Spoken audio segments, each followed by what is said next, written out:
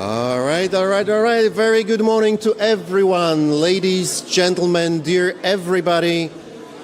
Good morning. Let's start the third conference for European universities here at the Poznan University of Technology. My name is Marcin Witkowski. I met many of you yesterday. I met even more of you the day before. It's a great pleasure to welcome you here as your MC and Monsieur Royal. A very good morning to everyone.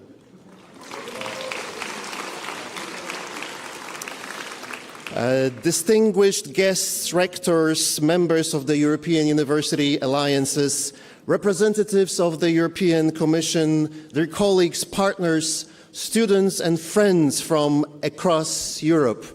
Welcome to the third European Universities Conference. We extend our warmest greetings also toward our viewers who join us online through our YouTube channel. A very good morning to everybody watching us online. It is a true pleasure and a real privilege to see so many of you here gathered, people who, despite different languages, different systems, different traditions, share certainly one common belief: the European cooperation in higher education, which is not an option anymore, it is a necessity. That is why let me welcome, representing the organizers of the Third European Universities Conference, Director General of the Foundation for the Development of Education System, Mr. Mirosław Marczewski. Let me welcome, representing the best partner we could ever have organizing this conference here in Poznań, His Magnificence, Rector of Poznan University of Technology, none other than Professor Teofil Jesionowski. Ladies and gentlemen, we are kindly granted the patronage of the Minister of Science of the Republic of Poland, Dr. Marcin Kulasek. We thank very much, Minister, and we thank the chair of the Polish Rectors Conference for Academic Schools in Poland, Professor Bogumiła Kaniewska. Let's give them both a round of applause. Ladies and gentlemen, today and discussions that we will focus on will be on policies, will be on strategies, will be also on something much more important, I think, on how to build trust, how to build resilience and meaningful cooperation in a rapidly changing world which is around us. Unfortunately, we have exactly the right people right here in this room to do that. Over the course of today, we will hear voices from universities, ministries, European institutions, national agencies, and international organizations, all helping shape the next chapter of the European higher education area. Ladies and gentlemen, on behalf of the organizers, the Foundation for the Development of the Education System, which serves, as you may very well know, as the Polish National Agency for the Erasmus Plus program and the European Solidarity Corps, and our partner, Poznan University of Technology, thank you one more time for being here and being here with us the whole day. Ladies and gentlemen, to inaugurate our conference, I would like now to ask the floor Director General of the Polish National Agency of the Erasmus Plus program, Mr. Mirosław Marczewski.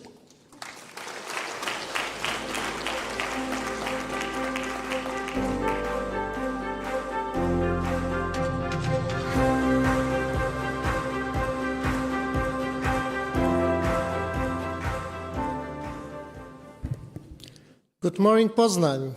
Good morning, Europe. Your Magnificences, distinguished guests, ladies and gentlemen, friends from all Europe. It's a profound privilege to welcome you to the third European University Conference. We are not just holding a conference. We are witnessing a revolution in how knowledge is created and shared across our continent. We are here because we believe that education is the fundament of change. The European University Initiative is precisely the tool we need to build a resilient, innovative, and united Europe. This initiative is a flagship of the European education area, designed to move beyond traditional academic boundaries and create inter-university campuses, where students and researchers can move seamlessly between countries and discipline. In Poland, we are just observers of this process. We are its active architects. Currently, 32 Polish universities are participating in 30 international alliances. These remarkable achievements proves that our academic community is ready for the highest level of international competition. The true value of these alliances lies in their ability to solve grand challenges that no single university can tackle alone. By pooling our resources, we are creating a critical mass of knowledge that will drive Europe sovereignly in science and technology. This is about more than just mobility. It's about systematic changes. Peter Drucker thought that the best way to predict the future is to create it. Today, together with our European partners, we are creating a future where Polish students are truly citizens of the borders academic world. Let us use this conference to strengthen these bonds and ensure that our university remain the heart of European progress. Thank you and wish you a nice and fruitful conference.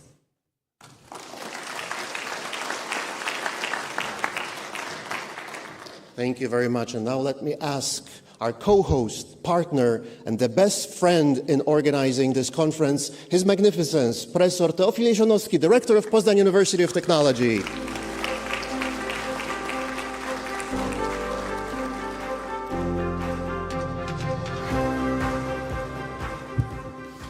Good morning, ladies and gentlemen. I'm pleased to warmly welcome all of you at PUT, the best university, not only in Europe, of course, the leader of the UNIS European Alliance. It is a privilege to welcome such an amazing event, that the third conference due to European University Initiative. I'm really proud to host such distinguished guests, so distinguished President, Rector, distinguished Director General, distinguished Deputy Director General of the Foundation of Development of Education System. Thank you very much for your support. That this support is not only to organize such amazing event, but genuinely to put some foundation for the development of the education, because the education is a much powerful weapon that we can use to change the world. Nowadays, due to the extremely difficult, let me say, geopolitical situation, the education played a crucial, amazing role for our resilience, for our, let me say, education system, because we need in Europe strong community, strong society, to be together, to open the door even for other countries, other universities. We started particularly from the Monday as the General Assembly of the UNIS among 10 universities. We know that the education and research and innovation is the foundation of Europe for the freedom, for the openness, for the value that Europeans have. Ladies and gentlemen, I wish you a wonderful discussion, inspired, let me say, meeting, and I'm pretty sure that the European University Initiative will be growing up, and of course we will be powerful as a European education system that Poland can play. Thank you, and I wish you all the best during the stay in Poland, and also please enjoy our wonderful campus. Thank you.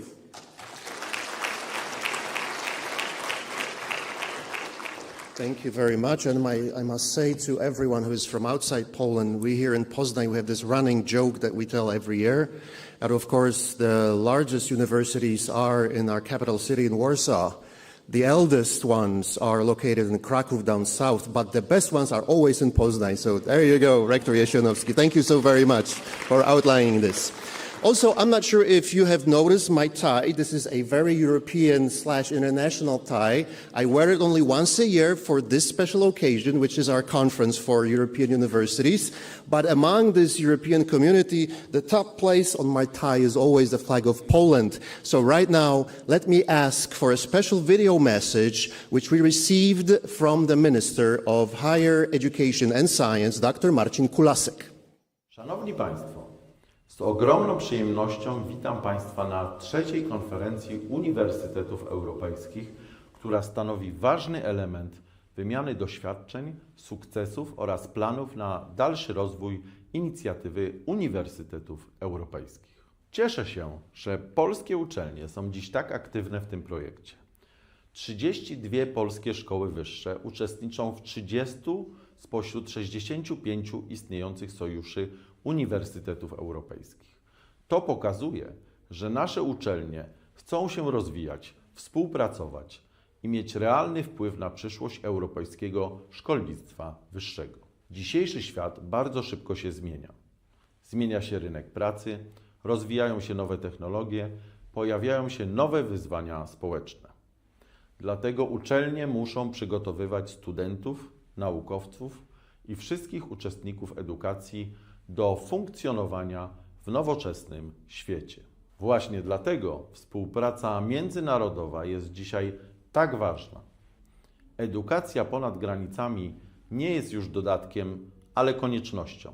Potrzebujemy silnych partnerstw między uczelniami, wspólnych badań, wymiany wiedzy i doświadczeń. Inicjatywa Uniwersytetów Europejskich bardzo dobrze odpowiada na te potrzeby.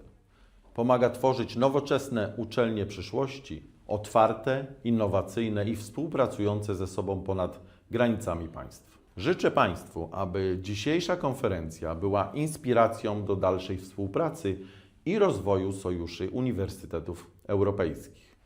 Wierzę, że wspólnie możemy budować nową jakość w szkolnictwie wyższym. Dziękuję za uwagę. Thank you. Thank you very much, Minister. We also have a very special message sent to us by the European Commission. But before we play this video, I need to share with my Director General an email that I just received this morning, a very personal message from Director General Ms. Pia Renkilde Hansen, who has underlined to tell you, especially to thank and acknowledge all the work that the Polish National Erasmus Plus Agency is doing in cooperating with the academic world to create this opportunity, which is our conference today, possible, and to explicitly thank the team from the Foundation of the Development Educational System for the work that we're doing. So thank you very much on behalf of Ms. Pia Renkilde Hansen to Director General Mirosław Marczewski. And now, let's play the video from Ms. Pia Renkilde Hansen, Director General for Education, Youth, Sport and Culture at the European Commission. Excellencies, ladies and gentlemen, I'm delighted to join you online at this third European Universities Conference. You're gathered in Poznan today to reflect on the future of the European universities and their strategic role in transforming European higher education. Since their launch in 2019, the European universities have grown to 73 transnational alliances, uniting almost 650 institutions in 35 countries. But the European universities' impact can be measured in more than just numbers.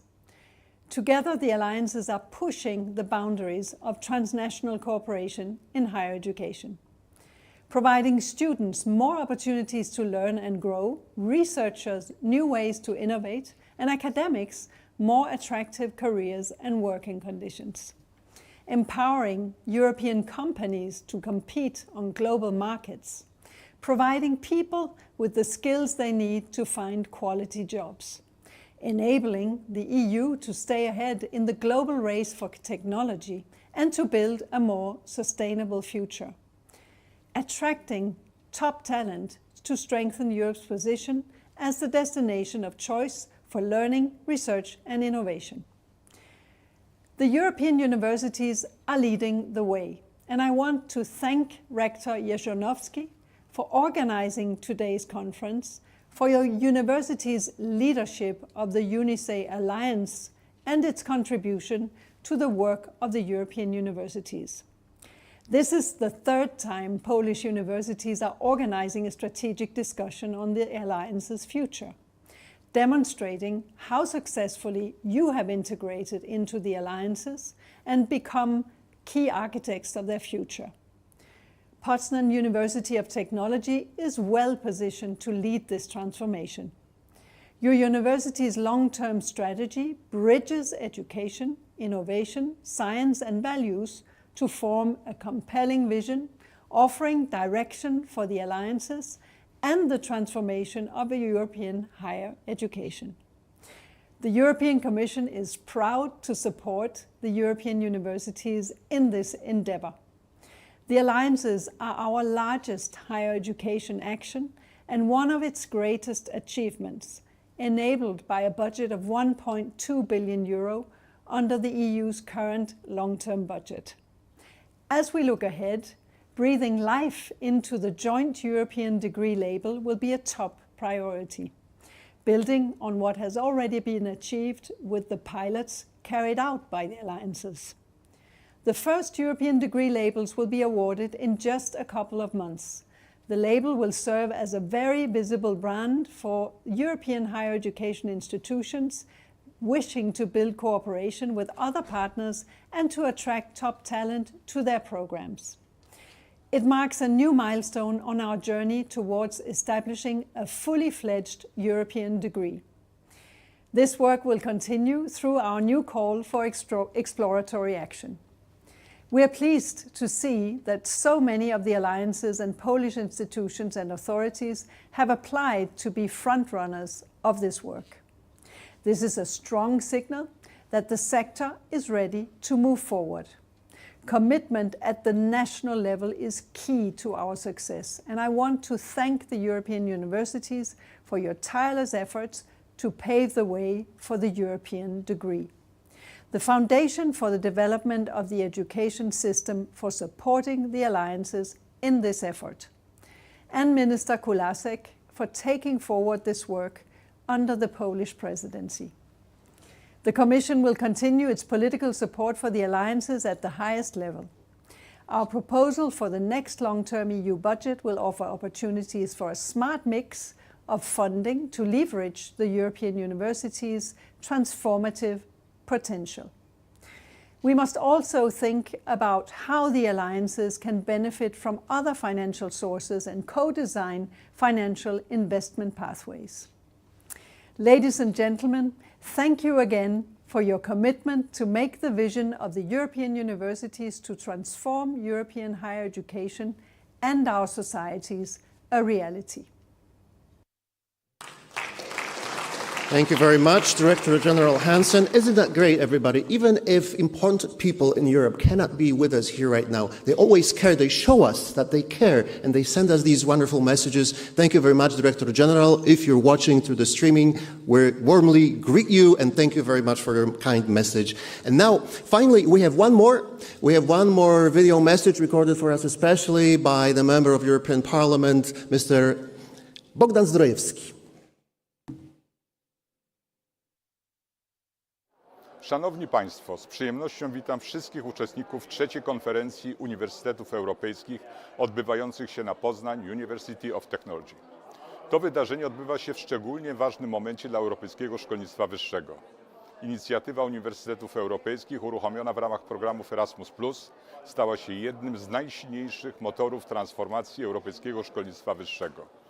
Obecnie 65 sojuszy skupia ponad 560 uczelni z 35 krajów, tworząc nowy model współpracy ponad granicami państw, dyscyplin i kultur. Polska odgrywa w tym procesie szczególnie aktywną rolę. To cieszy. Polskie uczelnie są nie tylko uczestnikami tych działań, ale coraz częściej ich współtwórcami, a także liderami. To dowód siły, ambicji oraz międzynarodowego potencjału naszego środowiska akademickiego. Temat konferencji – kształtowanie przyszłości uniwersytetów, zintegrowana wiedza, potencjał i kompetencje trafnie odzwierciedla priorytety, przed którymi stoi dziś Europa.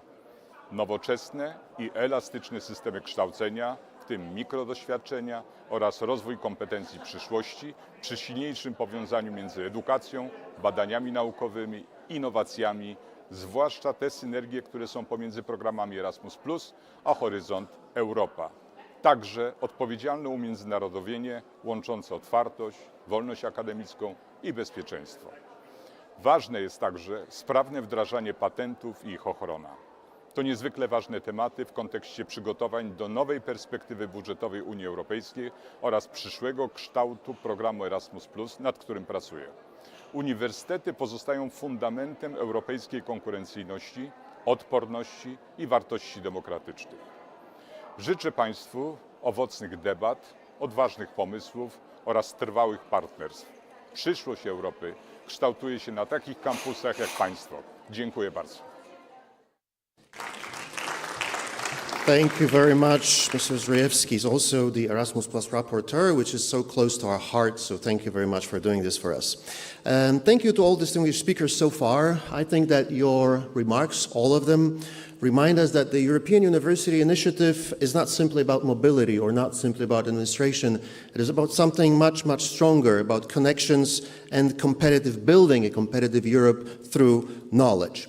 And now, ladies and gentlemen, the time has come for our keynote speech. It will be delivered by a very special person. The keynote speaker comes from none other than Europe's most influential organization supporting international academic cooperation, which is the German Academic Exchange Service, more widely perhaps known as the AAD. It will be Mr. Benedikt Brisch who will deliver the keynote address entitled "How Innovative European Universities Can Shape the Future in a World of Crisis and Power Play." This title may sound very timely and perhaps slightly intimidating, which means that we're starting the day absolutely properly. So, Benedikt, the floor is yours.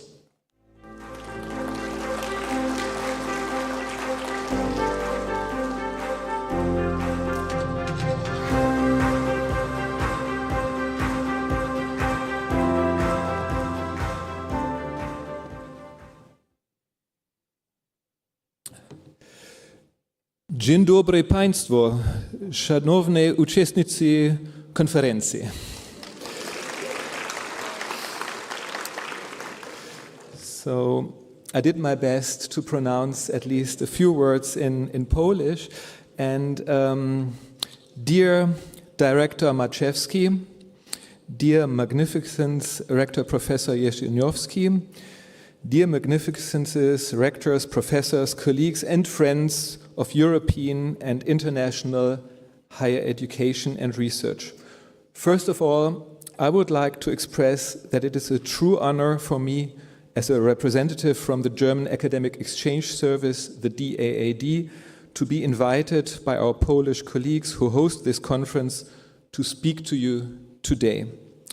And I would like to add that I would like to thank you for bringing me to the beautiful city of Poznan.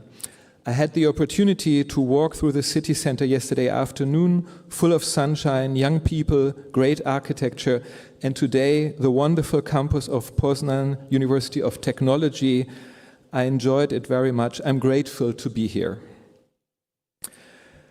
So, the conference theme is devoted to the future of European universities, and you're all representatives of this wonderful network. I believe that the future of the European universities is directly connected to the future of Europe. So as a title of my few remarks, I chose how innovative European universities can shape the future in a world of crisis and power play.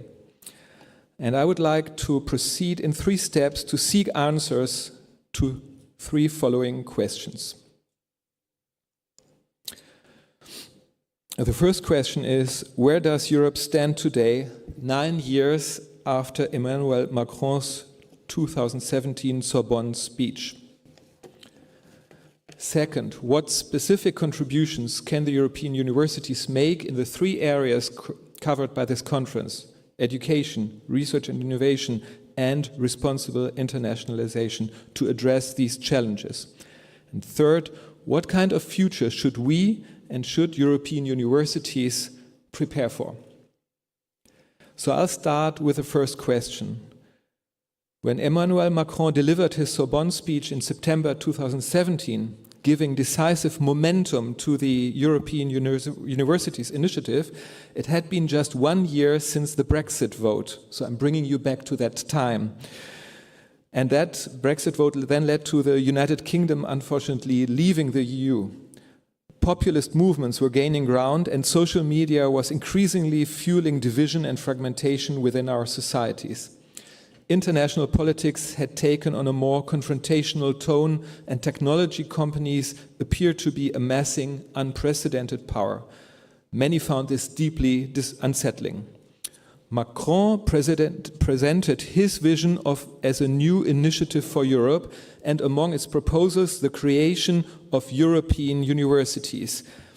And this has proven to be particularly successful. As it was already mentioned this morning, since 2017, more than 65 European universities have been established, bringing together over 570 institutions across 35 countries, and many of them are present today.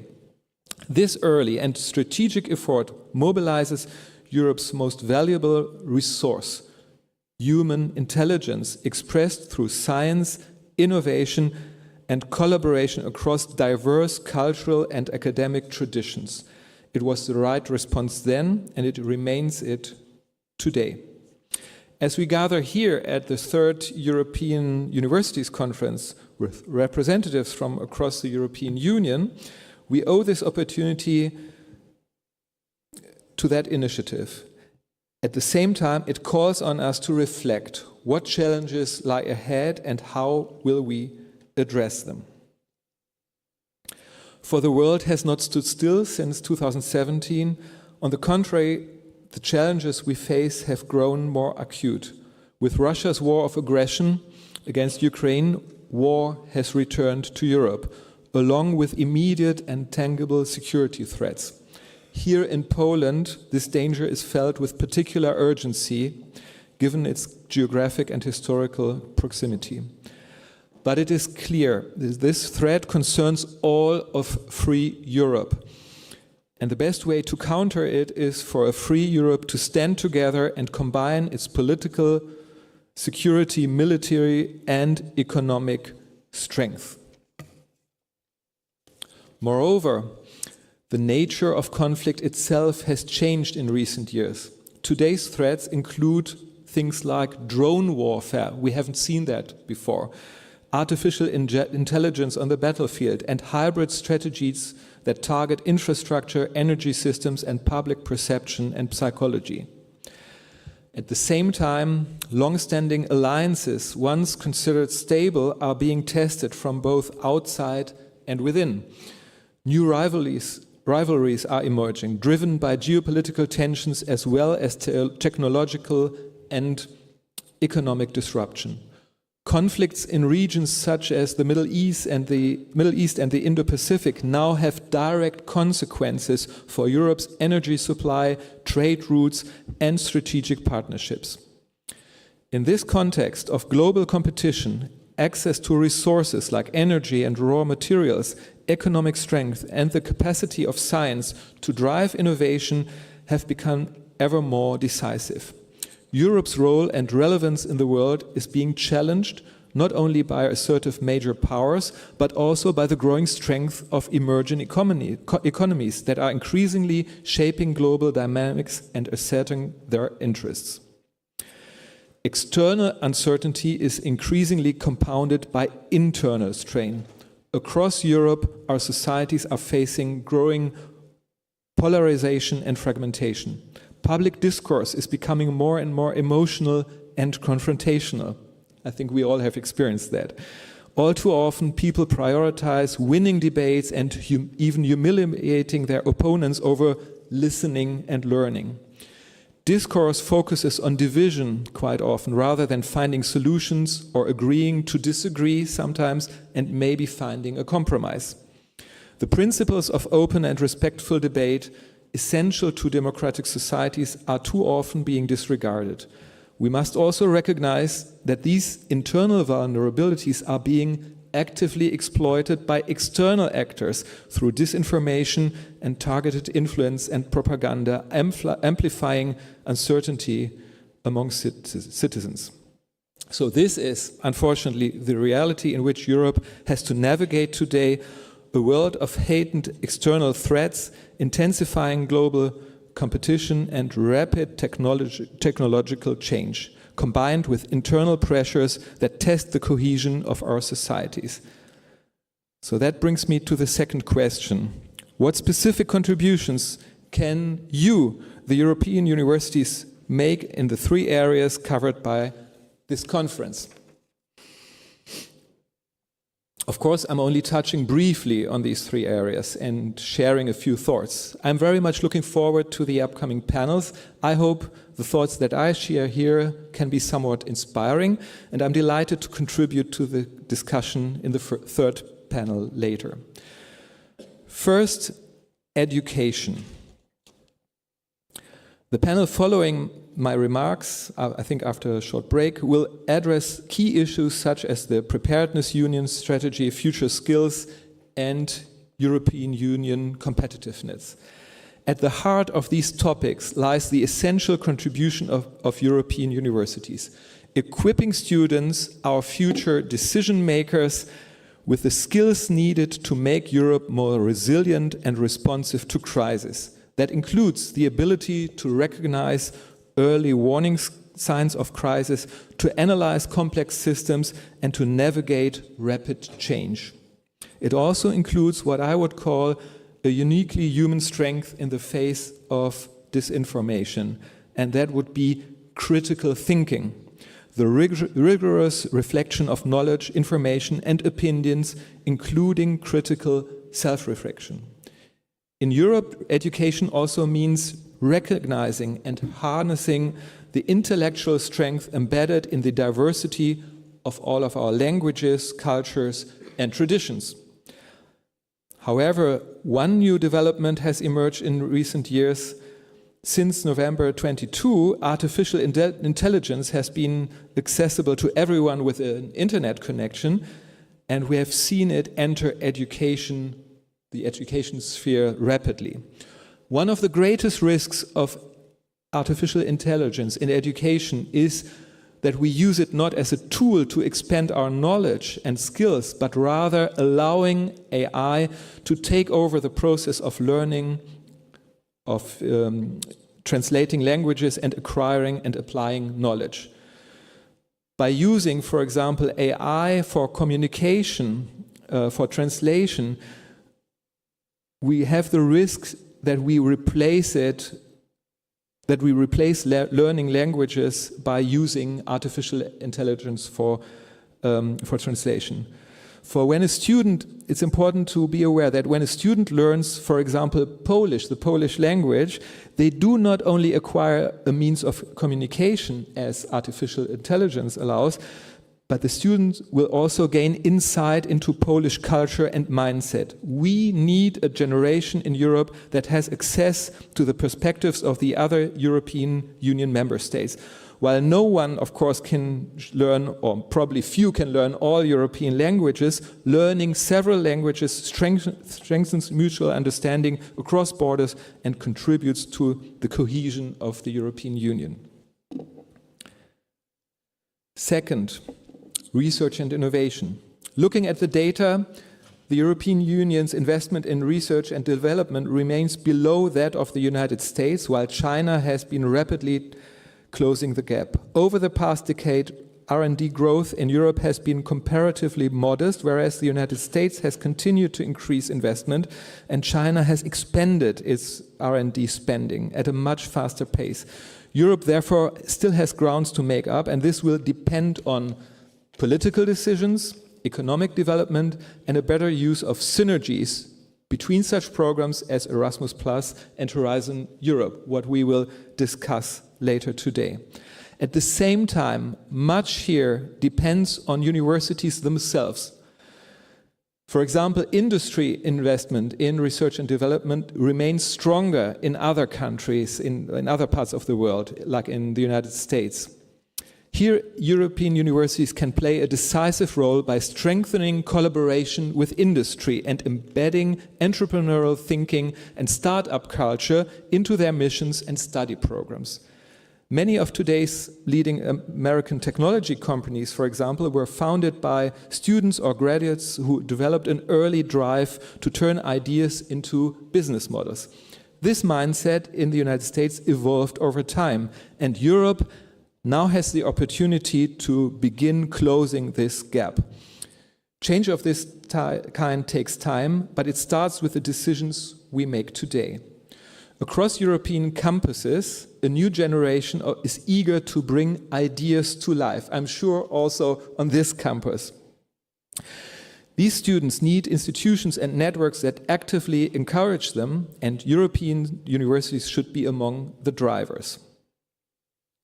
One more important aspect occurs today with the question of innovation, and that is that we can see that the line between civilian use and use for security and military purposes is becoming increasingly blurred.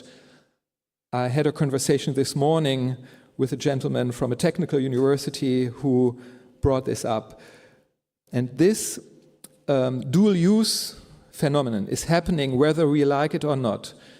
And in a world undergoing geopolitical change, more and more actors are actively pursuing to exploit this trend, which brings me to the third era.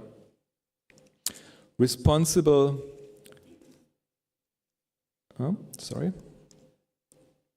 internationalization. As I just mentioned, greater innovation also entails far more dual-use risks today than in the past. When it comes to research security, the goal is often described as striking a balance between the openness of international academic cooperation and research security. That is certainly true, but I would go one step further and emphasize the combination of both openness and security. In a free and democratic Europe, openness is a prerequisite for scientific innovation. In turn, innovation is essential to our strength in terms of security and economic competitiveness. Conversely, there can be no openness without security. If our security is compromised, for example through threats and espionage, we also risk losing the openness that enables scientific exchange and innovation. We will discuss this relationship between openness and security in greater detail during the panel later, but I would like to highlight one additional aspect here, the question of security research at universities in Europe. Given today's geopolitical challenges, it seems inevitable that this topic will gain greater importance, and I observe this already happening at many places across Europe. A historical example is the Sputnik crisis of 1957. Many know this phenomenon.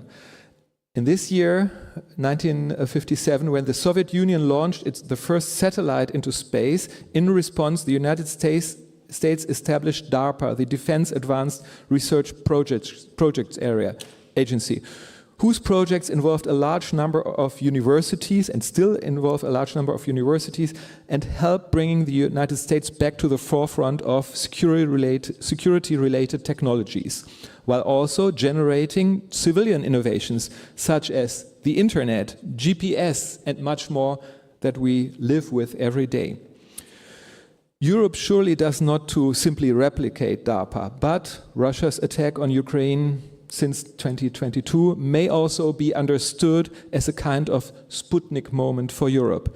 If Europe requires more research and innovation in the field of security, then European universities seem particularly well suited to contribute because they are founded on the European ideal and together with international partners can make a distinctly European contribution to security and responsible internationalization.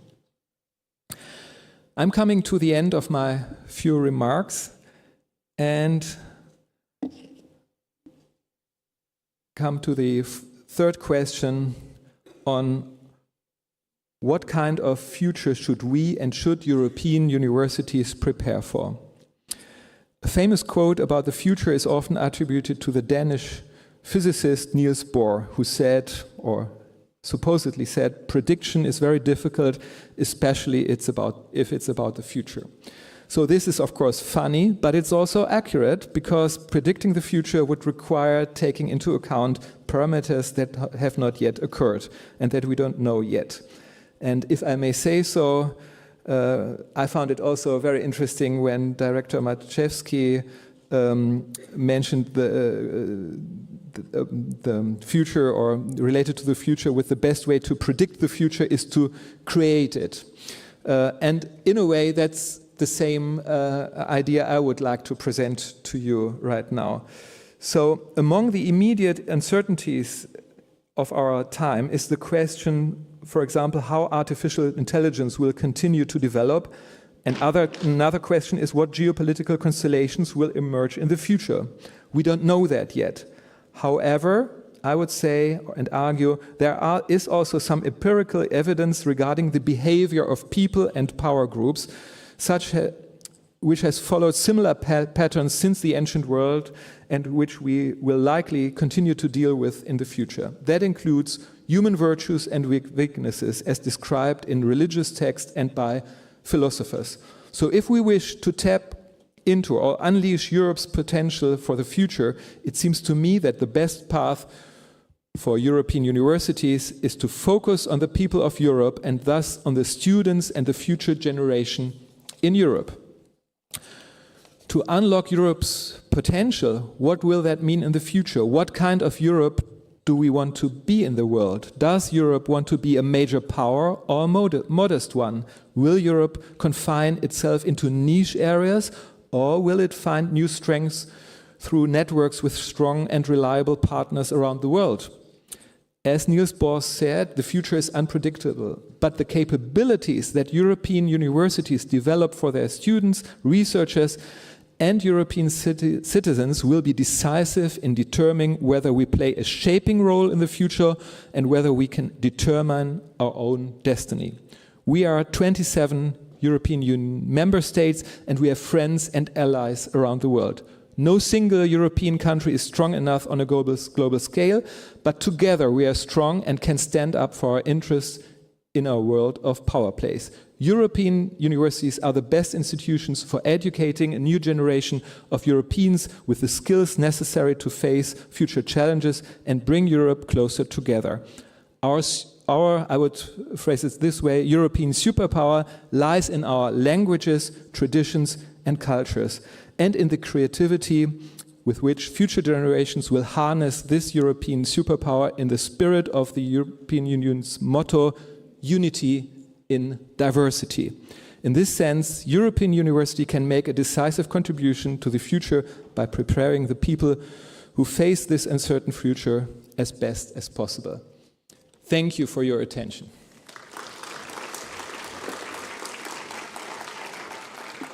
Thank you very much, Benedict. Stay a moment here with me, because Ben has used some Polish language, and I'm sure that you being here in Poland for a while, you already learned that there are only three most important expressions in the Polish language that you must learn. First one, Ben has already used at the beginning, saying dzień dobry państwu, which we can practice all together. Now it says dzień and dobry, okay? So when we say dzień dobry, you say, there you go. The second most important phrase in the Polish language is thank you, which sounds dziękuję. So when I say dziękuję, you say, thank you very much. And the third most important phrase in the Polish language, I'm not sure if you know, is I love you, which is gin tonic. When I say gin tonic, you say gin tonic. There you go. Thank you very much. Benedict Brysz, everybody. Thank you. All right, and now it's time, according to Niels Bohr's predictions, and I can predict that we have panel number 1 coming up. That'll be the first one out of 3 panels. We will have a panel on education, number 1, on research and innovation, number 2, and on responsible internationalization, number 3. The first session will focus on exactly the transformations that Ben has been talking about, how to become more flexible, how to become more international, more interdisciplinary in this increasingly shaped world, which is shaped together. So we'll talk about European degree labels, we'll talk about micro-credentials perhaps, we'll talk about future skills and the growing role of universities in strengthening Europe's social and economic resilience. The panel will be moderated by Katarzyna Aleksy, Director of Higher Education Programs from the Foundation for the Development of Educational System. Katarzyna Aleksy will be joined on stage by her great panelists. Fatma Syed from University of Florence, European University, and representing the Civica Alliance. She will be joined by Jon Gunnar Molstre Simonsen from Norway, Klementina Kielak from the University of Warsaw, and Radosław Stanczewski from SWPS University. Please come up all on stage. Give them all a big round of applause.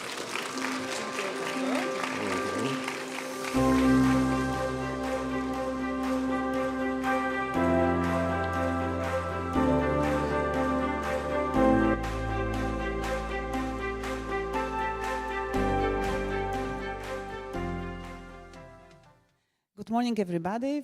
Thank you very much for accepting our invitation to the panel. And it's, as Benedict already said, in this panel we will elaborate about being also resilient and prepared for the future, whatever it will bring.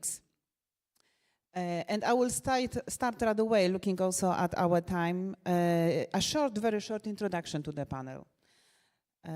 We are aware that the European higher education is undergoing a profound transformation because universities are expected not only to educate students, but also to support Europe's competitiveness, to respond to rapidly changing labor market needs, to strengthen resilience and social cohesion, to prepare learners for a world shaped by uncertainty, technology, and lifelong learning.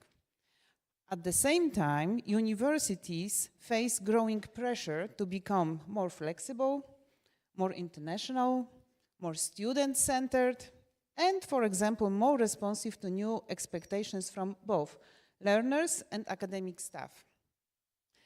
Additionally, European university alliances are increasingly becoming laboratories for this transformation through new mobility formats, hybrid learning, flexible study pathways, micro-credentials, or joint European educational models like European degree label mentioned already. So the first warming up question to my panelists will be, what is the one change European universities can no longer postpone? Fatma, we will start with you. So thank you very much. It's a real honor to speak to so many colleagues and learn from them. My reflection on this question is that we cannot postpone an integrated educational ecosystem in Europe that enables European universities to respond with flexible pathways. We can no longer be locked in disciplinary silos, but also national educational silos. This is limiting the capacities and capabilities of our systems and our learners who need to be, as we have heard from the keynote speaker, which is very intelligently and marked, the challenges that are part of the current world. And we need to have learners and citizens that are prepared to adapt, because basically there's no way to go back in history. We need to have populations and societies that are adaptable and long learners, long life learners. Good point, but of course the additional question would be, but how to achieve that, how to do it and how to achieve that, but we will elaborate on that in the course of the panel, if you allow me. Yes, I mean, we have some ideas, we will work on it. Yes. Of course. And Klementina, the question goes to you. So coming from a mobility background, I will maybe focus on one practical thing. Mobility not being a goal in itself, but a means to achieving a lot more, needs to become seamless and embedded in the architecture of the programs, of the career paths and learning pathways in the Alliance, and then scaled up to other areas of the university. And European universities can no longer postpone spreading the feeling of ownership of the initiative all throughout the institutions, because only then we can make real change and real progress when it's not coming from the top, but when people are involved at the creation of the different activities, initiatives, and programs. And also, we cannot avoid using the available tools and resources into making sustainable change. And for example, using the European degree label not just as a way to certify things, but also a way to rethink the way we design programs. So to kind of not use it as a goal, but also a means to achieving our ambitions. Yeah, the question always comes back that top-down strategic support from, for example, academic, from rectors, but top-down initiative works better. So I think the most important is just the golden middle, of course. Jan. Thank you. My challenge, what I would like to say is necessary for what Clementina said about the seamless mobility, is that we need to move from cooperation based on goodwill to systems based on trust with automatic recognition of learning across institutions. And here it's important to acknowledge the work that you do in the alliances because you already do much of the hard work in experimenting on all these like joint programs, flexible mobility. But you are also showing where the limitations still are, because I think even at ambitious alliances, you meet the barriers internally with complex recognition procedures and maybe too little trust in each other's education. So this matters not only for the alliances, but for European higher education as a whole. And in order to reach the high goals that we have for internationalization, this needs to be done now, and therefore the work you do in the alliances are so crucial. So we agreed on this 25 years ago with the Bologna process, but implementation is still uneven. We have to build the trust into our systems, and that's why our work and your work is so important. Yeah, it's always surprised me, and I'm always surprised by that. So many years after the Bologna process, and so many things were achieved on the way, but the automatic recognition, we are still, although we are doing our best, we are still in the process of achieving that goal. And the last but not least, Radosław. Being the last is always problematic because you have all of these smart people that said all of these smart things. We will change it with the next question. Already. So I wanted to say that we can no longer postpone the deeper integration of European higher education systems. But this has already been said by the other speakers. But I think what universities can no longer postpone is to stop thinking about internationalization and their international activities as a side dish. As a side activity, and treating international students or students that are mobile as a fringe activity of the university. Because in fact, with the European University Alliances and with the European degree label, and maybe the European degree, fingers crossed, this will be inherent to the education that we provide at tertiary level. So joint programs will no longer be obscure, or students in joint programs can no longer be treated as not our students because they belong to someone else, because they're on a joint program. This is going to be, we need to start thinking about this as a necessary part of the university's functioning and no longer as a side activity. Okay, so this time we will start with you, and I will refer to what you say. Like ERUA strongly promotes, ERUA Alliance, the one your university is in, promotes initiative and innovative and student-centered approaches. How is in your alliance approach when it comes to the new mobility format, including hybrid and blended mobility? Do students perceive it, the physical mobility in those times still as an essential part, or not anymore? So ERUA is the European Reform University Alliance, and the idea of reform came from the necessity to maybe change a little bit the way we teach students in our university, so that it's more involving, it's more inclusive, and it focuses on the strengths of the students to develop new skills.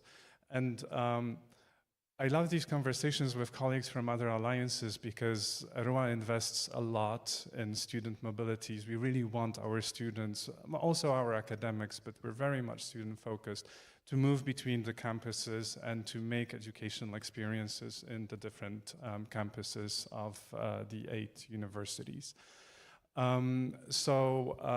We've put aside a lot of funding for actual physical mobilities, apart from the mobilities that we realize under the standard Erasmus program. So we invest part of our European universities grant to allow students to go to our partner institutions. And we do it through different ways, from faculty-led programs where the students travel with one of their teachers to do a short course that is delivered jointly at a partner, through intensive modules that universities organize especially for students from the other alliance universities, and also summer and winter schools.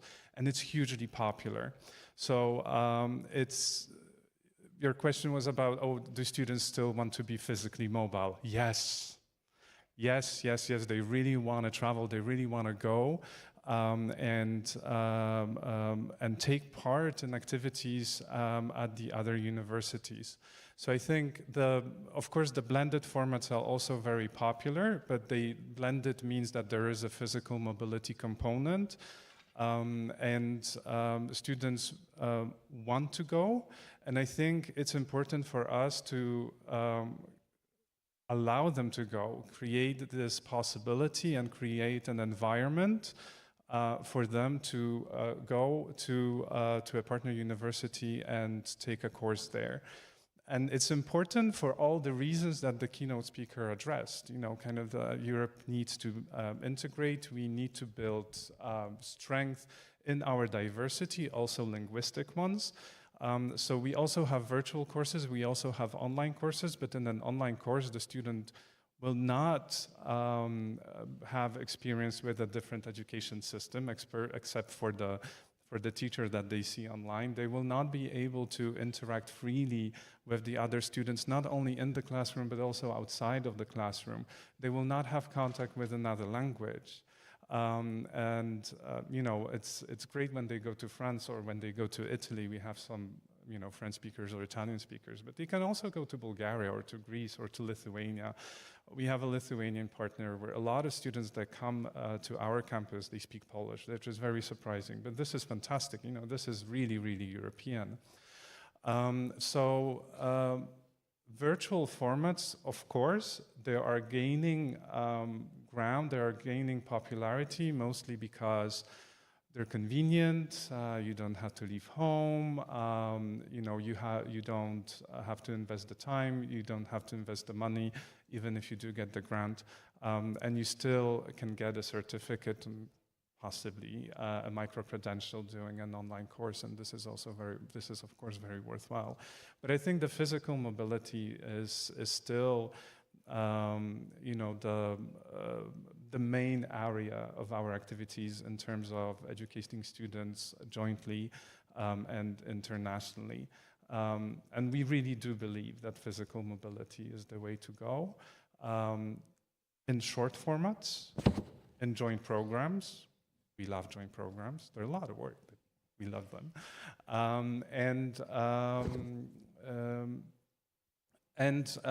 Within existing programs. And of course, recognition of the learning outcomes is an issue. We don't have a problem of recognizing ECTS credits. ECTS credits are easy.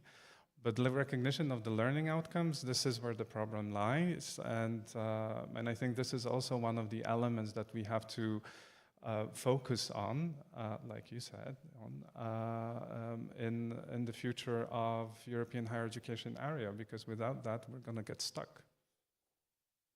Yeah, we could have another one panel totally devoted to recognition, right? Yes, please, let's do that. Next time. Yes.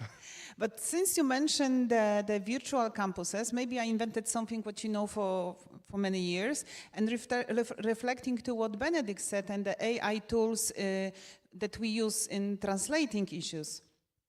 I just realized the students may attend the classes, virtual classes in foreign language, but then use the automatic translation, and there is not knowledge learning in this process involved. So physical mobility will make sure that there is no AI involved when it comes to translation in the classroom.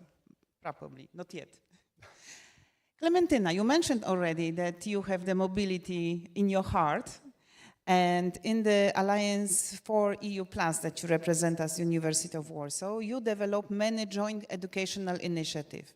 And staying with the students' issues, what do students appreciate most in this international format in your alliance? I have to make a side note that we focus on joint shared initiatives, but we don't shy away from the traditional Erasmus. It's just that this year we're exchanging around 1,100 students within the traditional Erasmus within the Alliance. Next year is 1,300, but it is still a drop in the ocean of the needs, taking into consideration the size of the Alliance. I come from the largest institutions. Sometimes we say the best in the country, but today I learned that the best are here in Poznan.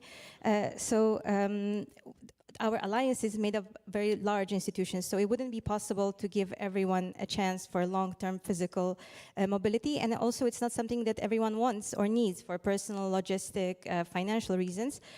So we have a large offer of joint courses, shared courses, virtual learning possibilities, and I think what students value the most is the flexibility, the wide offer of interdisciplinary activities, the chance to cooperate in international interdisciplinary teams, working together on a health case challenge or tackling climate-related issues is something that they appreciate greatly.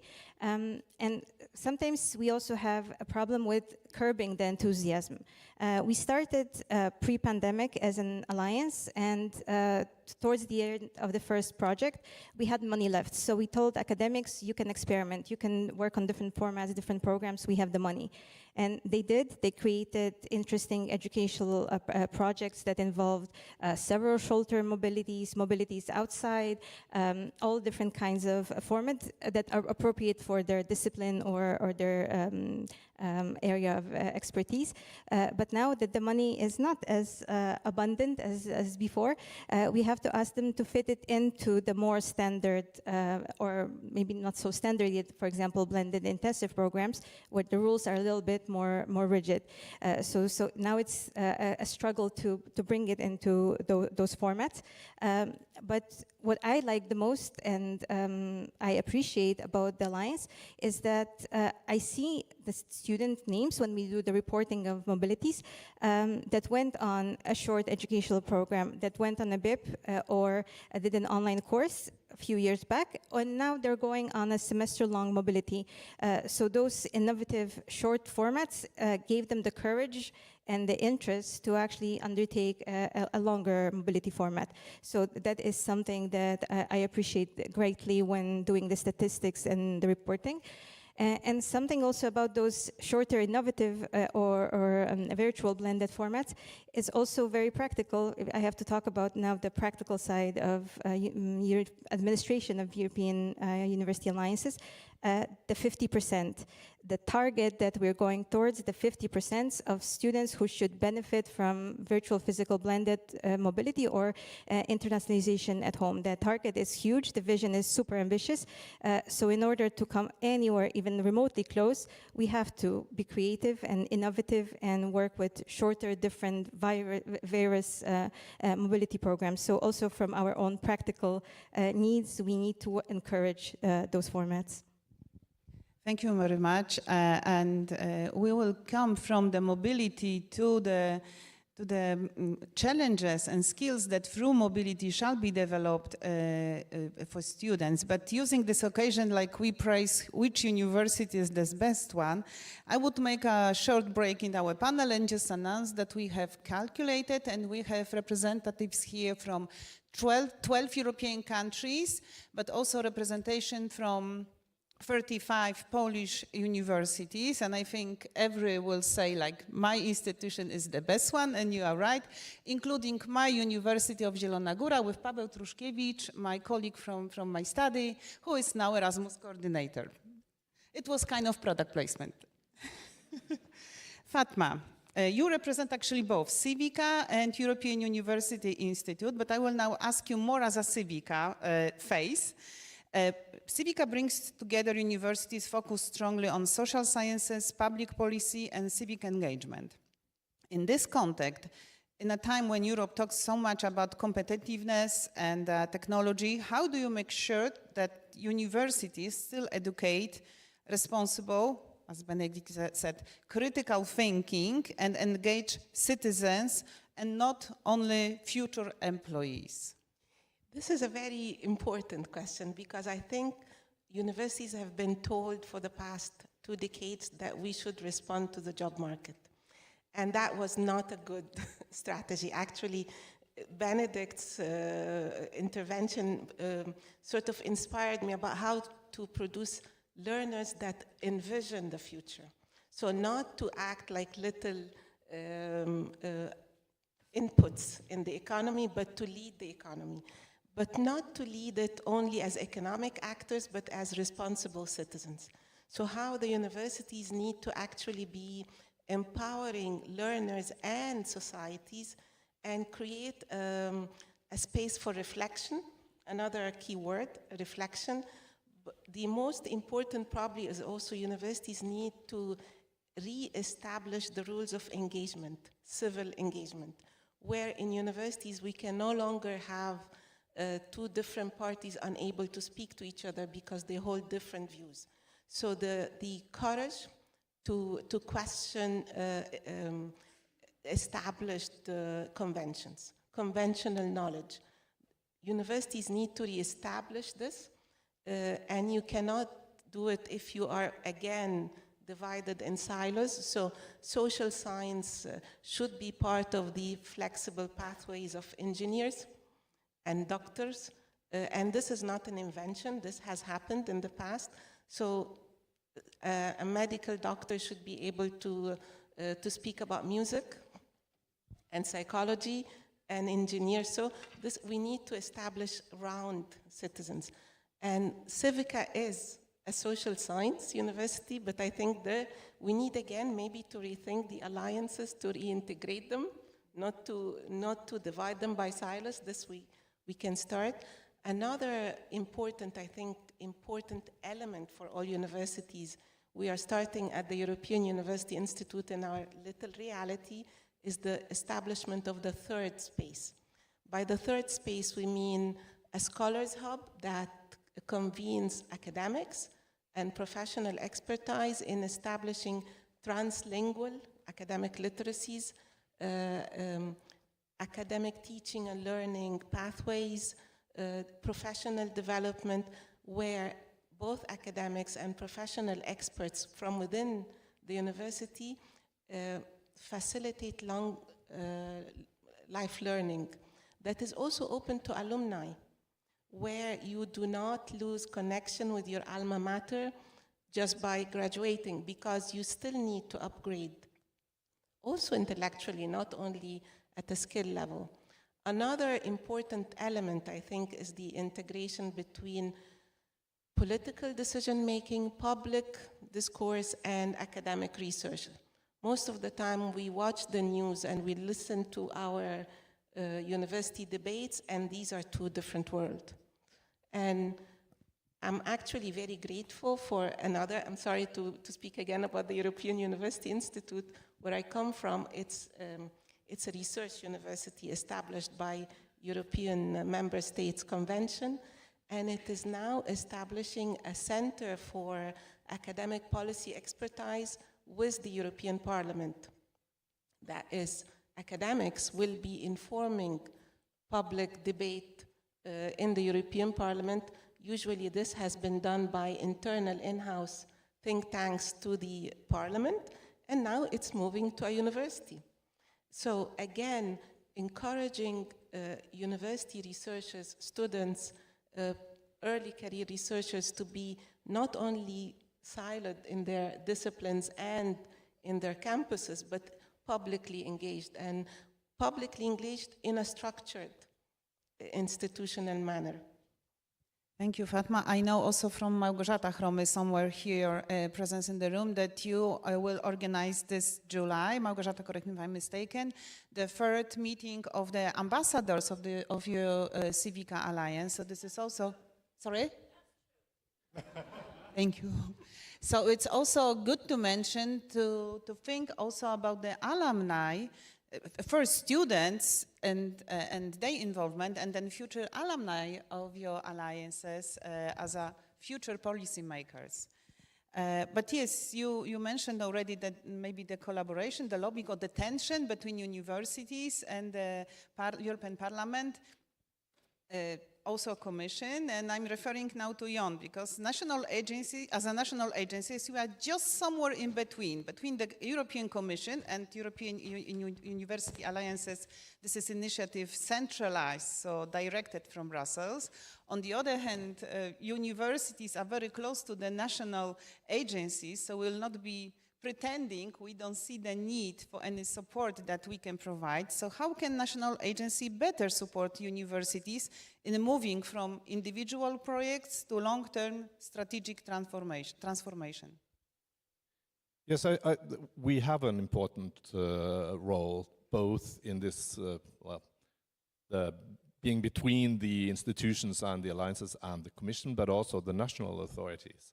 So I think in addition to our role as funders, we have also an increasingly important role as facilitators for systemic change, help creating the conditions for transformation by supporting the institutions beyond individual projects and alliances through guidance, information, but by maybe even more importantly, by creating arenas for exchange and mutual learning, such as this conference. And in our case in Norway, we have a close dialogue with the universities and with the ministry, and obviously also with the Commission through our role as a national agency. So we create meeting points we can share, where the institutions can share experiences, discuss challenges, and scale what works. So this role as connectors is very important also when moving then to more strategic and long-term cooperation. So this is I think where we can add value, is to bridge policy and practice and help translate the political ambitions into workable solutions at the institutional level. And also let me say that we are part of a project funded by Erasmus+, the Future for Alliances. And the project studies how the national authorities and the national agencies can support the alliances. And some of the findings until now are quite clear, that many of the key building blocks are already in place. I mean, across countries, the frameworks exist, the tools exist, and we have a growing body of experience from the alliances.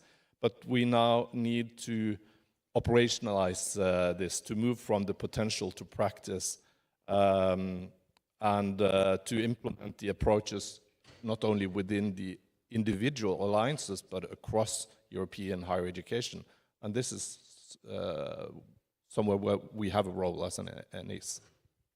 Thank you. For those of our guests who are from unis, I will maybe additionally mention that we, Polish National Agency, we also try to support our universities within the European University Alliances by organizing such conferences like this one. You may think, oh, third only, but to be honest, last year we would organized the conference. If not the Polish presidency, then there was official presidential conference at the University of Wrocław.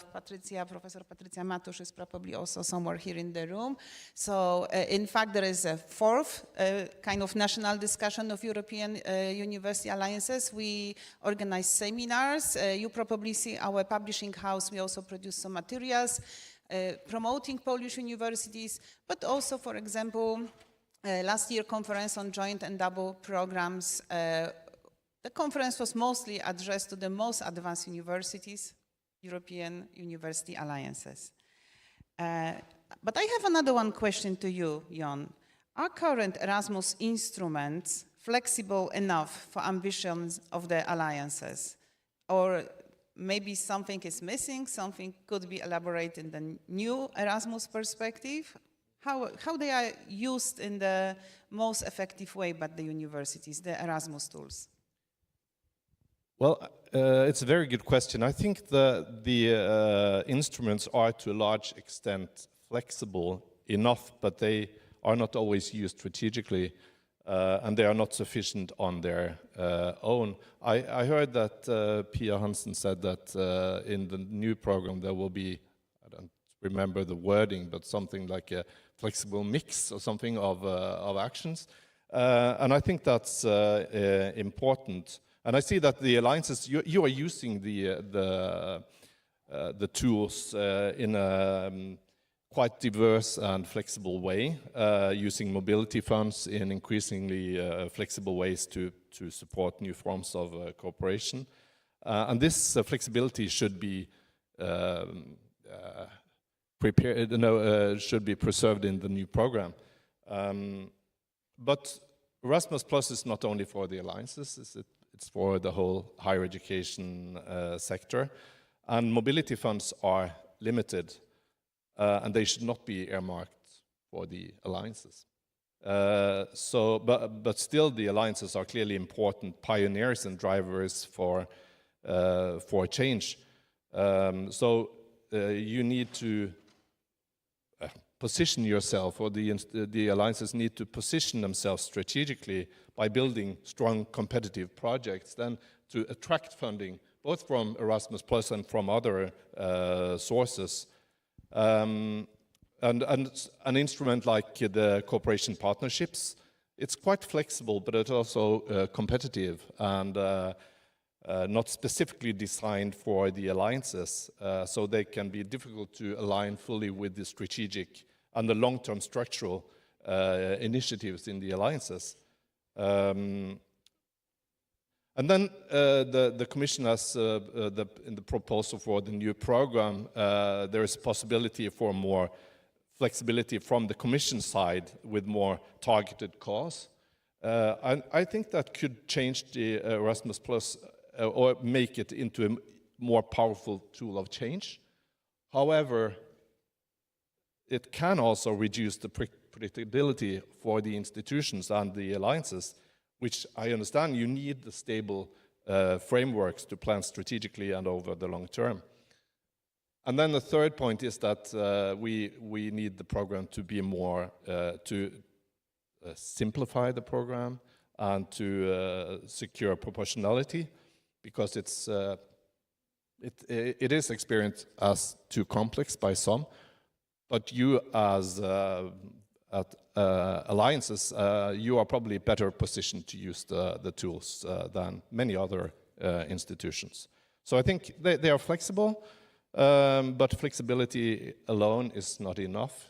You need strategies, you need strong institutional leadership, and you need predictability.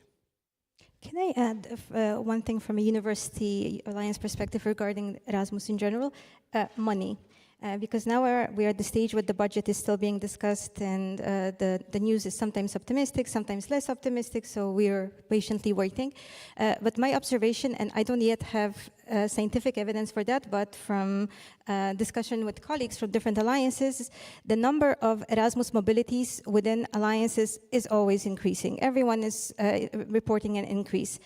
But at the same time, they're not reporting an overall increase in overall number of mobilities. So that means that we are not increasing the mobilities, but we're just moving some of the funds into the alliances. And of course, coming from an alliance, I want my alliance and promote my alliance.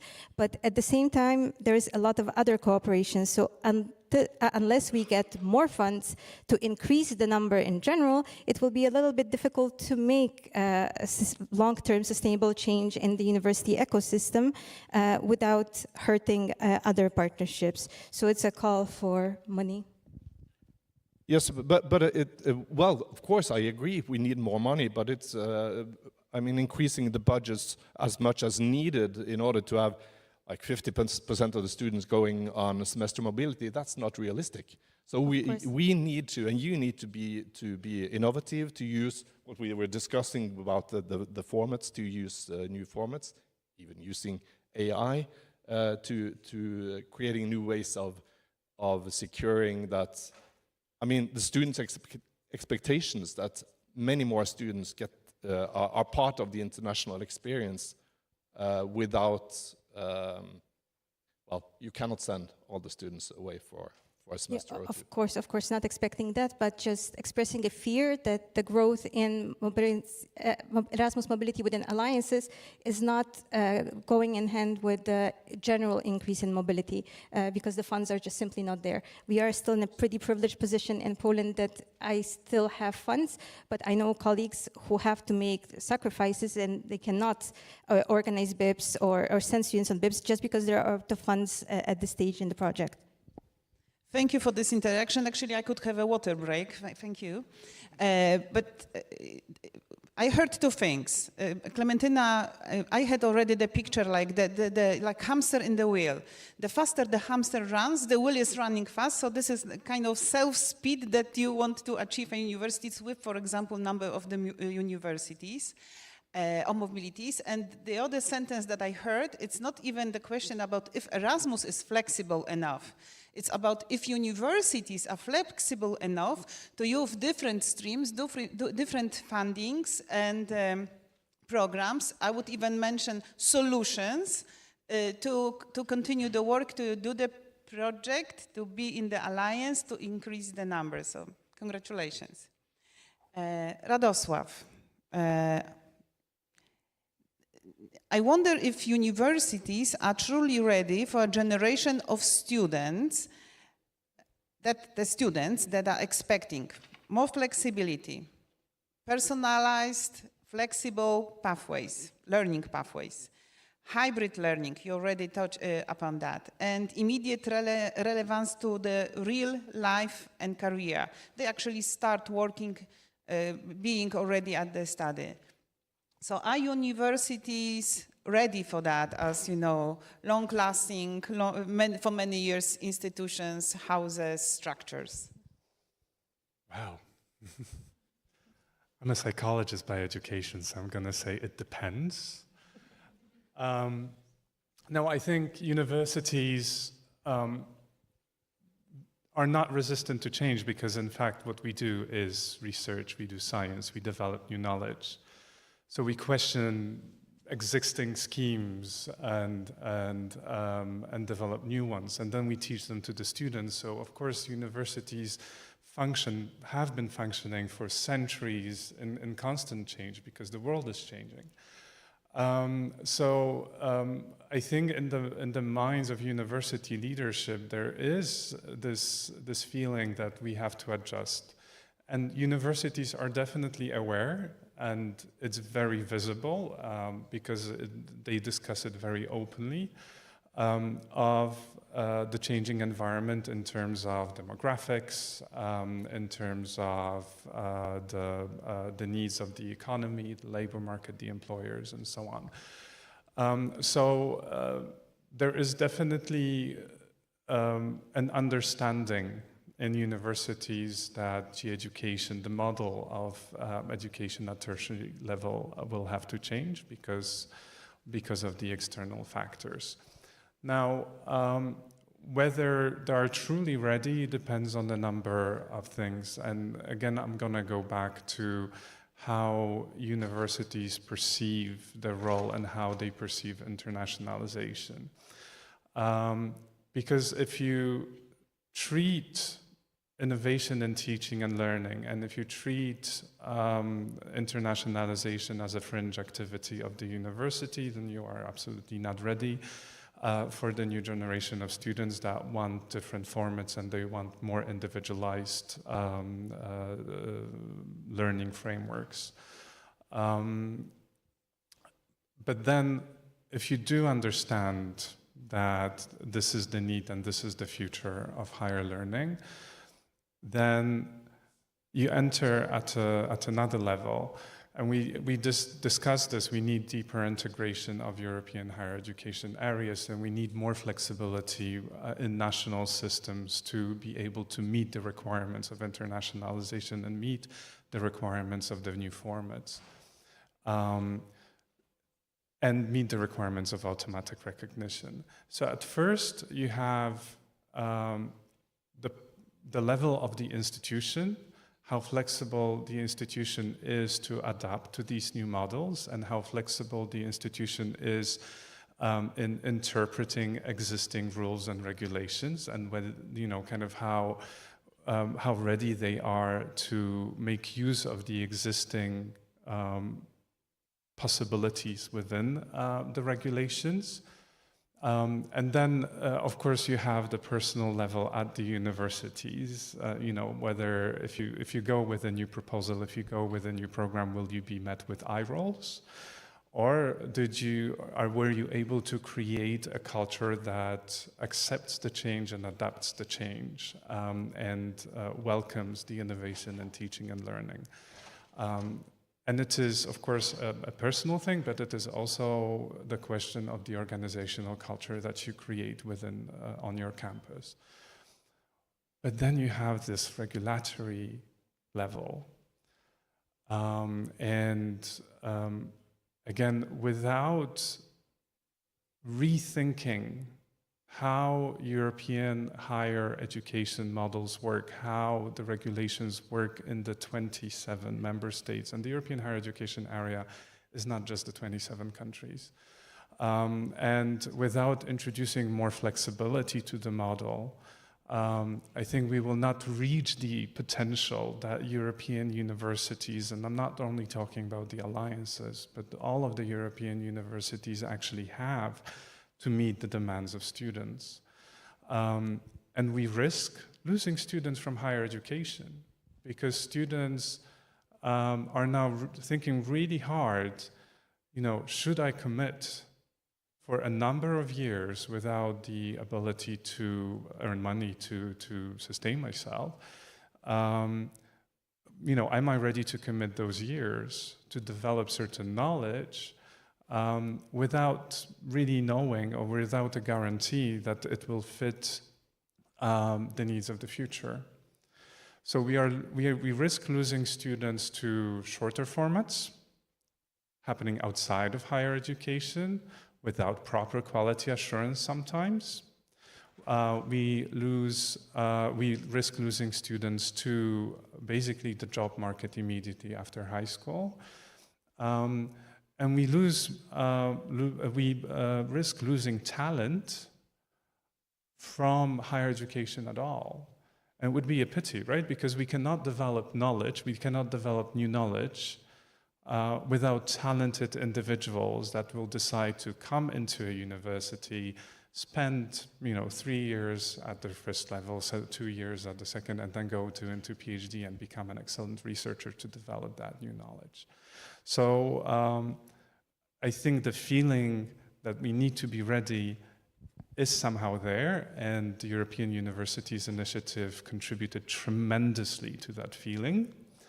But I also think that there are certain challenges that the universities are facing internally within their institutions and within their cultures, and externally because of the regulatory frameworks. Because I'm being inspired by you and Clementina regarding the funding models, because the European degree label and Erasmus exchanges we need to be rethinking funding models for students because there's a risk of socioeconomic divide.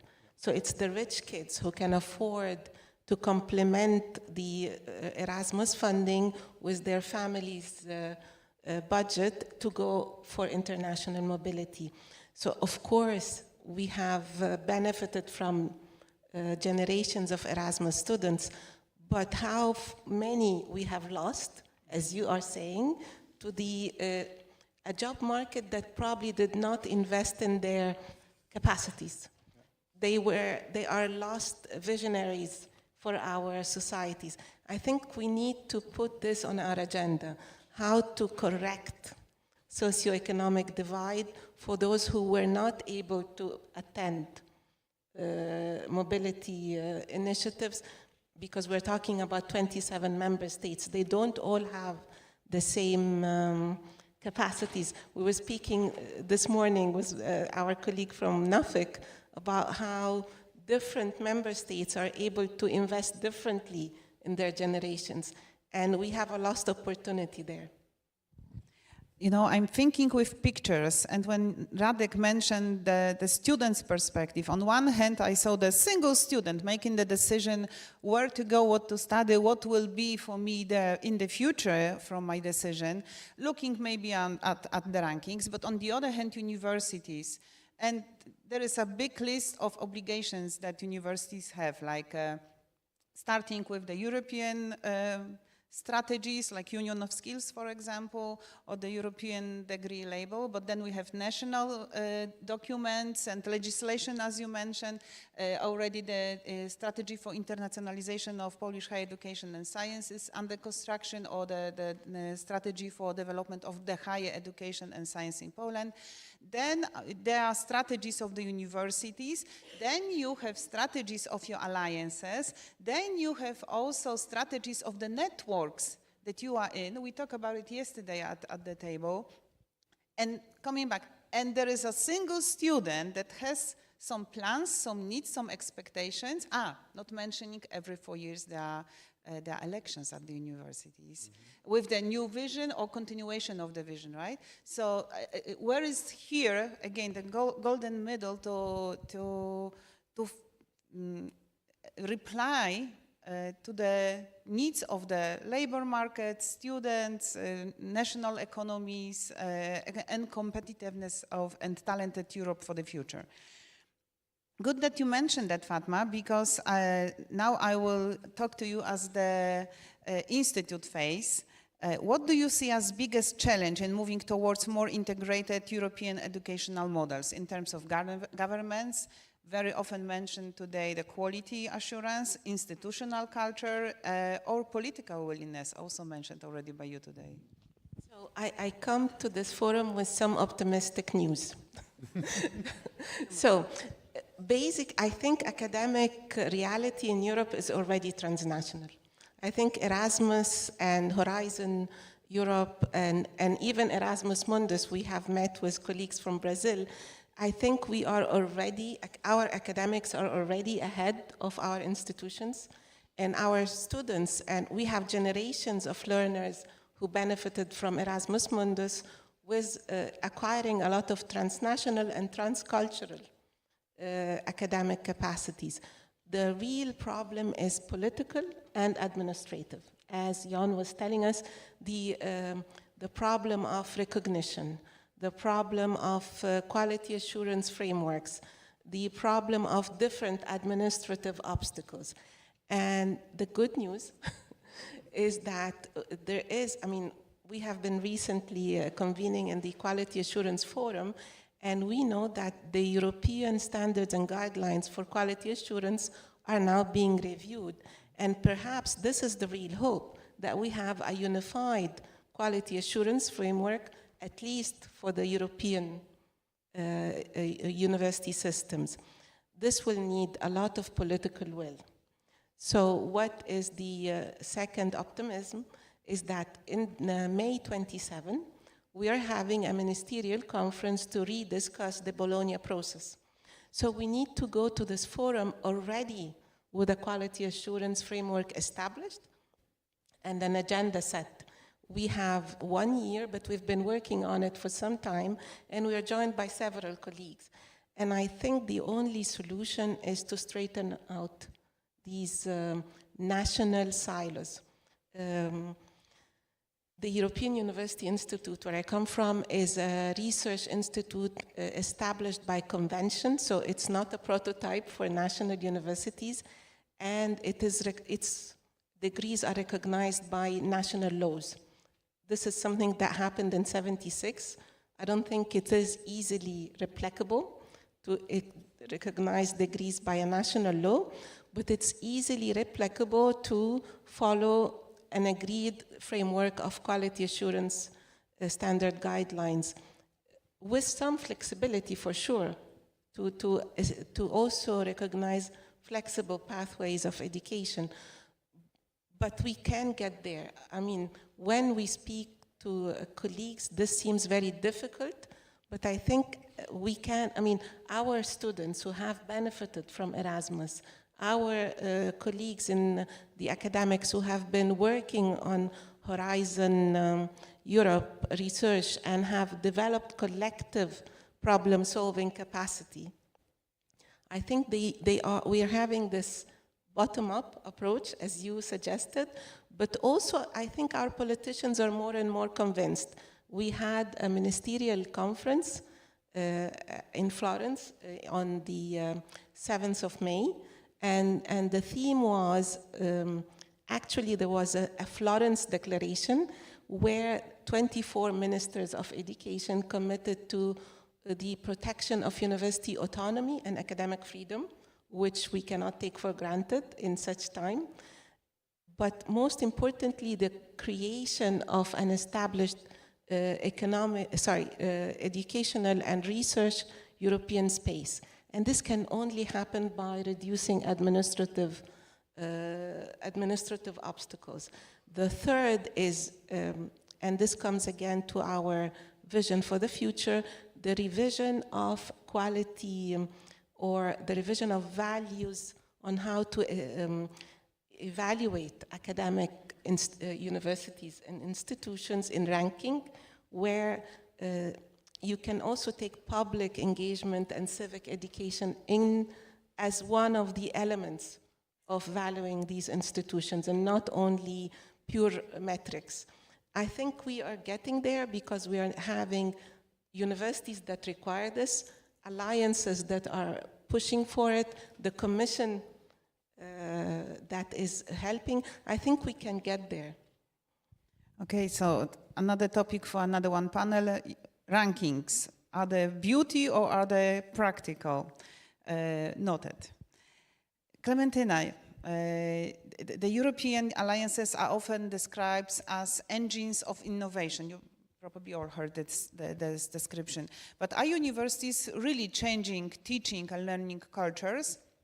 Or maybe there is just a creation of additional layers of coordination? What skills will matter most for the future that are universities teaching the students today?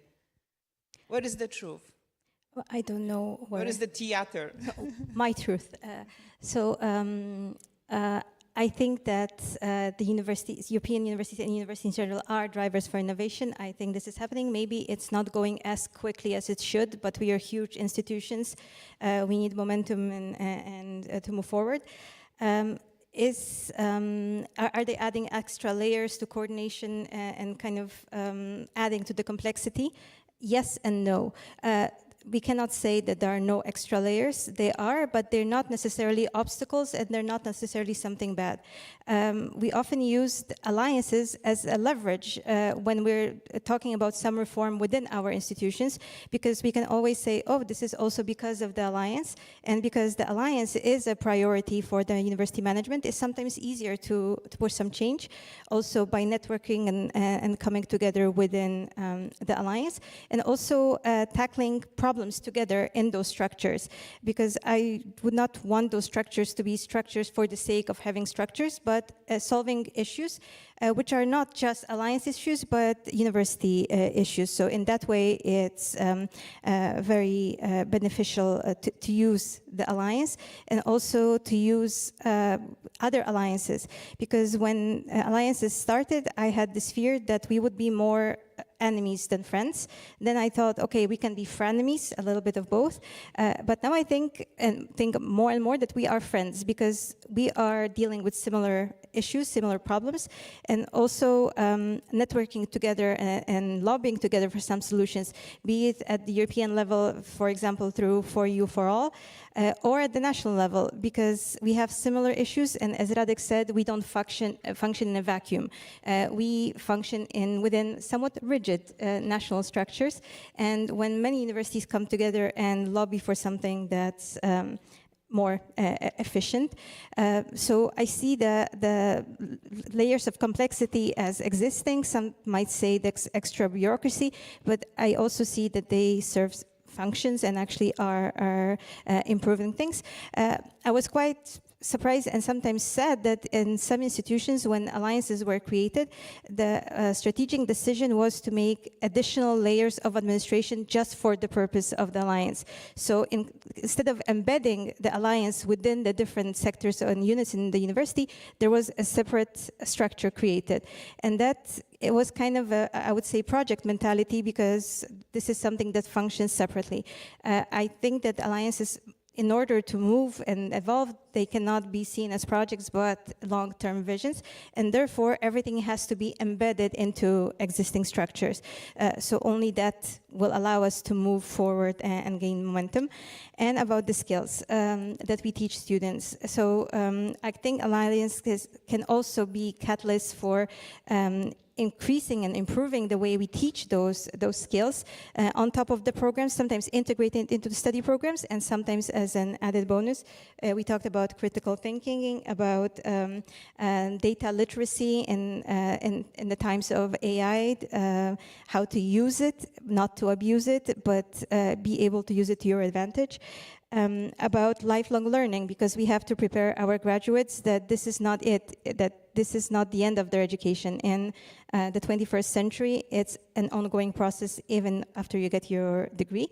And something that we worked in our alliance, aside from those obvious ones, multilingualism.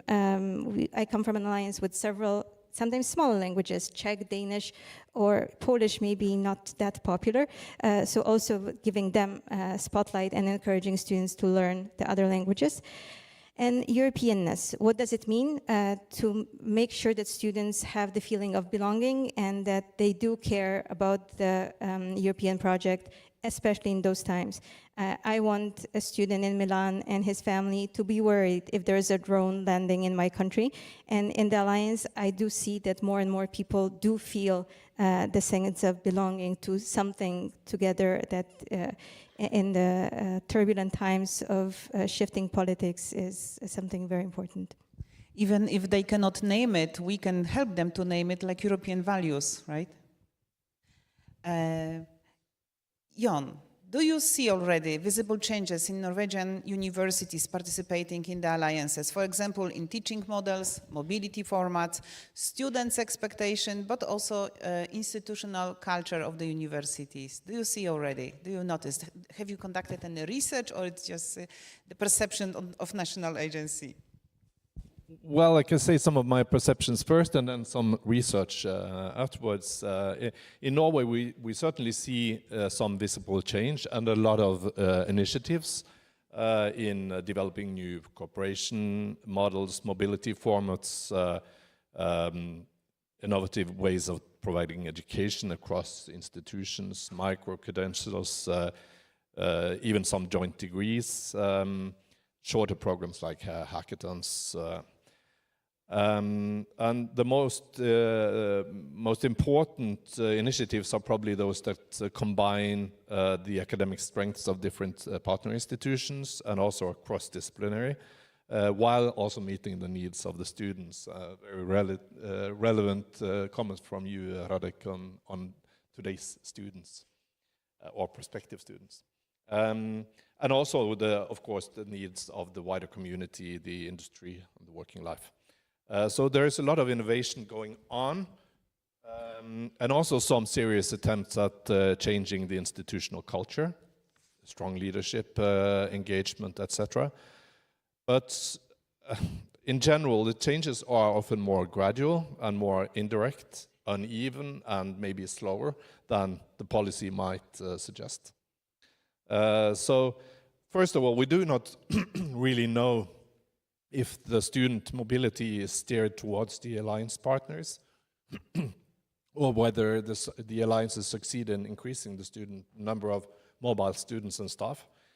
And then to the research, or to a study that we commissioned, a recent study on the use and value of Erasmus Plus in developing educational provision. So in this report, if we first look at, in general, at Erasmus Plus, the impact is clearly significant. The report shows that Erasmus Plus has become a key driver for developing education in Norwegian education institutions by supporting new courses, updating curricula, often integrated into the normal study programs. However, and also increasing the international collaboration, the new networks, etc., and raising the quality of education. But at the same time, the development is more, the innovation is more incremental than transformative. The projects, the institutions use the opportunities more in more traditional forms in general, rather than very new ways of providing the education. And if we turn in this report to the alliances and the Norwegian alliance partners, the picture becomes more nuanced because alliances clearly shape the ambitions. Institutional leadership expects educational development to align with the institutional and the alliance priorities. But in practice, the links are actually quite weak. So the projects funded by Erasmus, they have little, often very little or no concrete connection to the alliance activities. In fact, some of the respondents expressed irritation about being asked about these links, which tells us something important about the current reality, because it's this top-down versus bottom-up challenge. And while alliances are top-down, while development of education is bottom-up, it's discipline-driven, and the academics tend to follow the needs of their, of course, the study programs and the existing networks more than alliance structures. And by some, I think by many, the alliance is perceived rather as an arbitrary group of institutions, to be honest. That does not necessarily match the needs of the discipline. But we see that there is innovation in short-term mobility, for instance, through BIPs and mobility formats. So I think there is certainly a way to, we are not still reaching the alliances being the engines of change that they are supposed to be at the institutions. Thank you. I will refer to what you, Jon, said, and you, Clementina, because you on one hand mention, of course, alliances are networks. You mentioned about the network of the network, like for EU for all, like the alliances are also integrated with each other. So I wonder, Fatma, if Europe is becoming more integrated educationally or just simple, more administratively connected? Actually, listening to you, Jon, about how alliances are top-down, I remember when I was involved in drafting the Civica project to apply for it in 2018, I think it took a visionary leader, a president that at the moment that was, I don't know if it was a coincidence, he was in Science Po and Macron was talking about the universities, European Universities Initiative, and initially, even though I was working on it, I had not seen it happen. And the professors at the European University Institute thought it was an administrative way to get funding. This was the assumption. That is another administrative project to get more funding for the university. We sort of tried to be as creative and ambitious as possible in our application. The work package 5 for doctoral education, and we didn't know what will happen. And what actually has fascinated us is that we were led by our own students. So those who were benefiting from Civica exchanges and Civica projects were the ones who pulled the more senior academics into it. And now there's more demand for it. And now we're applying again for another. So it is true, something can be an administrative vision, but if well thought and if well funded and well prepared with an intelligent administration, this can work. And this can work very well for the European degree label, which sounds like a complex view from the Commission, and universities are skeptical because they have to sort of amend their regulations and struggle with the recognition procedures that are very challenging. But I think it could drive change again because the students and the learners who are benefiting from it will show us the way. We will get energy from them. So I think it's not, I mean, it could start there, but it will grow on us. Okay, thank you. There is no good conference on European universities without mentioning President Macron in 2017. However, even he could not predict how his idea will be developed in times. I think it's a good moment to come with interaction with our audience, and maybe you have some comments or maybe remarks or maybe some questions to our panelists. Go ahead. Yes. Thank you. My name is Liliana Sztuka-Dorna. I'm from Poznan University. And first of all, thank you for interesting comments, discussion. I would like to comment one saying by Jon Simonsen, because at the beginning, talking about alliances, you suggested that we need trust in our educational systems. I represent UNIS as a PUT, and 9 other universities, and we do have trust, but apart from trust, we need regulations. And what I can suggest, maybe this could be another panel organized by Foundation of Development, not only to look at the trust, but to look at the law regulations, which is not in Poland, Greece, Germany, but comes from EU. Because very often when we talk about degrees, assessment, we talk about regulations which are applicable in our individual institutions, countries, and we cannot change them, okay? So the question is, let's go one level up, all right, when we talk about alliances. We all have goodwill, and I think a lot of us would like to benefit we would like to create good programs for our students, taking into account lifelong learning, but sometimes there is no solution how to omit national regulations. So my comment to the discussion, and especially to the alliances regulations, will be, let's move forward talking about what can be done to make our life easier in our native countries, so we can accept and we can trust in our educational systems. Thank you.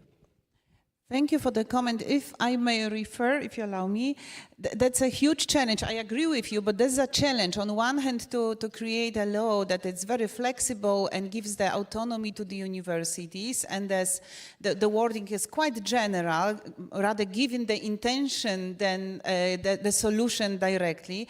On the other hand, we all, even in our private life, but also in professional, we then ask for additional information. If we will proceed like that, is it okay? And of course, we know what's in the front. It's the control that will come to our office and will ask and check if we are okay with the law. It's the same with the National Agency for Erasmus. On one hand, we provide general guidance to the autonomous universities. On the other hand, a lot of mails our team is receiving asking for more precise recommendation or guidelines in specific cases.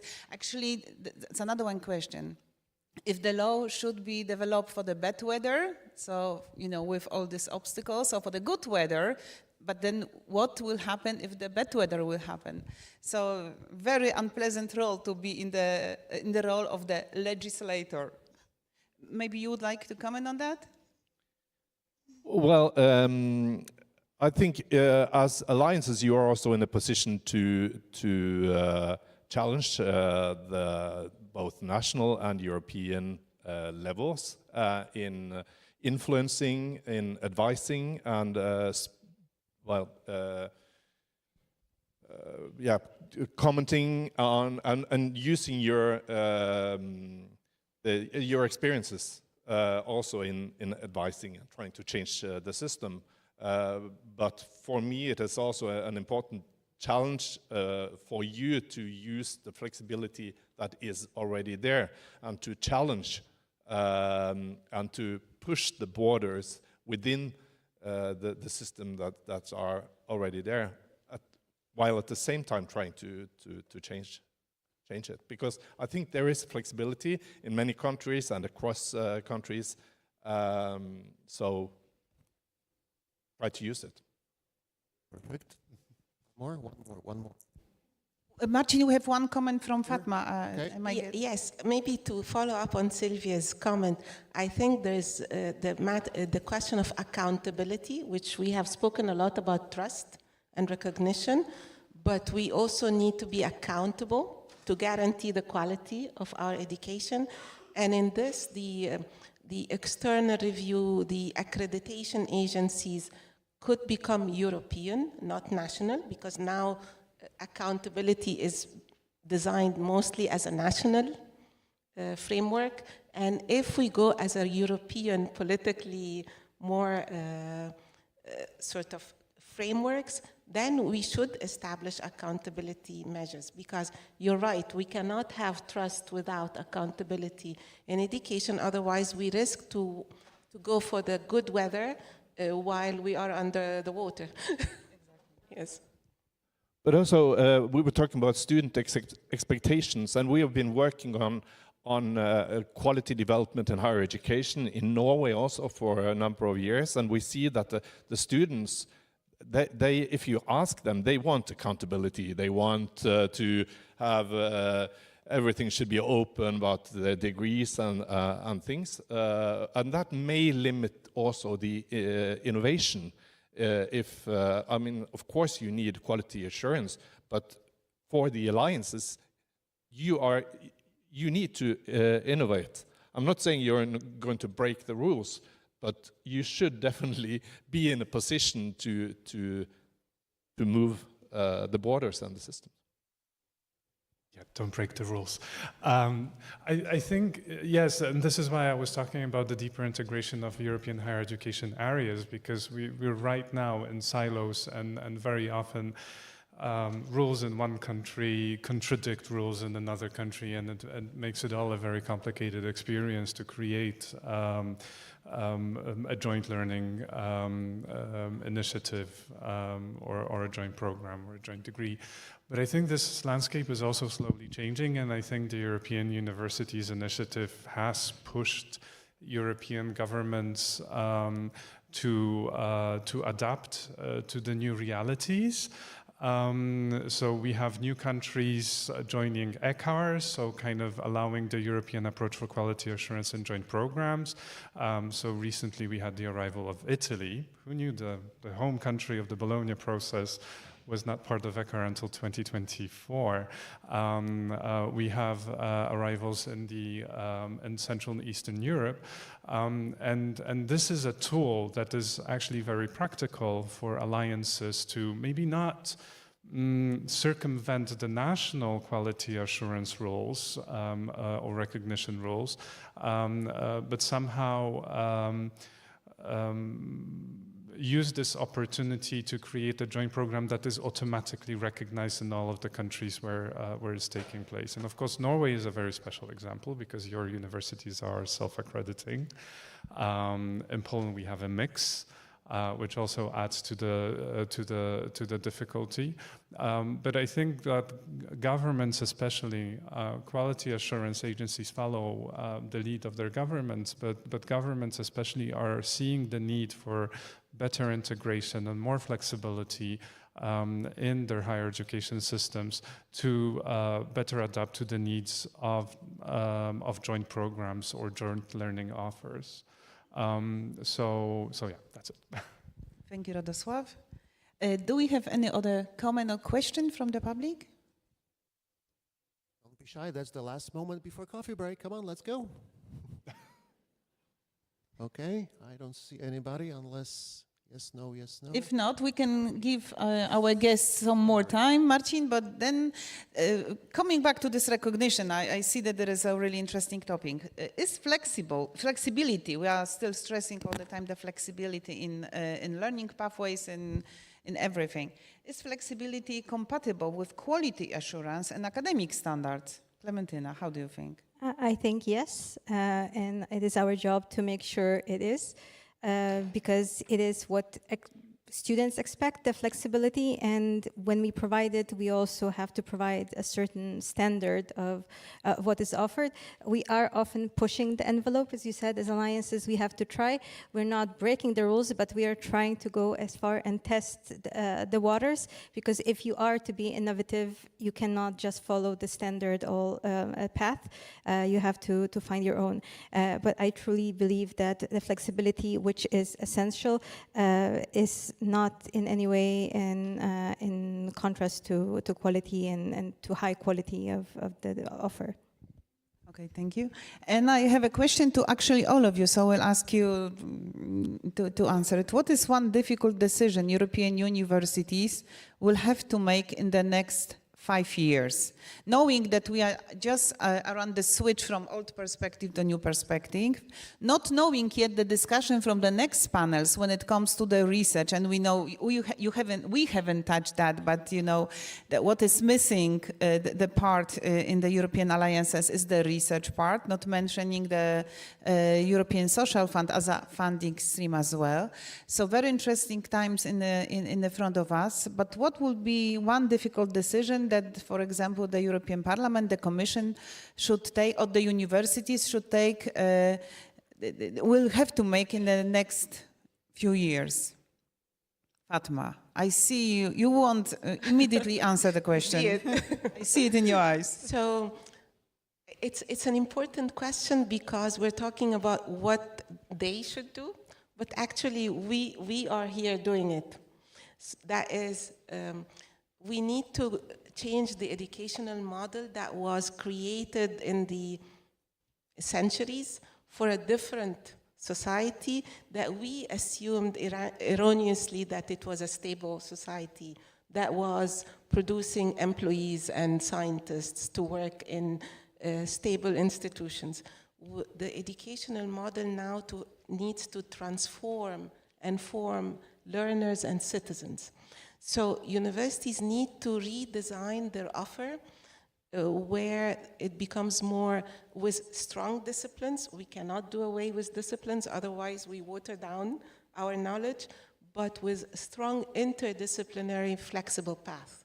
So one can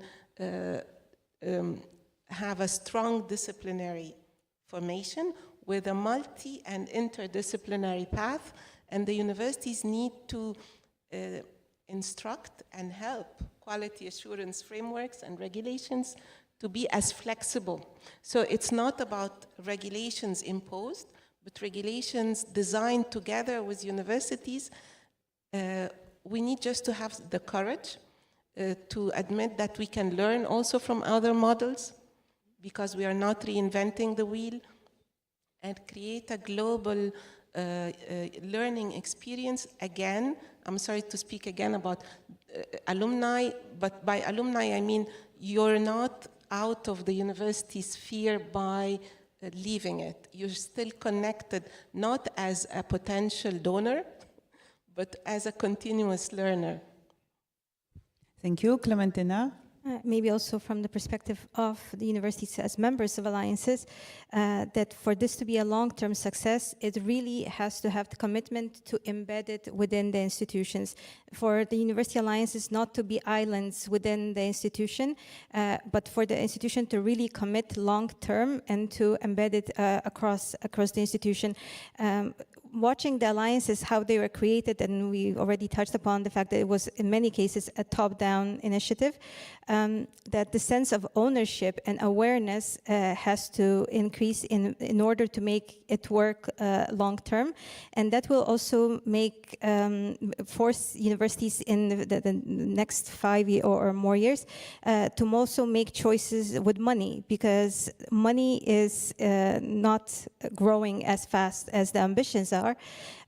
So it will force management to make a decision how much of the money to allocate to the alliance, and in terms of money not being readily available, those will be difficult choices.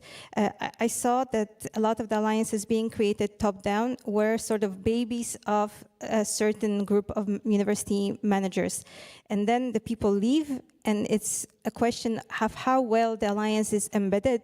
So then when new people come and they have to adopt the baby, that they make it as their own and they continue. So we also have to implement structures that will not make it depend on the human element, but it will be so deeply ingrained into our institutions that it will kind of continue with the momentum. So if alliance is an engine of innovation, then funding is the fuel for the engine. Yes, without money and more money, it will be difficult. So from the outside world, we need more money and less rigid regulation. Oh, that's a dream, but let's keep our fingers crossed for that. Jan? I see that I, in some way, represent the funding side here, but what we can offer is then limited as far as it is now to smaller partnerships and to mobility. Firstly, I would like to challenge you to tell us as national agency what you need from us. But my next challenge and the difficult decision is similar with you, is what the decisions that need to be made by the institutions and that are part of the alliances, is then how far you are willing to go to integrate through alliances, similar to what you were talking about, and what role the alliances should play in the core missions of the institutions. Because deeper cooperation, such as joint programs, shared governance, common systems, digital systems, we haven't talked about that, but it's really also a challenge. That can clearly strengthen the quality and international relevance, but it also requires the institutions to adapt their internal structures, reprioritize resources, and in some cases even give up a degree of autonomy. So the real question is then not whether to cooperate, but how far to go, and how central the alliances should be to the institutions. Should it be more or less an international collaboration in addition to alongside the existing structures, or should it actively shape the development of education broadly? And this is, well, you mentioned the next panel on research. This is also not only a question of education, but obviously also on research, because talking about bottom up, I mean, research collaboration is really bottom up, and the principle of academic freedom is really important. So you have to choose whether to and how to include also the research components into the alliances. This requires significant investments, or everything I'm talking about here, organizational change and long-term commitment. And also what we have not been talking so much about is priorities. that the alliances and the institutions need to prioritize and need a space, a flexibility to prioritize, because you cannot do everything at once. You have to start with something, and as a part of the deeper integration. But really, you have to choose how much you will prioritize this transformation of the institutions, alliances, and of European higher education in general. Thank you. You mentioned many times cooperation. That the question that we will not discuss today is how about the rest? I mean, for example, Seal of Excellence.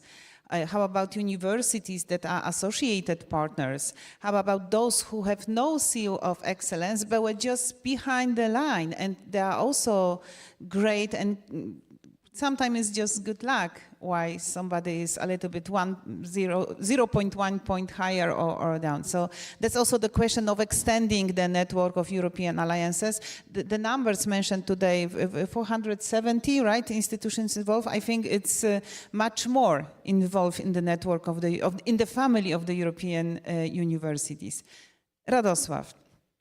Again, I'm the last one, and a lot of smart words have already been said, but I think what is important for universities individually to understand that they have to make the alliance part of their culture and their identity and their everyday activity. And it's a huge task, and it's very difficult to kind of embed the feeling of being part of an alliance in all of the students and all of the academics and all of the administrative staff. But without this, the alliances will struggle with delivering what they promise to the European societies. And another thing is and somehow related to what was said before, to not rely on the European University Initiative as the sole source of funding or the sole source of their activities and the alliances. There are so many different sources of funding where you can also include the associated partner, where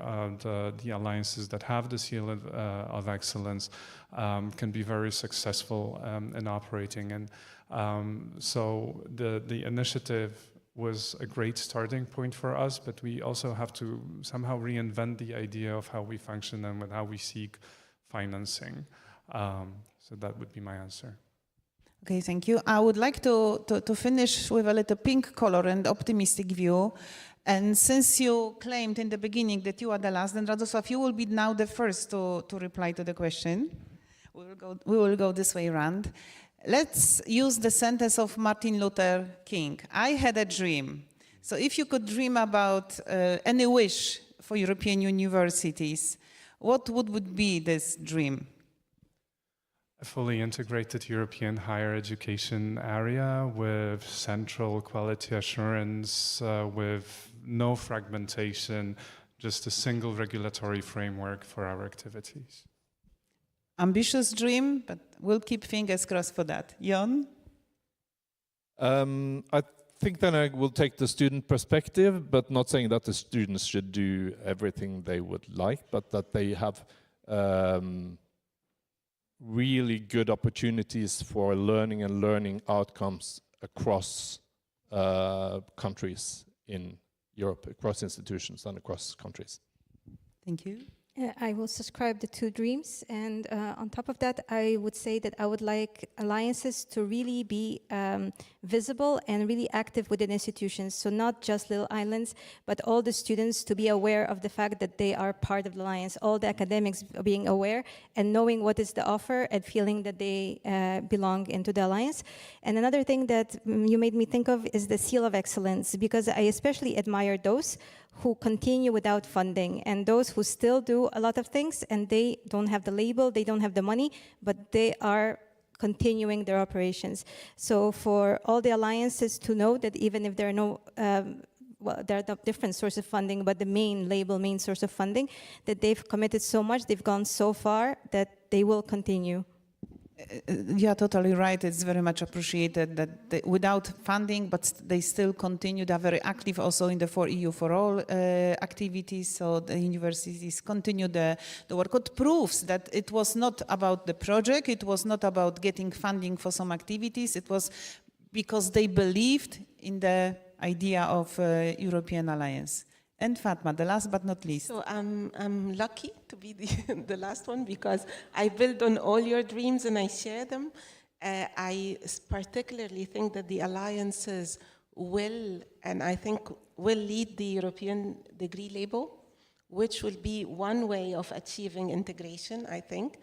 An additional maybe dream goes back to your initial comment, Rado, about the internationalization. Europe going beyond its little or large but little world into the global integration. So Erasmus Mundus is another tool that we can use.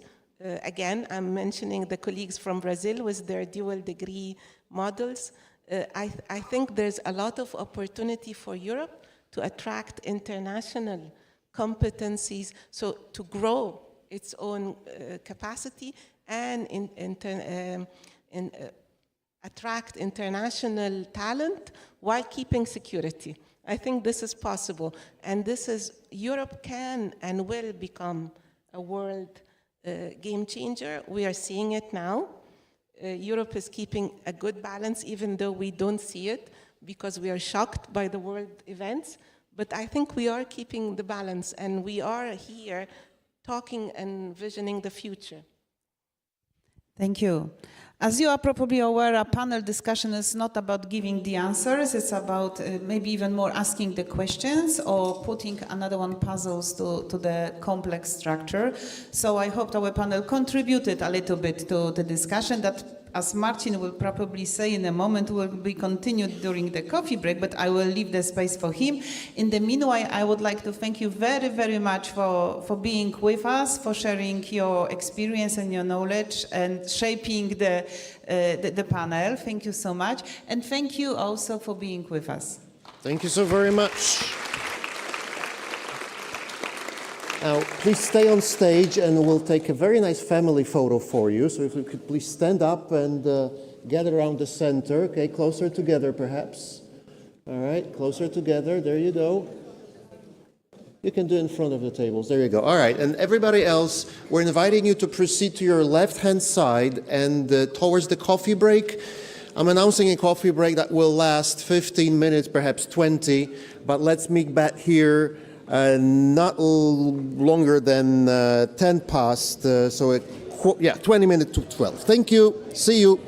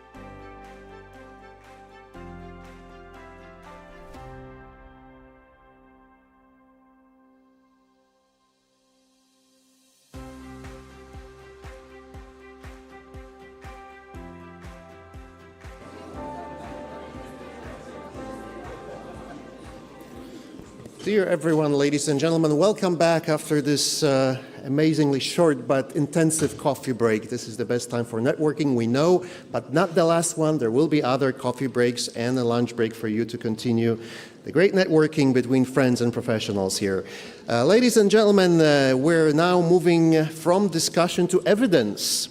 And it is my great pleasure to introduce the presentation of the study which was commissioned by the Polish National Agency for the Erasmus Plus program and the European Solidarity Corps. It is entitled Implementing the European Universities Initiative in Polish Higher Education Institutions, and it was based on both effectiveness and outcomes. And to deliver the presentation of the outcomes of this study, I'm asking to take the floor Professor Patrycja Matusz from the University of Wrocław, together with Dr. Julita Piękosz from the Polish National Agency. Let's give them a big hand.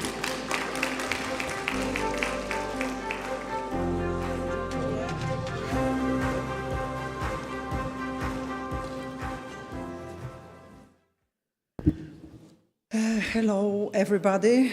Thank you very much for the invitation, and we have only 15 minutes, so it's going to be very fast and very quick. As we can see, we are representing one research team. It looks good because we have the same outfit. It's the research team outfit. I'm having the pleasure to have a very brief introduction to our research project, and then Julita is going to present some preliminary findings from the qualitative data. I would like to start with a very short introduction of the current state of the art of the research about the European University Alliances. As you know, the European University Initiatives has been shaping the landscape of higher education in Europe, and we have already started the discussion about the outcome, the challenges, but talking from the scientific point of view, it's also a subject of scientific interest. In the last year, 2025, it has been some reports from the European institutions, mainly from the European Commission. You are all familiar with the report by the European Commission about the outcome of European University Alliances, followed by the report of the European Parliament, but also other institutions, networks, like European University Association has published some reports about financing and various aspects of the operational side, I would say, of the European University Alliances. However, speaking as researchers now, because I am not only the Vice Rector of the University of Wrocław implementing my own Arcus Alliance, but also in my parallel life, I am the researcher. So looking at it from the research point of view, it's more about the outcomes of the European University Alliances based on the annual reports or by the reports for the European Commission. And there are several interesting research questions around the alliances. For me personally, the broader view of the governance, the in-depth change of the higher education landscape, also the role of the alliances and the partner institutions as agents of change in the higher education, not only within the university, but on the national level and up to the European level. So there are several questions, and I am very happy to be part of the project by the foundation. We are why are we special and different? And hopefully we would be able to deliver the result in the autumn this year. The research is based on two strong components, qualitative and quantitative research among the Polish partner of the European University Alliances. We are actually somewhere in the middle, so Julita is going to present qualitative data because she is the expert, excellent expert. And we are now doing the interviews with some of the universities colleagues. We are around Poland, so Some of you has already seen us, and we are about to visit the others. And we would like to look at teaching areas, governance of the universities, research as well, because as the previously mentioned reports has underlined, research is also a very important part for the alliances, even if not covered by the financial scheme. Also mobilities and the system change within the universities and within the higher education system. It was very brief. I'm not taking the floor too long because Julita has very interesting slides for you. Thank you very much.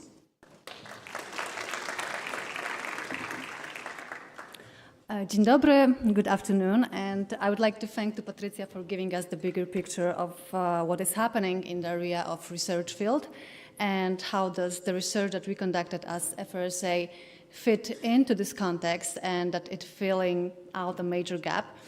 And yes, I believe that our research is valuable because this research, in this research we do not only want to measure the EUI effects that generate for Polish higher education institutions, but we want to develop indicators which allow us to monitor this effect over time. So we're going to turn back to the same institutions over time and compare the data and measure the progress. So as Patrycja said, this first round of the research combined both quantitative and qualitative part, and the quantitative part is particularly valuable because we managed to cover almost entire population of Polish higher education institutions being in alliances. So only 31 out of 32, but it's still quite impressive. If there are any sociologists in the room, you know what I'm talking about because we usually work with samples.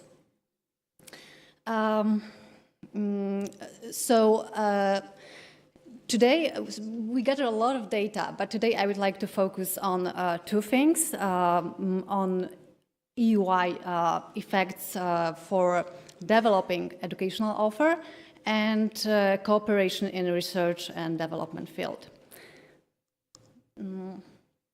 But before moving to this question about the changes and impact on Polish higher education institutions, let me just briefly set the context. As you can see, Polish institutions join alliances at different moments. Some were there from the very beginning, while others are newcomers and joined quite recently. And timing matters for two reasons.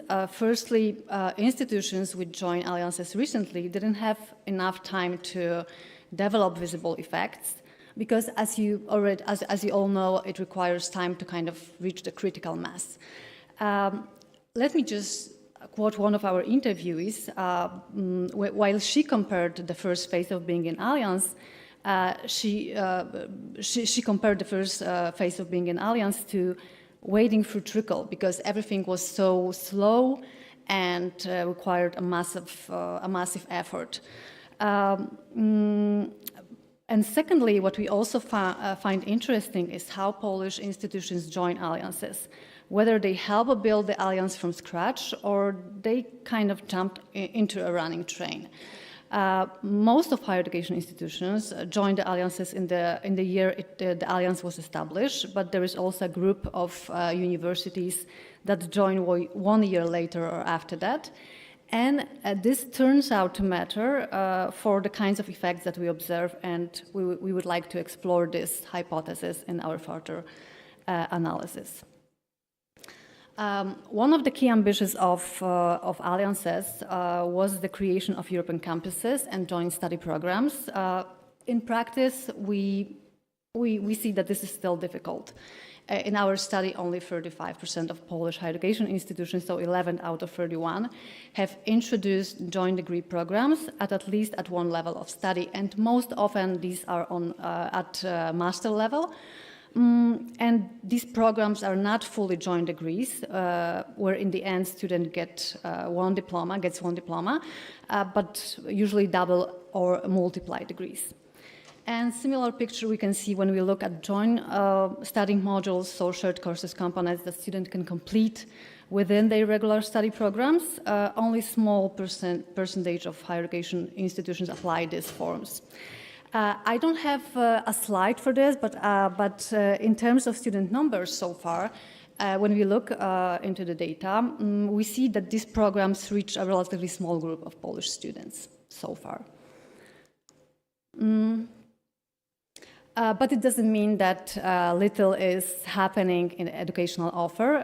Quite opposite. Polish higher education institutions are more active when it comes to shorter formats. If we look at the intensity of applying these additional educational initiatives, we see that more than half of Polish universities applied from 3 to 5 educational initiatives, and around 1/3 have 6 or more initiatives in their offer. The most common formats are, I would say, traditional ones like training and workshops, summer and winter schools, open lectures, or study visits. Less popular are those more innovative or maybe not that recognized, like MOOCs, COILs, challenge-based learning. During qualitative interviews, our interviewees quite openly admitted that reaching the target of 50% student mobility is rather unrealistic. And I think that it generates two things. Polish higher education institutions experiment with mixed mobility models, including blended or hybrid, blended intensive programs, virtual mobility, and of course, traditional physical mobility. If we look at data on student participation in mobility programs in the academic year 2024-25, we see that blended intensive programs financed through Erasmus+ were the dominant mobility format in case of 43 of higher education institutions being in alliances. And secondly, across physical, blended, and virtual mobility, institutions use diversified funding models. So it means that they combine Erasmus+ funding with Alliance resources, but they also apply for other public programs. So I would say that being in Alliance kind of encourages Polish higher education institutions to look for additional funding and be more creative in this area. Although European Universities initiative was primarily thought as an idea for cooperation in educational area, our study also shows that Polish universities also place strong hopes on strengthening cooperation in the area of research and development field. Over half of Polish higher education institutions declare that their alliances have research and development strategy. And as you can see on the slide, almost all of them cooperate with partner within Alliance in this area. The most popular form of cooperation are research grants, disseminations, like organizing joint conferences and seminars, and preparing scientific publications. And now let's take a closer look at the research grant cooperation.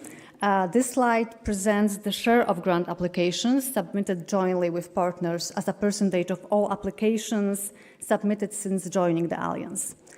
And so you can see that in 75% of higher Polish education, joint application with Alliance partners typically account for less than 10%, and we also see that data are spread. So we have those which the share is, in case of which the share is 0.5% and higher.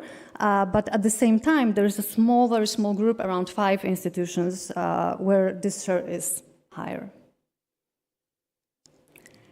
So these findings give us a snapshot of the current situation, but we also ask our respondents, academic institutions, about their plans for the next 3 years.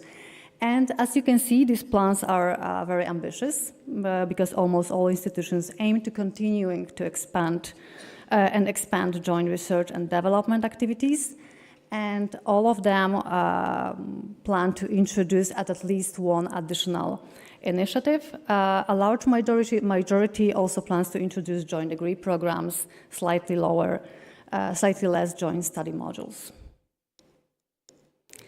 And what about our plans as researchers? As Patrycja already said, we are about to finalize the qualitative part. And we're going to plan, we plan to publish the research report in the end of the year, and the next round of the study we plan for the next year, 2027. Thank you very much. I think I fit the schedule. Thank you. And if there are any questions, we can... No time for questions. Actually, I would rather we move the questions towards the next coffee break, if you don't mind, but both ladies are here with us until the end. You can see that there is always a boss asking to stop. So thank you very much. Okay, big applause for both ladies. Thank you so much. All right, ladies and gentlemen, and now it's time for us to move on to the next panel. And I must admit that it is true, one of the great ambitions of the European University Initiative has always been, to my mind, the closer integration of education, research, and innovation. But as many of you certainly know, trying to connect two programs, for instance, those like Erasmus Plus and Horizon Europe, is very much like trying to bring together two different railway systems to use the same tracks. It's a very ambitious task, but doing it actually may prove in the end beneficial, enormously beneficial. So this session aims to explore the synergies between education, research, and how can we create stronger institutional ecosystems and greater long-term impact. And in order to do that, let me ask onto the dais moderator, Professor Mariusz Głąbowski, Vice Rector of Poznan University of Technology, responsible for international cooperation. With him on stage today, let me ask Professor Cristina Satriano from University of Catania, Italy,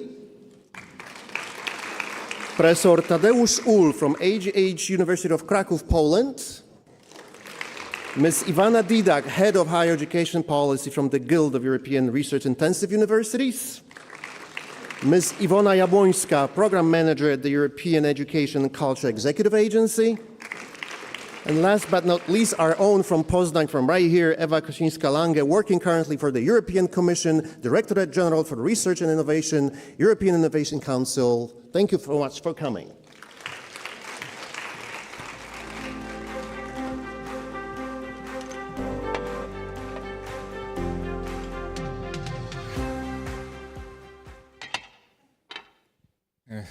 Ladies and gentlemen, dear colleagues, dear panelists, and dear family members of UNIS family, not only from Europe, but also from Brazil since tomorrow. So it's my great pleasure to welcome you to this session on research and innovation, devoted to the question that has become increasingly important for European universities, how to unlock the full potential of synergies between Erasmus Plus and Horizon Europe. For many years, we have spoken about the knowledge triangle of education, research, and innovation. Yet in practice, these dimensions are still, maybe two, maybe not, often managed through separate instruments, separate administrative systems, and separate institutional cultures. Erasmus Plus has been highly successful in supporting mobility, educational cooperation, joint learning formats, and the European Universities Initiative. Horizon Europe remains the principal European instrument for research excellence, innovation, competitiveness, and broader societal impact. So the question before us today is therefore not whether both programs matter. Of course, they clearly do. So the more demanding question is whether whether Europe has created the conditions, incentives, maybe requirements, for them to work together in a way that produce real institutional transformation rather than parallel success stories. So this matters greatly for universities because we are not only educational providers, we are also research institutions, we are also innovation actors, regional anchors, and international partners and talent ecosystems. So European university alliances illustrate this clearly, very clearly. They can become long-term platforms for shared governance, joint curricula, mobility, research cooperation, and innovation support for regional engagement. But only if these institutions themselves, creating them and being partners and programs, are designed to reinforce one another rather than remain administratively disconnected. So today we'll examine what already works, where the real gaps remain, and what should change in the next generation of European programs and institutional strategies, partner universities as well. So we'll ask where synergies are real, where they are overstated, and what concrete mechanism could make the connection between education, research, and innovation more effective. I'm very pleased to moderate this session with an outstanding group of panelists representing complementary perspectives: University Alliance leadership, technological innovation, research-intensive university policy, Erasmus Plus program implementation, and the European Commission's research and innovation agenda. So for the remaining part of the panel, I would like to move us through 4 phases of reflection. First, the current state of synergies. Second, the operational gaps. Then the questions of institutional impact. And finally, concrete recommendations for future, maybe also related to some European programs as well. So let us start with diagnosis, where we are. So there's the warming question to all of you. So where do you currently see the greatest opportunity and also the greatest illusion in the way Erasmus Plus and Horizon Europe are set to work together? So maybe we can start with Christina. Perhaps you can start with the perspective of the European University Alliances and your experience with UNIS, UNIS for You, ReUNIS projects, and so on. Thank you. Sure. Thank you. Thank you, Mariusz. And I will talk from the perspective of UNIS, actually, and particularly through the work that we are doing in the knowledge square, so where education, research, innovation, and service to society intersect and connect. And I will answer yes. I mean, there is a synergy. I want that a synergy is in place, is there. And the dedicated work package that we have within UNIS, which is named Building Bridges Among University, Business and Society, has really this precisely designed objectives. So to find interconnections, to find a way where really the education can scale up the competencies, the skill to prepare new generation of researchers that can in turn be a service of society, and also the other way around. So following a challenge-based approach, so collecting any challenges related to sustainability, the broad concept of sustainability, but also the Sustainable Development Goals, so a very quite precise framework where we can move and try to find these connections. It is also true, I must say, that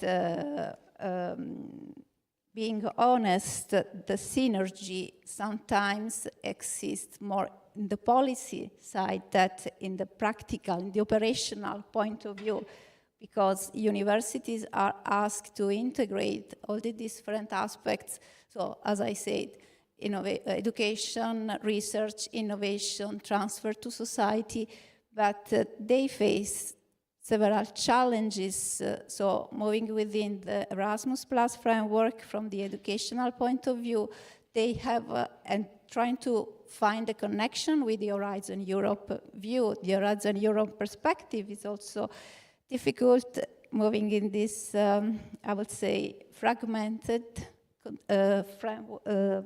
scenario where there are several aspects that need to be connected and harmonized to properly continue.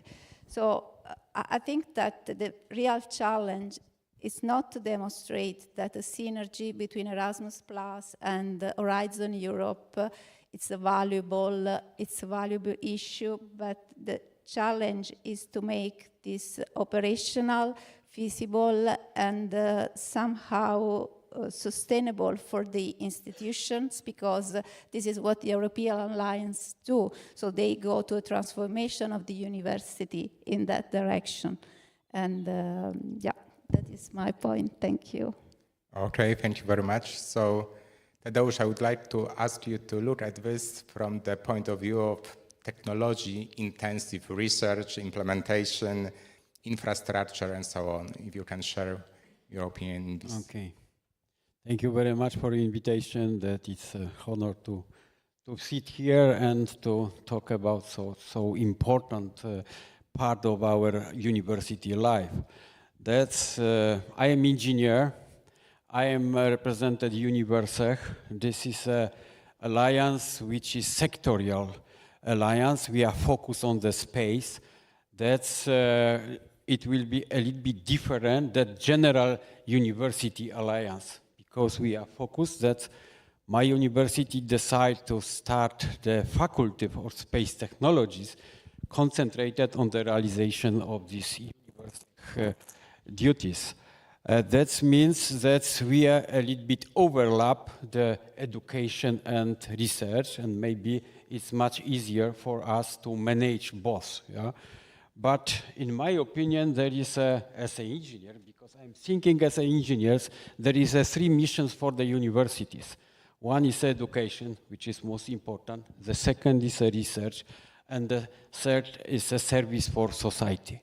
But in different universities, there is different overlap of these missions. In one university, this is a big overlap, and the other universities, they are a little bit make in the parallel way, not so much overlap. That creates a problem, because if it is overlap, it's much easier to convince people to make the same time research and education.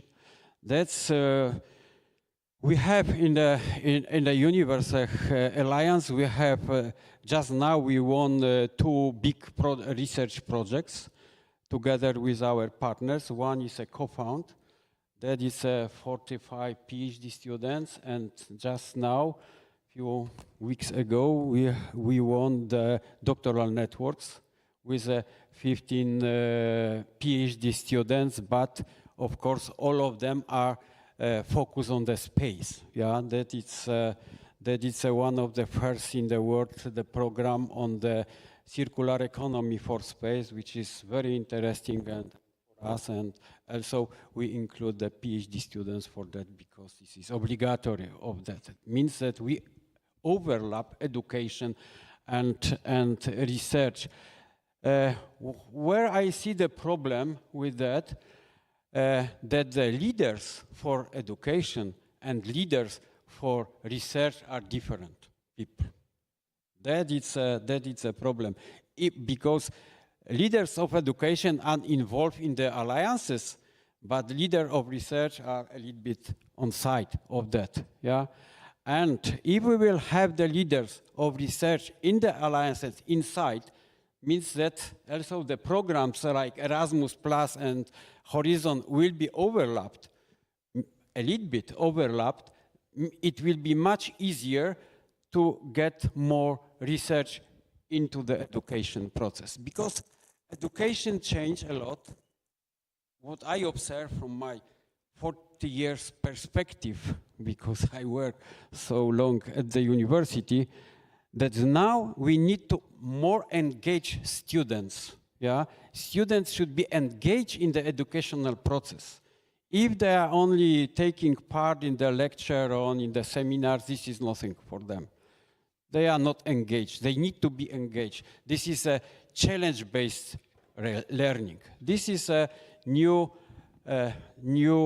challenge for the universities and challenge for education, and also for the financial institutions to understand this, and also to create the programs which will support this kind of education. Thank you. Thank you very much. So, Ivana, can you right now share with us your perspective as the one involved in research-intensive universities and also at the same time higher education policy? Yes, well, first of all, thank you actually for bringing this topic in the discussion. This is a topic that in our network, we are a network of research-intensive universities, we come back to it all the time. And the reason is because there's a lot of challenges behind it. Of course, when we think about university professors at the individual level, they are usually researchers and teachers. So in a way, we say there's no division between the two. And of course, we will all like to see more synergies between education and research, but this is not really the institutional reality, you know, and some of the reality was already mentioned just now. To start off, well, the career progression is still evaluated based on research. So the research excellence still has kind of a greater attention and recognition compared to teaching excellence. Universities are funded per student. So in a way, education is cross-subsidizing research because there's not enough funding for the overheads that comes with third-party research. And also the research priorities of an institutions are unevenly kind of matched with the teaching provision because the teaching is student-driven, so it's subject to what students wish to learn and study. It's not always the reflection of the institutional priorities. And then you add the administrative reality that sometimes the departments for education and departments for research don't always talk to each other and work together. So this is a very different kind of institutional reality that we need to, this is the environment that we have when we talk about synergies. And maybe just as a kind of general reflection, moving from the institutional level to the policy level, I think we're all in favor of greater synergies here in the panel, so we don't need to discuss that. But I think in the discussion on synergies, we also need to make sure that we respect the objectives of the different EU funding programs. So Erasmus and Horizon are very different programs. They have a different purpose, equally valid.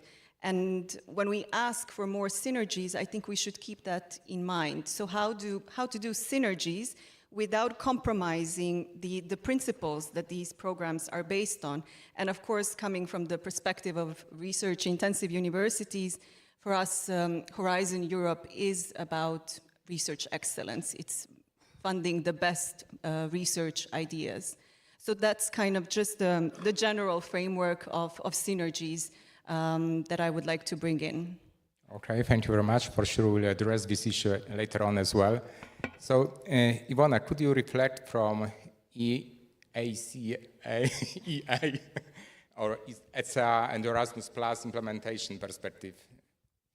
Yes, so thank you very much. I'm very happy to be here. I can talk European Universities Alliances for hours, but let's stick to the subject today. So I have this experience in research. I was there, you know, dealing with different research projects like Marie Skłodowska-Curie or ERC grants, EIT and others for almost 20 years, and then I moved to Erasmus. So I also see a kind of perspective. So there was always this question of synergies, you know, as a kind of a word and term that we have, which is not easy to reach. And what does it mean?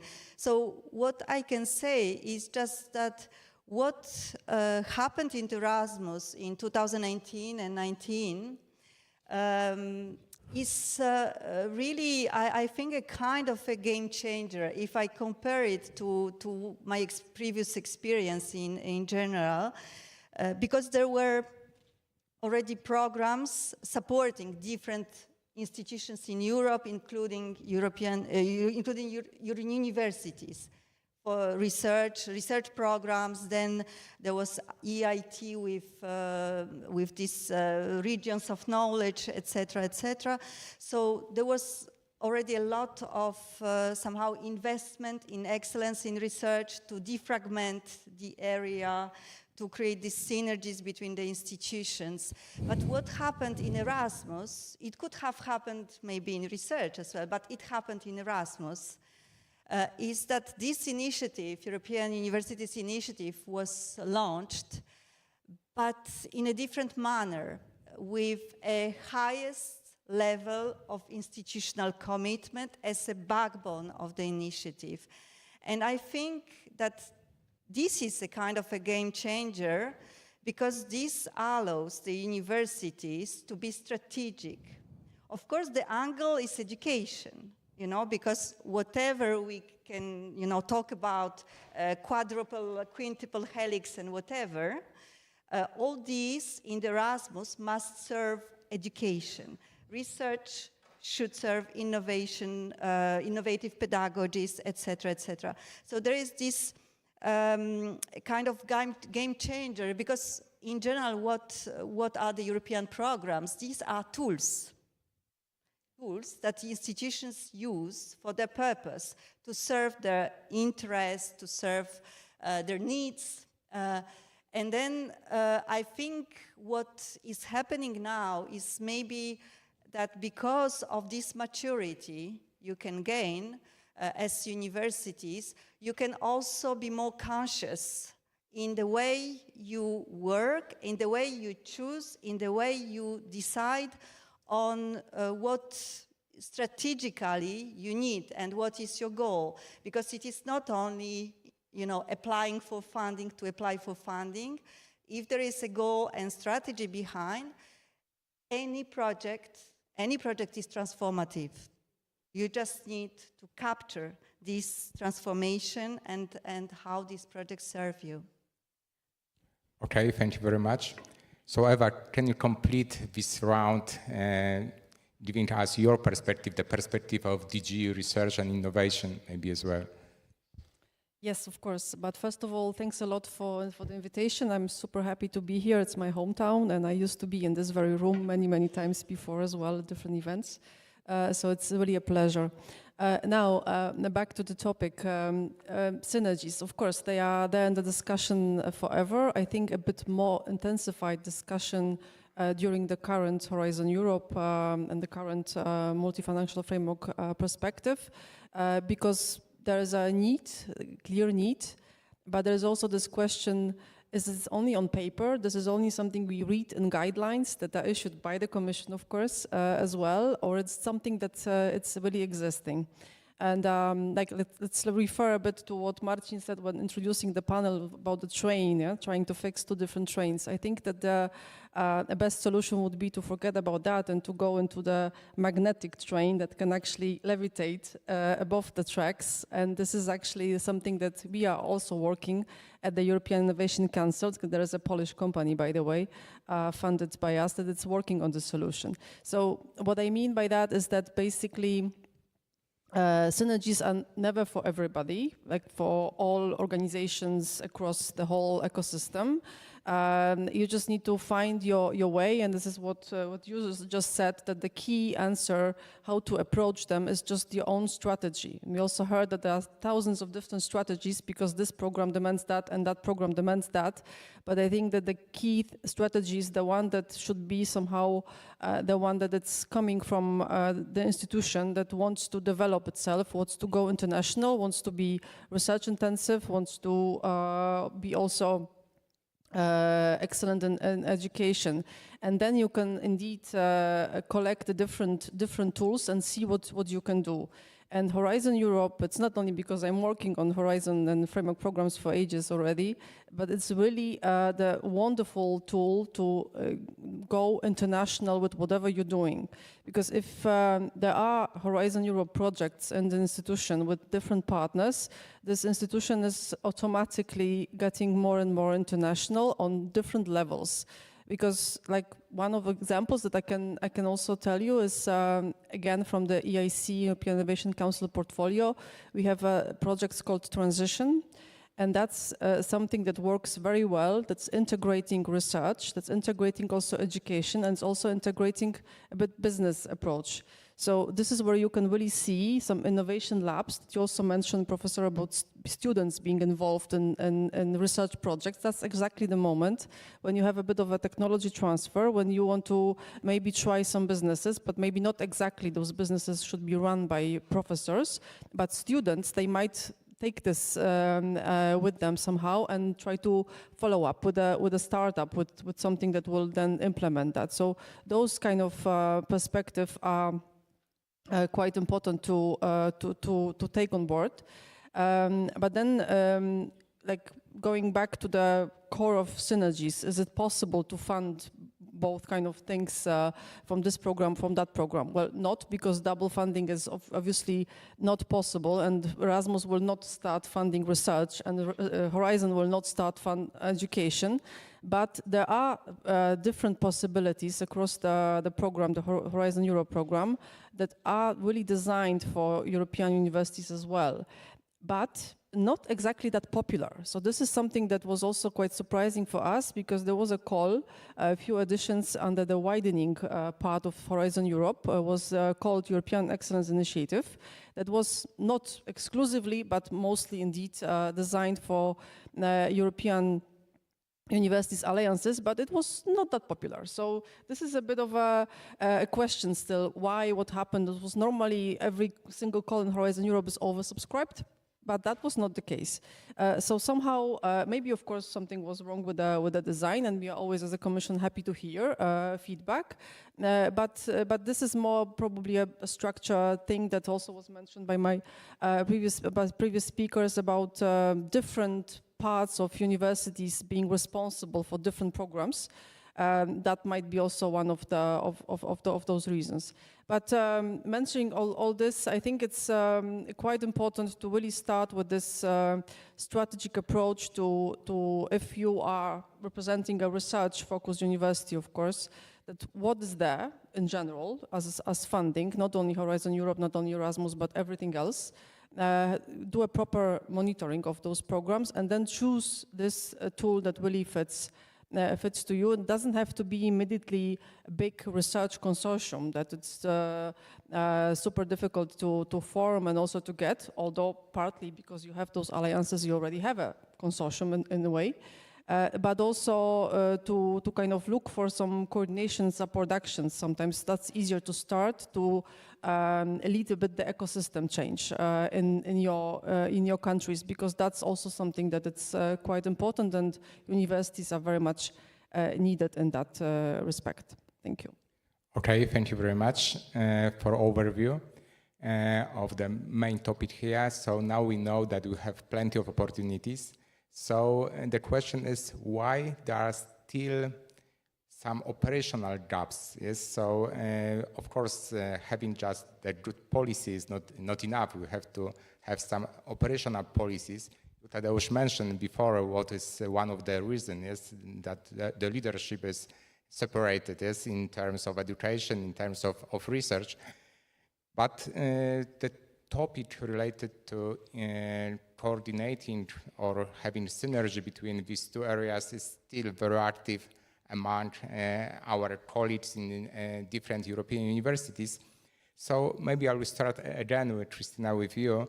We know that European universities alliances are very strong in building educational structures, mobility schemes, communication of communities of practice, and so on.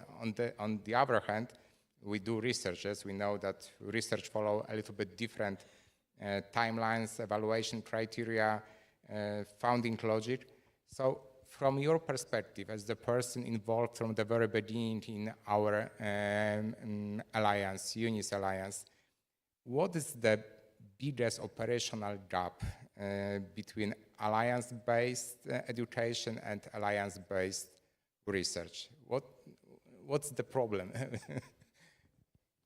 Okay, I would say that the big problem is a barrier which is, as you said, not conceptual, because the idea, I think, is very clear for all of us, but is a structural. So there is a kind of misalignment between the different timelines, for instance, for the Erasmus Plus and the Horizon Europe timeframe. Under the European Alliance, Erasmus, we have a long-term strategy. We are building, we are transforming our university, European universities, while for the Horizon Europe, you usually have a very defined short-term target. So also differences in the eligibility rules, separate, even the reporting systems can be struggling operating in that. I will stress that, again, it is really an opportunity. As a researcher, I like to think that the European Alliance is a laboratory, is a space to experiment. We heard before the report that we have several ways of educations, and that we can have training, summer school, any different types of mobility, but this can be a building to translate into something which brings more close to research. And so probably from the researcher point of view, taking strongest connections with what is the real ecosystems where we have to operate. This can definitely help to close this gap. Okay, thank you very much. So Tadeusz, I would like to invite to ask you about some other issues being present in areas where technology research, technology-oriented research is important, where our students, our researchers have to have access to laboratories, test beds, access to industry partners. Do you think that European programs, instruments are flexible enough to allow all the faculties, PhD students to have a clear path from education via research to innovation, or there are still some obstacles which unintentionally can reinforce fragmentation instead of allowing very clear path for researcher in technological area, in technology-oriented areas? Okay. This is a difficult I'm sorry for this problem to discuss, because there is so many obstacles, but what we are doing, we are trying to omit these obstacles and to go ahead. There is some contradictory requirements in the Horizon programs and Erasmus programs. Yeah. For instance, if we required in the program, this is not, we are not discussing Marie Curie program because they are oriented to the career development and so on. There is okay, but there is not really research programs. Yeah, that's in the research program. It's a requirement of the research excellence. That's why my practice, what I am doing, because I realize several research projects. I need to have the best researchers to make smoothly, to achieve the goals, to give the excellent results, and so on, but not I am not involved the students because I need to spend the time, I need to spend the money for educate it. This is a practical approach. There is in theory it's possible, but in practice this is impossible. That's, in my opinion, we need what I said, overlap between Erasmus and such a horizontal projects, because we need extra money to involve the students to the projects. It should be financed from different sources, yeah? I have some records. I work for 2 years in United States for different projects also. Each project, if research project, which was financed, has 3 goals. One was a defense. It was obligatory to check how the project will influence the defense sector. That was one. The second was a scientific goal. That should be. And the third was education. I had a project in MIT that we developed some devices, and that was financed by the 10 automotive companies. They spent the money for this project. We had three PhD students in the project, 2 postdocs, and I was a supervisor of this project. And we gave all these companies, competitors, the same report from this project. They were very happy of that. But you know what was the biggest value of this project? These 3 guys, these 3 PhD students, there was experience in that. And these companies fought for these guys to be employed in the company. This is a knowledge transfer from the project to the company by transfer the people. And they really fight to have these guys on board at these companies. In Europe, there is not such mechanism. If the project is a research project, we need to have the research excellence, to have excellent ERC, for instance. We need the research excellence. We don't have the gap for the students to be involved, yeah? Because students cost, students take times to be educated and so on. This is my experience. Okay, thank you very much. Now I would like to ask you, Eva, what is still missing? What is the problem that still some promising educational research ideas fail to become innovative projects? So synergy should also be treated as something helping us in this area, yeah? Just to have a clear pipeline promoting very good research, educational ideas. But sometimes at many different universities, we still see that it is not the case. So what is your experience, your view on this topic? Yes, but first I would just very briefly like to refer to what you just said, because like from what I understood is more like we should actually merge our programs, which is not really, for many other reasons, it's actually not wished by the community at the end of the day. So it's a bit of a contradictory thing, because we are indeed at the moment the Commission discussing a lot. There's a proposal on the table. We want to merge as many programs as possible, but when there was a bit of an idea that maybe Erasmus will be merged into something, and it was a huge protest. So it's difficult to balance that. But what I can say about from the perspective of our DGRTD and what we are trying to do with Horizon Europe rules now already, and this will be continued in the next Horizon Europe, because the name stays, is funding with lump sums. Which means that, okay, you have to do quite some work at the proposal stage when you need to write a detailed budget, but then reporting is limited to reporting of the activities that you are doing, not the costs. So this is still now maybe not really a pilot, because it was piloted a few years ago, but it's getting bigger. And at the beginning it was quite some quite some doubts among the whole community. But I think now it's getting a bit more understood, and also by our services, by the agencies, also appreciated. So let's see, because this is maybe a bit of a partly answer to what you were referring to. Now, why project failed? I think it's okay to fail. Yeah, it's like we don't have to always be perfect in everything, and this is really something that it's very, very European. Yeah, you start, you need to be perfect, otherwise everybody will criticize you.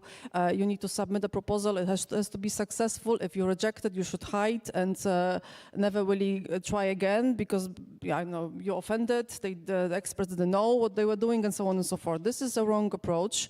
From what I also see now from the perspective of the Commission, but it's also my previous experience shows that it's always, different idea, different path, try again and again and again. And actually at a certain moment it works, yeah? So it's just in terms of submitting different proposals and getting the feedback, it's always something to learn. There's never, of course, a guarantee that if you try again, you will get the funding, but this is a bit of a path to choose.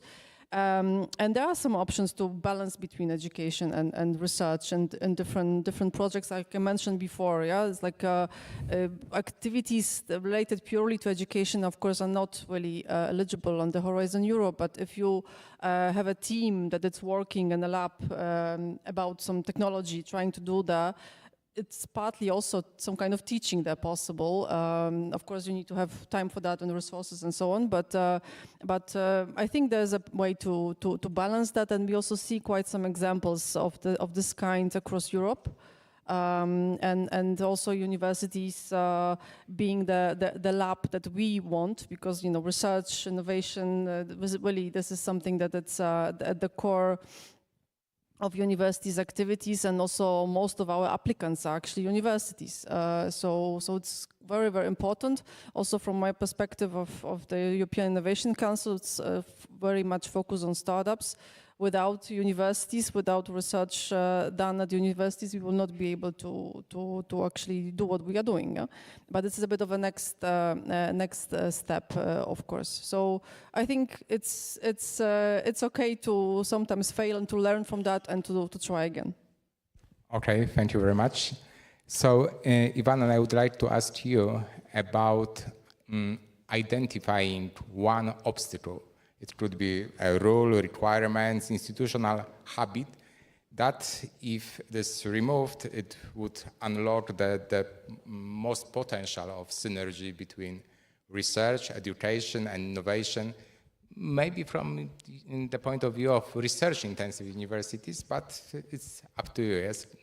Where to start? This is the million-dollar question. No, if I knew the answer, it would be much easier.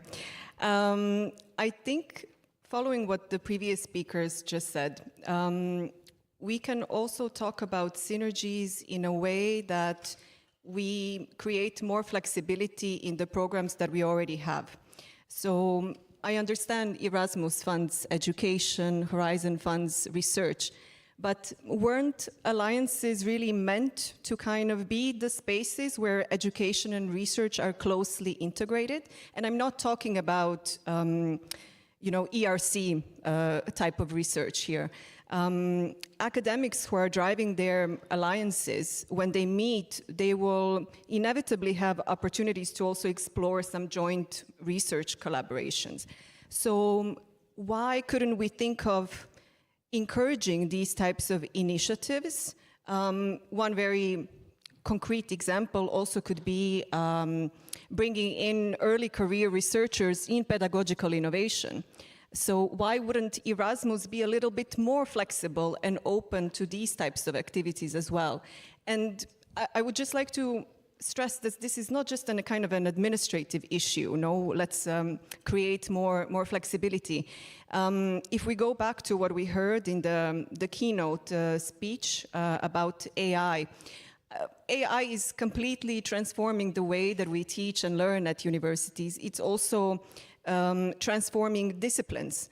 So we have to do it. There's no other way. One of the academics in our network. Usually she would say, if you really want to drive Europe's competitiveness and R&I, you actually need to transform the curriculum experience of the first-year students.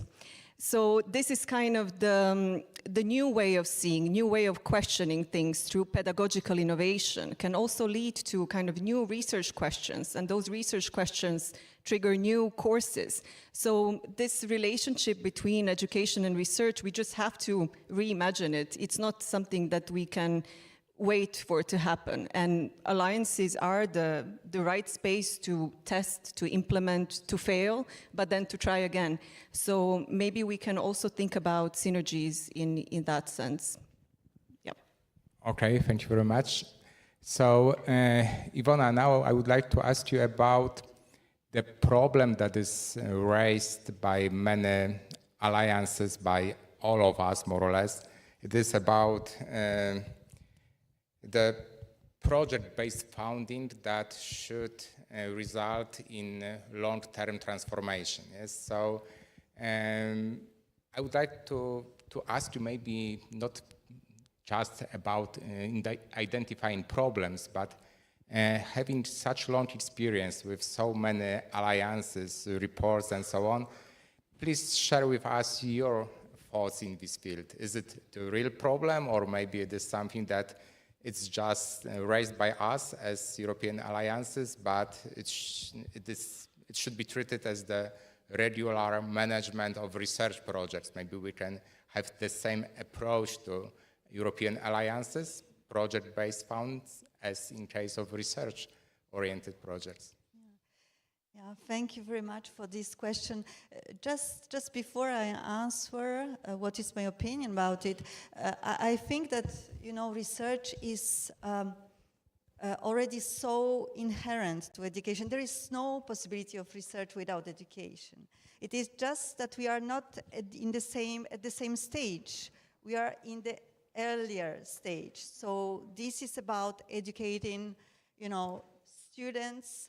It is about attracting to some types of careers, to some types of fields as well. So there is a huge responsibility of the universities already via education on, you know, on what would be the next generation of researchers, how the research will be performed, because it is not magic. You do not become researcher magically, you know. You were at school, you know, you liked some kind of subjects, like, I don't know, mathematics, chemistry, and others.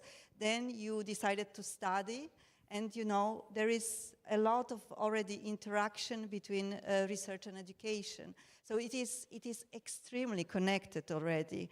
So it is just another question could be, what does mean research for alliances? What do you want to be funded as research? Because this is also what I wanted just to react. It is widening programs, etc., because alliances are also targeted by some kind of programs, like widening or staff exchanges programs in Marie Curie. But why those? You know, it is just what also is the alliance, what level of integration in research the alliance wish, because this is a kind of also of strategic question. What is the level of integration? What do you want to do together? Do you apply as 10 partners to the excellence programs, or as 3 with some others? You know, there are many, many questions. This is a difficult question. Just in terms of students, I was before in a program, it was a collaboration between the European Commission and pharmaceutical companies and industries, and there were patients involved in these programs. So it was really also a very innovative and quite complex endeavor. It was nothing about us without us. You know, because, you know, so there are some devices and stuff that are produced for patients. So they are really critical actors in these areas. And I think that the beauty of this Erasmus program, which maybe has a little bit different terminology behind, because it does not mean excellence is not there. that we have diversity, inclusion, and quality of education does not mean it should not be excellent. It must be excellent. Maybe the word is not pronounced in the same way, but still this is the excellence for students and for the sector for Europe. So I will then go back just to your question, Mariusz, about this project and let's say institutional transformation. So the way in general the European programs are designed are via these projects and grants. I don't think there is any other mechanism for the moment. There were some missions. I don't know exactly what happened to the missions because I'm not anymore in Horizon, but there were some other flagships or programs there were some trials. I don't know to which extent it was a kind of this proof of concept was successful, etc. But this is the way it works. So then, of course, again, as I say, these projects and funding is a tool. It's a tool for the universities. So what will be the results? What will be the feedback from these programs is somehow it is also you are the owner, you are somehow the decision maker as well. So I know that the alliances are frequently frustrated by the fact that I would rather say they talk about project logic versus institutional transformation, long-term transformation logic. I would rather say it is about short-term funding versus long-term commitment, because indeed then you have a kind of dichotomy. But I think that there is this question, because these alliances, they exist, so that there is this concept and this initiative that exists, but what is the alliance? So you will potentially, if we ask 65 questions to 65 alliances, maybe, I would like to listen to your answers. What does it mean? Because also there are different levels of integration in different areas. Some are research intensive, some are more applied sciences alliances, some others are more culture related, etc., etc. There is a huge diversity. So then there is this long-term commitment because, if you really want to transform, it takes time. So it is normal that you have a long-term commitment. But in the same time, while progressing in this commitment, what should happen to these alliances? So they should somehow become stronger and stronger, and potentially also less funding dependent, or at least more conscious in terms of funding they need, for which purpose, etc., etc. So I think that the project per se is not a barrier. This is again a tool.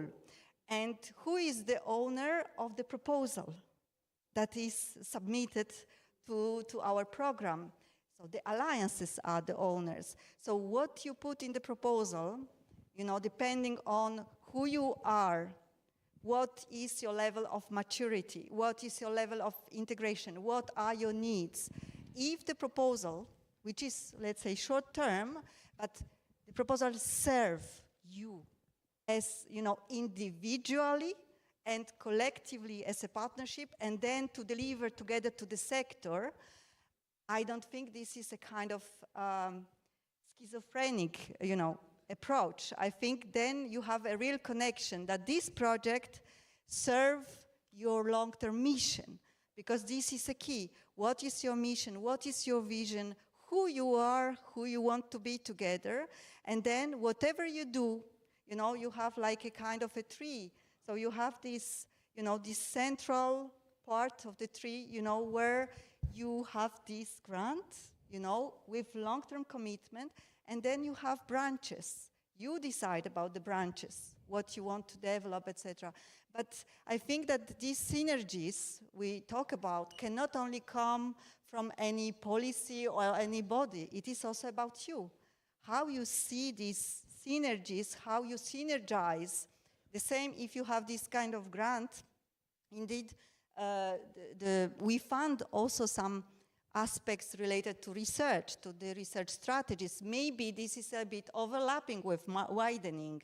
And for this reason, we have a kind of here of a situation, we need to understand what are your needs in terms of research, etc. But I think that, this initiative is really very powerful if it is used consciously and really that everybody benefits. It cannot be, each and every institution in the alliance must benefit. So there are different levels of maturity, different needs, but still the initiative must serve each partner, and also you bring the feedback to policies. What are your results? What are your, the challenges you face? You inform the policies, you inform the member states, you talk about your difficulties, and then this inform also the new programs potentially.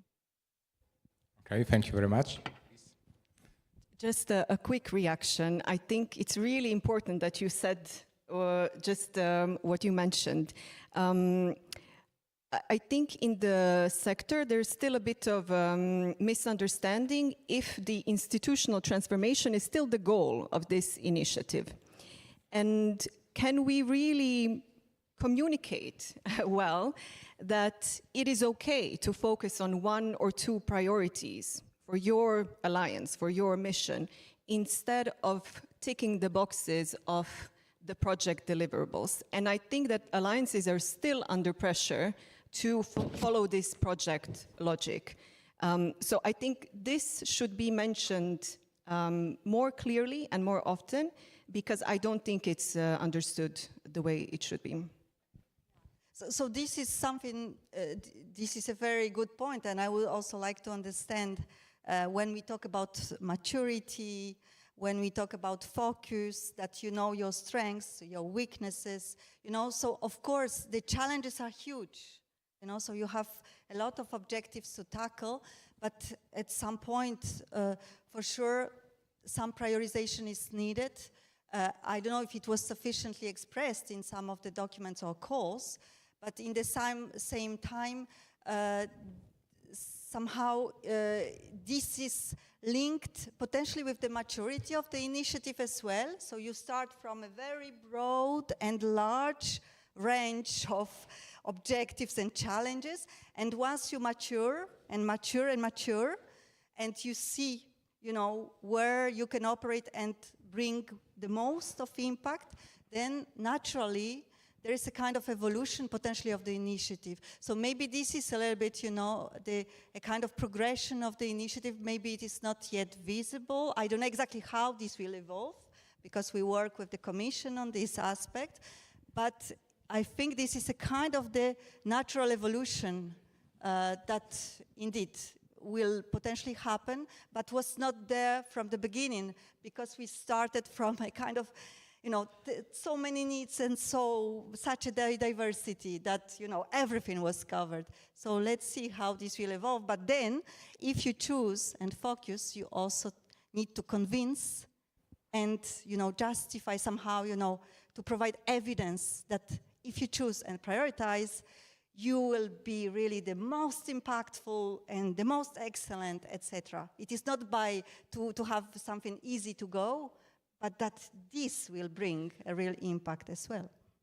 Okay, thank you very much. Christina, would you like to add? Yes, I was very much in agreement with what you just said. I think that thinking about having the big vision about what is also next, it is important that we focus not only on the, let's say, quantitative indicators of impact, of success in promoting, fostering research connection within the Erasmus Alliance, because we can count, we have that, we can count them, we have incubators, activities, shared infrastructures, we have internships, a lot of summer school, a lot of parts, but I think that is it's also a point of qualitative indicators in terms of culture, the way that you approach, and the concept of multidisciplinary,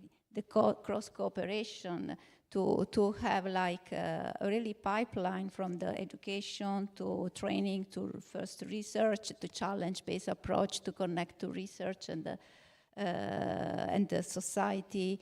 And so just I want to add that point to say on the sustainability behind the end of the project in itself. Okay, that was a definition of the alliance. In my opinion, alliance makes sense when we see the added value, that we cooperate, that we are doing together and so on. But that's of course, we joined this alliance which we are in Universec because we saw big advantage, because our partners had a good link with stakeholders, with big space companies, that we noticed that this is a challenge for us to be in this community. Space community is not so big. Then we needed to have the gate to be the partner. But from other side, that's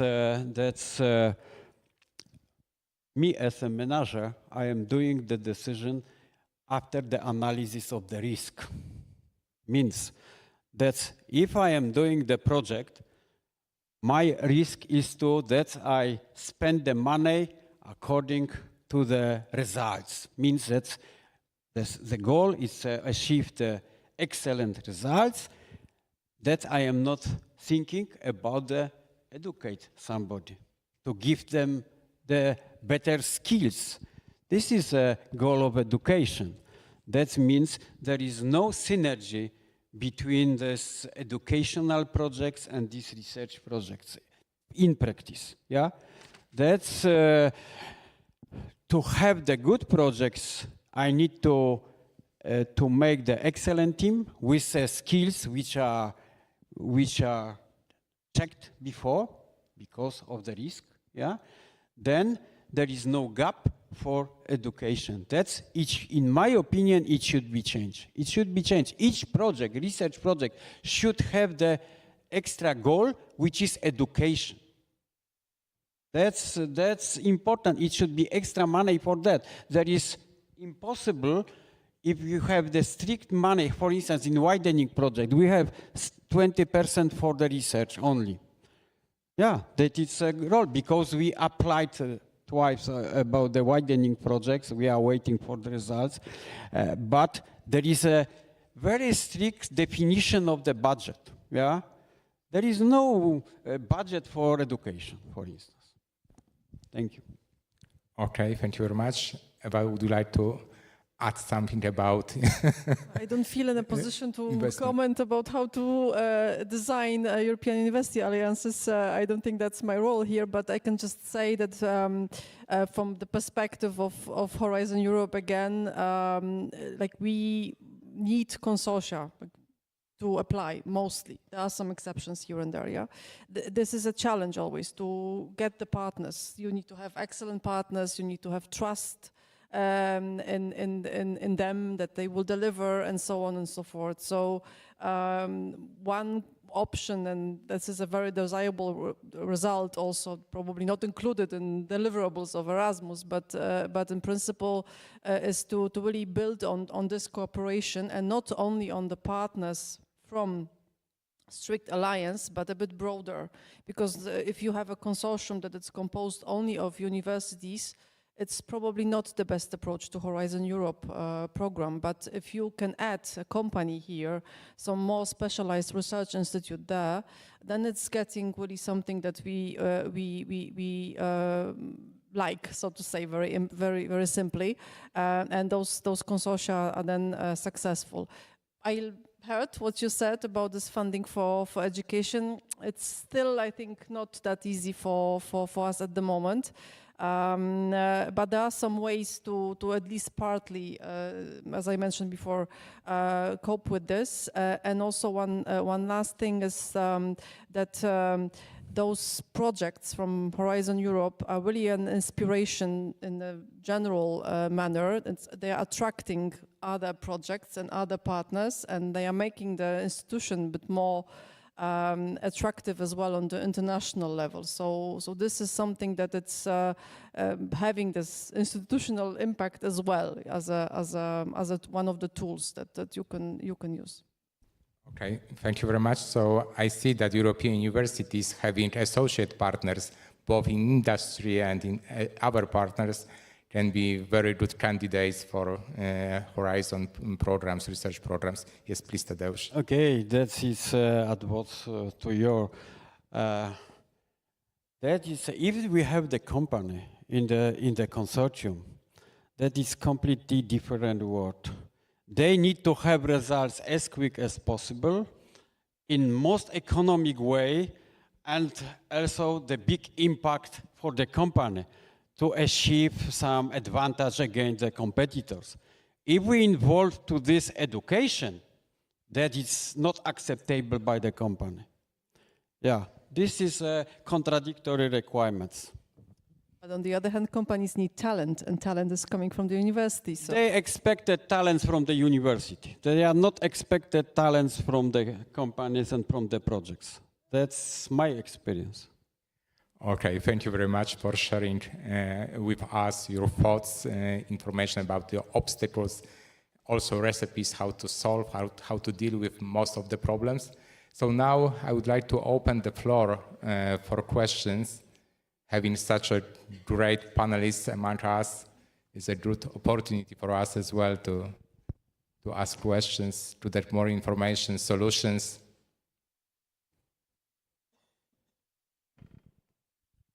Katarzyna Rzeszut, PUT, UNIS Alliance. First of all, I would like to express my gratitude for this excellent discussion and panel and so many thoughts and interesting remarks. And I learned that research is more freedom than education, and the obstacles which coming from regulation are not touching the research. But nevertheless, we are doing so many activities to make the bridges, to link the scientists, to make the platform. From my experience from UNIS, I can say that there is a lot to do to make really these alliances active in the research field. My question is, what is your thought, what is your diagnosis or medicine to make these activities within the European universities that the research will be common practice, not just extraordinary practice within our universities? Do we should to overwork some special topics, problems we will collect our effort to solve it, or other activities should be make it common approach to all our scientists within the alliances will be involved in the research, because the educational level, I think it's quite well recognized and common. Yeah. Okay, that's I see one fault which was done from the start of the European University Alliance, and that was dedicated for education. And then come to the research, it's far away. Why? We tried to do that we tried to organize a project from top to down. Yeah, we decided, okay, we will prepare the application, try to find the leaders from university, from alliances to take a part in this proposal. It doesn't work. It doesn't work. Then normally, if we are trying to prepare the proposal for the excellent research, we are starting from bottom, go up. Yeah, it's much more efficient. That's in our alliances, that was, in my opinion, fault. I think that this initiative can help you a lot in breaking silos in your institutions. Because, you know, I see many of these universities for years already in research projects. So research is not a kind of, you know, receiving EU grants is not a problem for these universities in general. You know, they are usual clients of the Horizon. So there is something already, you know, this initiative was really built for education, and that all the other aspects like service to society, innovation research, they contribute to the excellence of this education. Then maybe there will be a next step, but it also depends what the Alliance wants in terms of the strategies and integration in terms of research. But already you know that people from different departments or, you know, services dealing with education, research, innovation, that they talk to each other. And, you know, there is a lot of mapping. There is a lot, we see what you're doing in terms of research, a lot of mapping in terms of, you know, trying to, you know, strategic aspects, et cetera, et cetera. So on these, potentially from these, there will be something that will, you know, there will be a result of this as well. You know, there will be some fruits. But per se, you know, research is not like the central aspect of this initiative. Then for this reason, we have different programs to complement the branches, as I said, of your tree. Ladies and gentlemen, I have a little suggestion to make, because I'm sure we could continue this discussion beautifully over lunch, but we have one more important thing to do before we go. But I would like to ask Rector Głębowski to say a 30 seconds summary voice to sum up. Even 5. Thank you very much for a very rich discussion. Okay, thank you very much. And for your round of participation. applause. Thank you so much.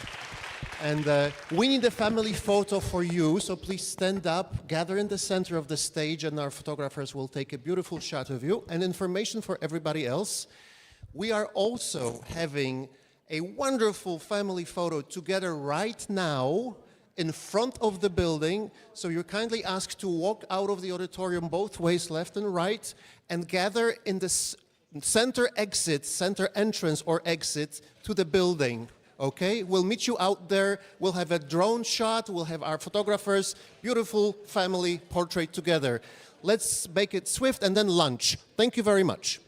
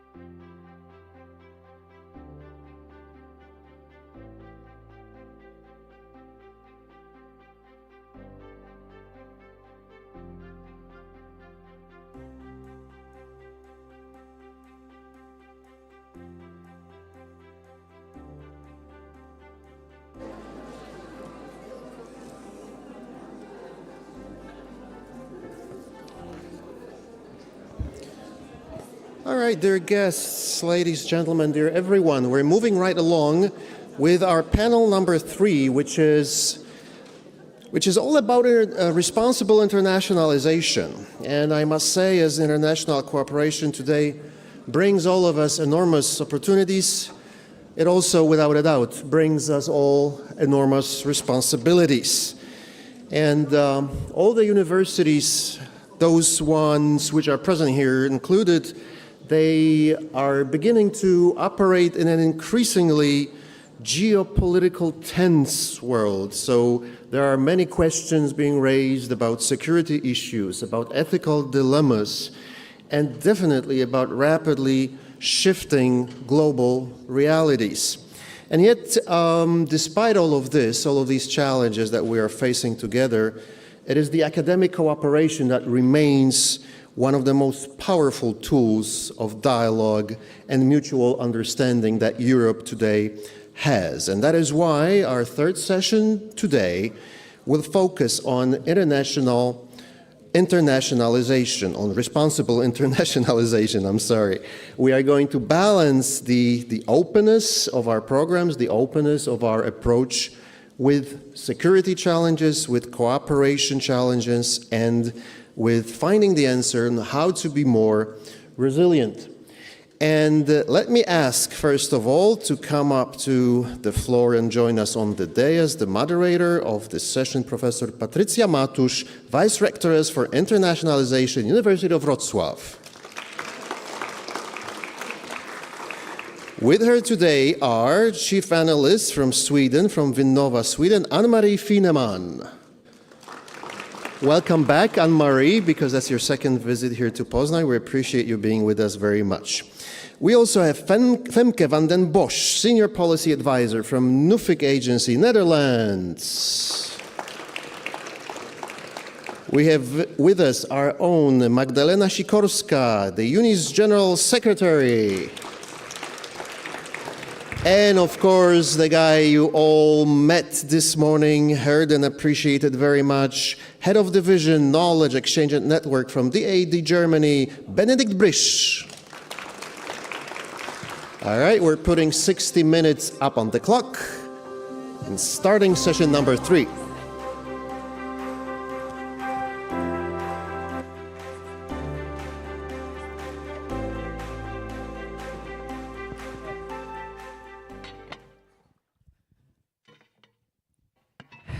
Hello after lunch. I hope you enjoy it. That's the most difficult panel and the most difficult slot after lunch. I also learned a new word on the last conference, that this is a graveyard slot. But we are going to do our best to change this difficult slot into a very interesting and fruitful discussion. Thank you very, very much for being with us. I would like to start with a short introduction, knowing, and we have already started the discussion about challenges around the higher education area in the European Union, connected with the geopolitical situation, but also with all kinds of security threats that we have been discussing in the recent years. So today, having excellent panelists, I would like to explore more how can we combine the freedom of research, the freedom of teaching, freedom of speech with data protection, with the protection of research. How can we develop our partnership and internationalization of our higher education institutions in a responsible way, because the title of the panel is Responsible Internationalization. So a lot of challenging questions for my guests. Let me start with Anne-Marie. I'm sorry, too many notes. I'm sorry, guys. With the very first question. Sweden has been among countries actively developing the national approaches to the responsible internationalization. and what is, for me, even more interesting, the security of research. So from your perspective, what is the current most significant risk universities are facing, and how can we engage in this responsible internationalization? Thank you. It's a pleasure to be back here in Poznan. I was here in 2011 as well on a panel. So, well, frankly, the biggest risk that I see at the moment is that we don't do internationalization. That's the absolutely biggest risk, because as we see it as full of risk, we might be inclined to avoid doing international projects, hiring international scientists, etc., which I think poses the absolute biggest risk, because as we heard earlier today, it's not nice to have internationalization. It's a necessity. We have to do it in order to address societal challenges and also secure the for the economic security and competitiveness of Europe. So that, I think, is actually the biggest problem, or biggest risk, is that because we do need to do it differently. We do need to think differently around international collaboration, and it might be perceived as cumbersome. It might be perceived as adding extra regulation or extra administration in applications for funding, etc., but we have to do it. The alternative is a lot worse. Having said that, though, I think risks tend to vary a little bit depending on scientific field as well as country of collaboration. Also on the size of your higher education institution. I think some of the larger universities, they have competence and capacity that the smaller ones do not. So it might be easier for them to manage the risk, because that's what it's all about. There's also, when we start thinking a lot about risk and thinking about, well, who can we collaborate with and who can't we, there is also, well, where is the border between being responsible and discrimination? Which is also something that we need to take into account. In Sweden, the approach we've taken is that we have not blacklisted anybody, no country or any institutions. However, obviously, we all need to follow the sanctions as stipulated by the European Union and the UN. So that's the kind of the main thing. Don't do anything illegal. That's kind of the first thing you need to think about. But in some scientific fields, it's much more urgent. For example, if you're in a high-tech field where dual use is a possibility, then looking at the risks of your international collaboration becomes much more important. And the consequences, if you don't do it, are much higher. And I think although we are becoming more and more aware of that this is actually something that we need to do, there's still, my personal feeling is that we still lack the sense of urgency in Europe around these issues. So that's another risk that I see in this area, that we are slightly complacent, which is something that we really need to work on. This is urgent, this is happening now, and we need to address it now.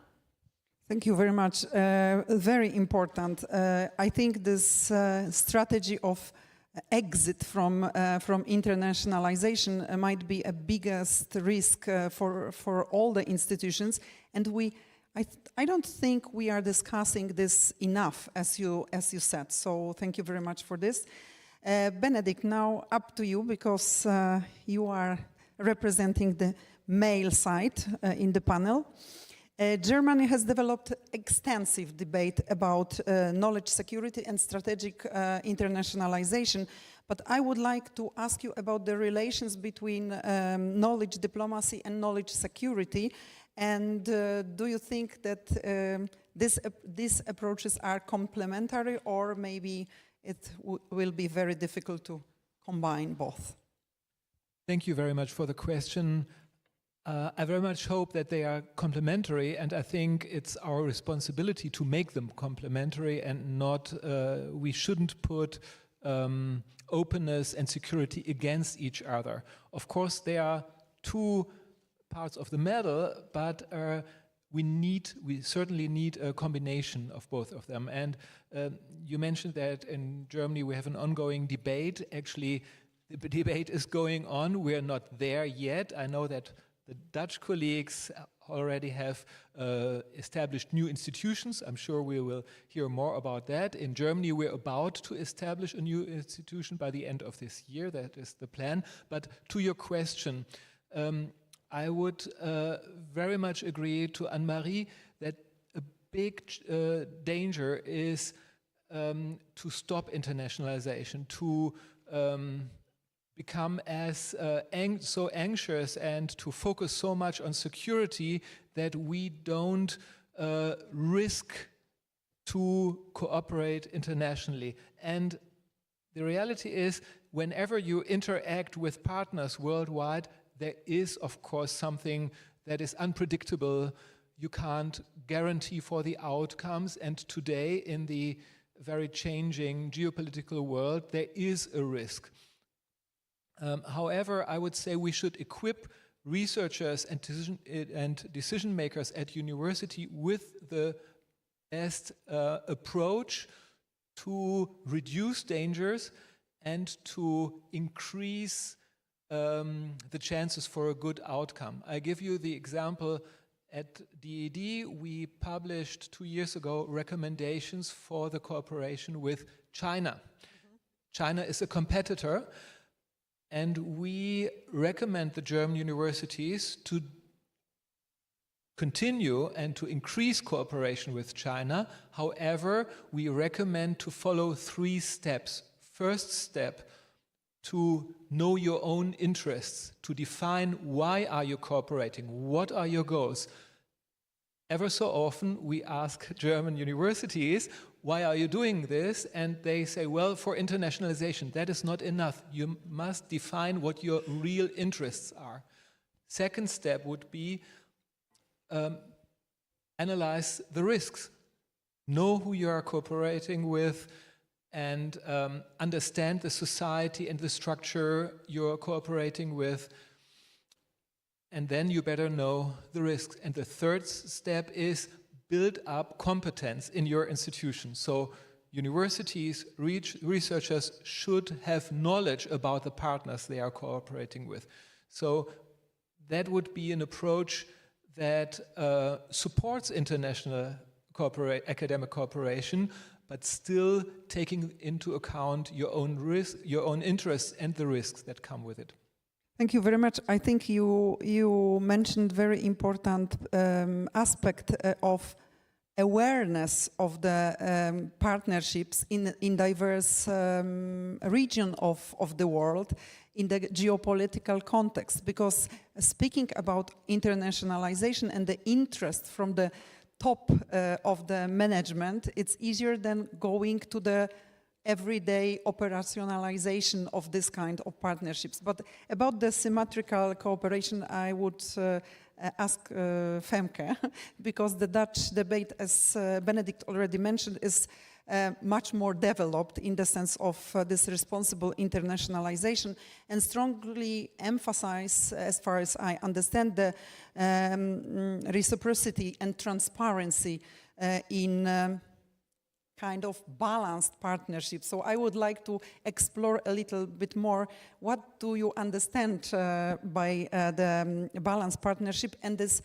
symmetry in partnerships, which is a challenge for institutions, especially not only in the case of China, but also with other partners worldwide? Yes, thank you. I think that the first thing, or the starting point should be, is that everyone is aware that science cannot exist without international cooperation. So that should be the starting point, which is also the starting point of Dutch policy. And another thing is the awareness that it's always a balancing act. And there are no, cases are not the same, so you have to go case by case. So having said that, the Dutch government took the lead in developing guidelines in cooperation with the universities and other stakeholders. And as my German colleague already said, we have institutions like the National Contact Point, and universities can turn there for advice. But the most important thing is to know that there have been so much attention for knowledge security and responsible internationalization that most institutions already have their own a coordinator within the university dealing with all the new developments, trying to raise awareness within the organization and in all the layers of the organization, so that faculty boards, deans, researchers, and so on. So yeah, in that sense, there's a broad awareness in the Netherlands of the risks, but always with in mind that science cannot exist without international cooperation, and that it's always yes, provided that, instead of no, unless. Yeah, so that's the question, no, if we do it, or rather, how do we do it in order to manage the risk? But the very relevant point before I ask the question to Magda is about the level of awareness between the partners, because I would like to go back to the European University Alliances.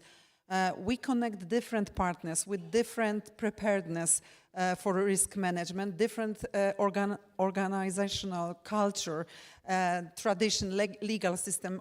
You all know all the challenges around the cooperation within the alliances, and we all, I'm speaking about my own alliance as well, we are all facing the same challenges. So Magda, do you believe it is possible to develop one common risk management strategy within the alliances, knowing that we have so many challenges in terms of legal systems, as I mentioned, and different cultures, and even different traditions in cooperation, because, okay, we have Central Europe, Southern Europe, Northern Europe having different patterns in the international cooperation. Thank you for the question, and thank you for inviting me to this panel. It's a pleasure to be here. So to answer your question, I would say that the alliances should not aim for standardization, but rather for a kind of a shared framework of principles and practices. And in terms of practices, I think this is already happening, because we have 65 alliances plus another 7 Seal of Excellence alliances that are operating in Europe.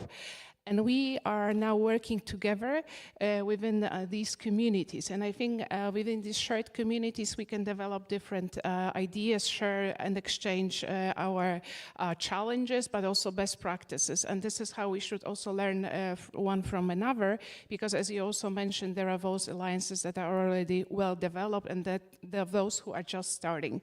And the meeting like this is also to facilitate these kind of exchanges. So it's good to be here, and good to talk to colleagues also in the context of the responsible internationalization. So to let you know, it was already mentioned, the 4EU4All community that the alliances are inside. Within this community, we have 20 different topical groups that we work together on. And one of them is actually the group that is dealing with internationalization and global outreach. And this is the group that I'm co-chairing together with a colleague from Aurora.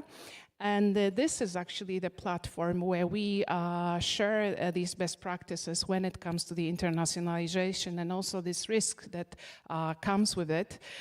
So definitely sharing different tools, organizing trainings. So this is how we exchange that knowledge. And we also develop common awareness on research security and geopolitical risks that are there.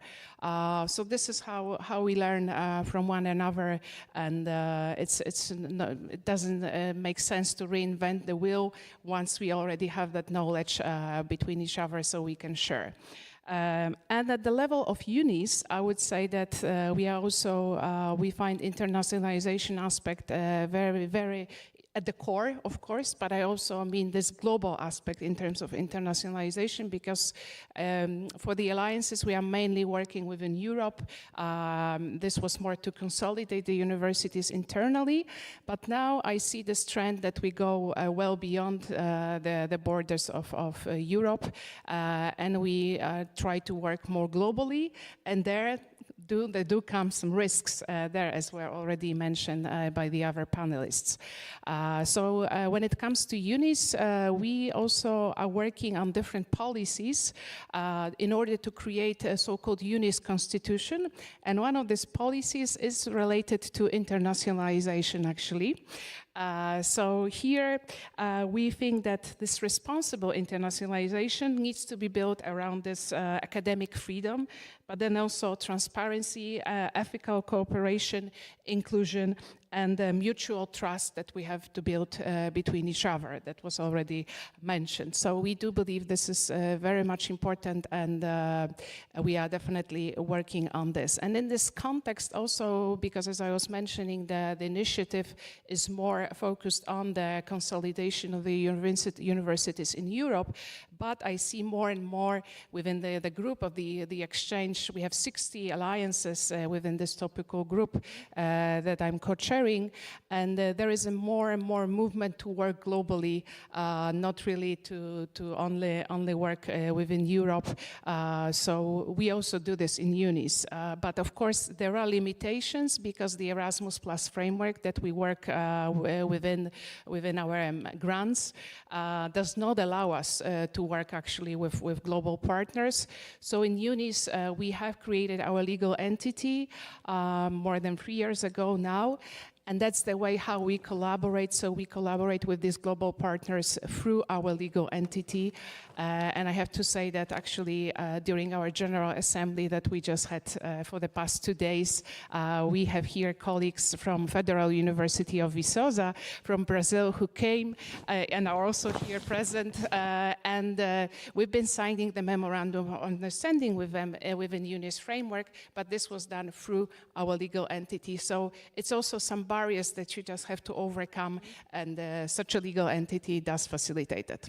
This global outreach presented by many alliances bring us to the up level of internationalization, because of course knowing all the differences I mentioned between the European institutions, it's of course a different story than going up to the global outreach and cooperating with the global partners. However, I do believe that the strength of diversity within the alliances can help us develop this kind of relations, because I personally make use of the tradition of cooperation of my Spanish partners with Latin America, which we do not have at all in case of my university. So it can, of course, help us and also help us to learn how to understand the other regions. I have many additional questions, but let me go back to Anne-Marie. And okay, we know all the risks and we can list them, but how to avoid the over-securitization of our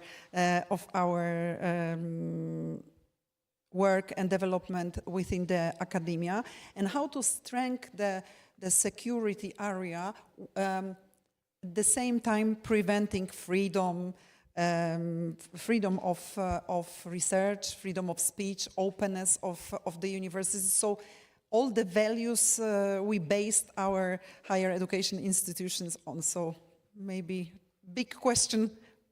Yes, a big question and a very, very important one. I think my first thought around this question is we need to practice, quite frankly, because at the moment we're in a new situation where we need to think differently about how we do international collaboration, and it's really, really easy to just see all of the risks and all of the problems and all of the extra administration and a lot of the national guidelines that have been produced, also the Swedish ones, are primarily focused on risk. I think one of the things that we need to think about, and that we try to include in the Swedish guidelines, and I think it's the same in some other countries, is that it's not, when you prepare for your international collaboration, don't just think about the risks, also think about all of the opportunities. And what's the value added? What's the value creation in your collaboration? And actually write them down, list them, just as you would your risks, to make sure that then you can kind of find the balance between the risks and the value creation. And what are the risks of not doing the collaborations? That's another thing that we need to think about. So it's a matter of practicing how we think, and not just thinking about the risks, but also about the value of the collaboration. And I think we need, in doing this, we need to help each other. I mean, we're in this together. It sounds like a cliche, but we are. So I think universities can help each other.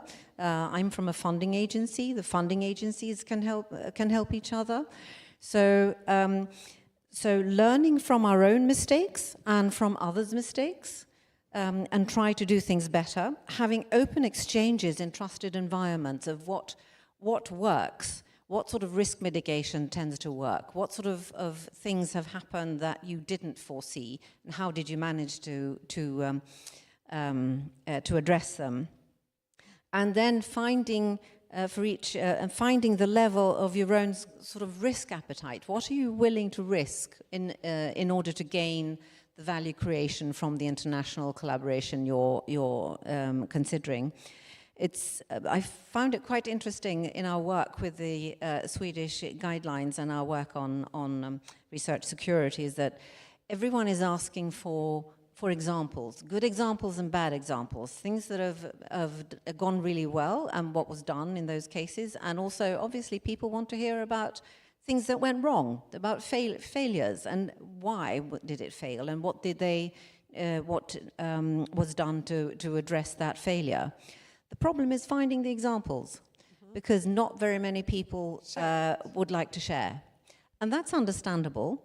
I think if we could create a culture of sharing in a trusted environment, the issues around responsible internationalization and research security, I think that would be very, very helpful.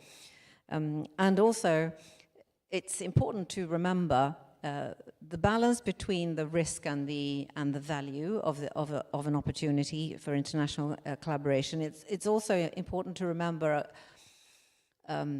to put a proportional amount of work into preparation for international collaboration. So if it's you need to do enough to make the risk level suit your risk appetite, as it were, whatever that is.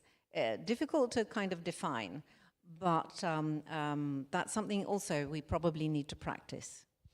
Thank you very much. I like the strategy of sharing failures very much, because from failures we can learn much more than with sharing only good practices. I use it while working with the PhD students, and they are excited listening about my own failures in grant applications, much more than successes. So thank you very much. Benedict, over to you. But at the same, we are discussing very much many things from the current geopolitical situation. But knowing that conflicts all over the world, which of course affect the universities and higher education institutions, are very much politicizing the whole debate. And it makes the story much more complex. How to discuss things which are politically sensitive, and how can we build practical mechanisms and frameworks to make an informed decision about the potential partnership, how to avoid this political context in very political field. Well, I liked your conversation about risks, and I want to, before answering that question, I would like to add that we have a tradition somewhat to avoid risks at all cost. And that is a risk in itself, because if you don't risk, for example, a new connection, a new cooperation, then you will not have any development of your science, of your innovation, of your research, because you need new ideas, new thoughts, new approaches, and to connect to the world. And of course, we here on the panel and at the whole conference, we represent, I think, European science and research with the tradition of working internationally, and we should definitely keep that, continue that, and even increase international cooperation. But you ask, Patricia, about informed decisions, and that is, of course, a key point here. Universities and researchers, sometimes researchers are very deep in their field, and they are so focused on their field that they are not so aware of the geopolitical framework around it. But that is a reality they shouldn't ignore. So because of this, we try to inform them, to give advice, to invite experts to present their knowledge on the geopolitical aspects that are relevant for international cooperation. And in my division at DED, we have a new structure that's called the KIWI, the Center for International Academic Cooperation. We established that only 6 years ago. And the idea of this center is to inform universities, our member universities in Germany, about any aspects of international collaboration, and also about country-specific or region-specific aspects. So we invite experts to events, conferences, workshops, and inform German researchers, universities about that. So we would believe this is a first step, and what we are seeing is that all over Europe, I think institutions that are present here on the panel and others are also providing this kind of additional information to come to informed decisions. And if I may add one more aspect, at the KIWI we developed with the specific question to research security or knowledge security. I think our Dutch colleagues also prefer the term knowledge security, is that right? And we like that term, and we are using it at DED too. So we developed a checklist on knowledge security at DED and published it last September. It's also available in English language, and you can download it if you want it.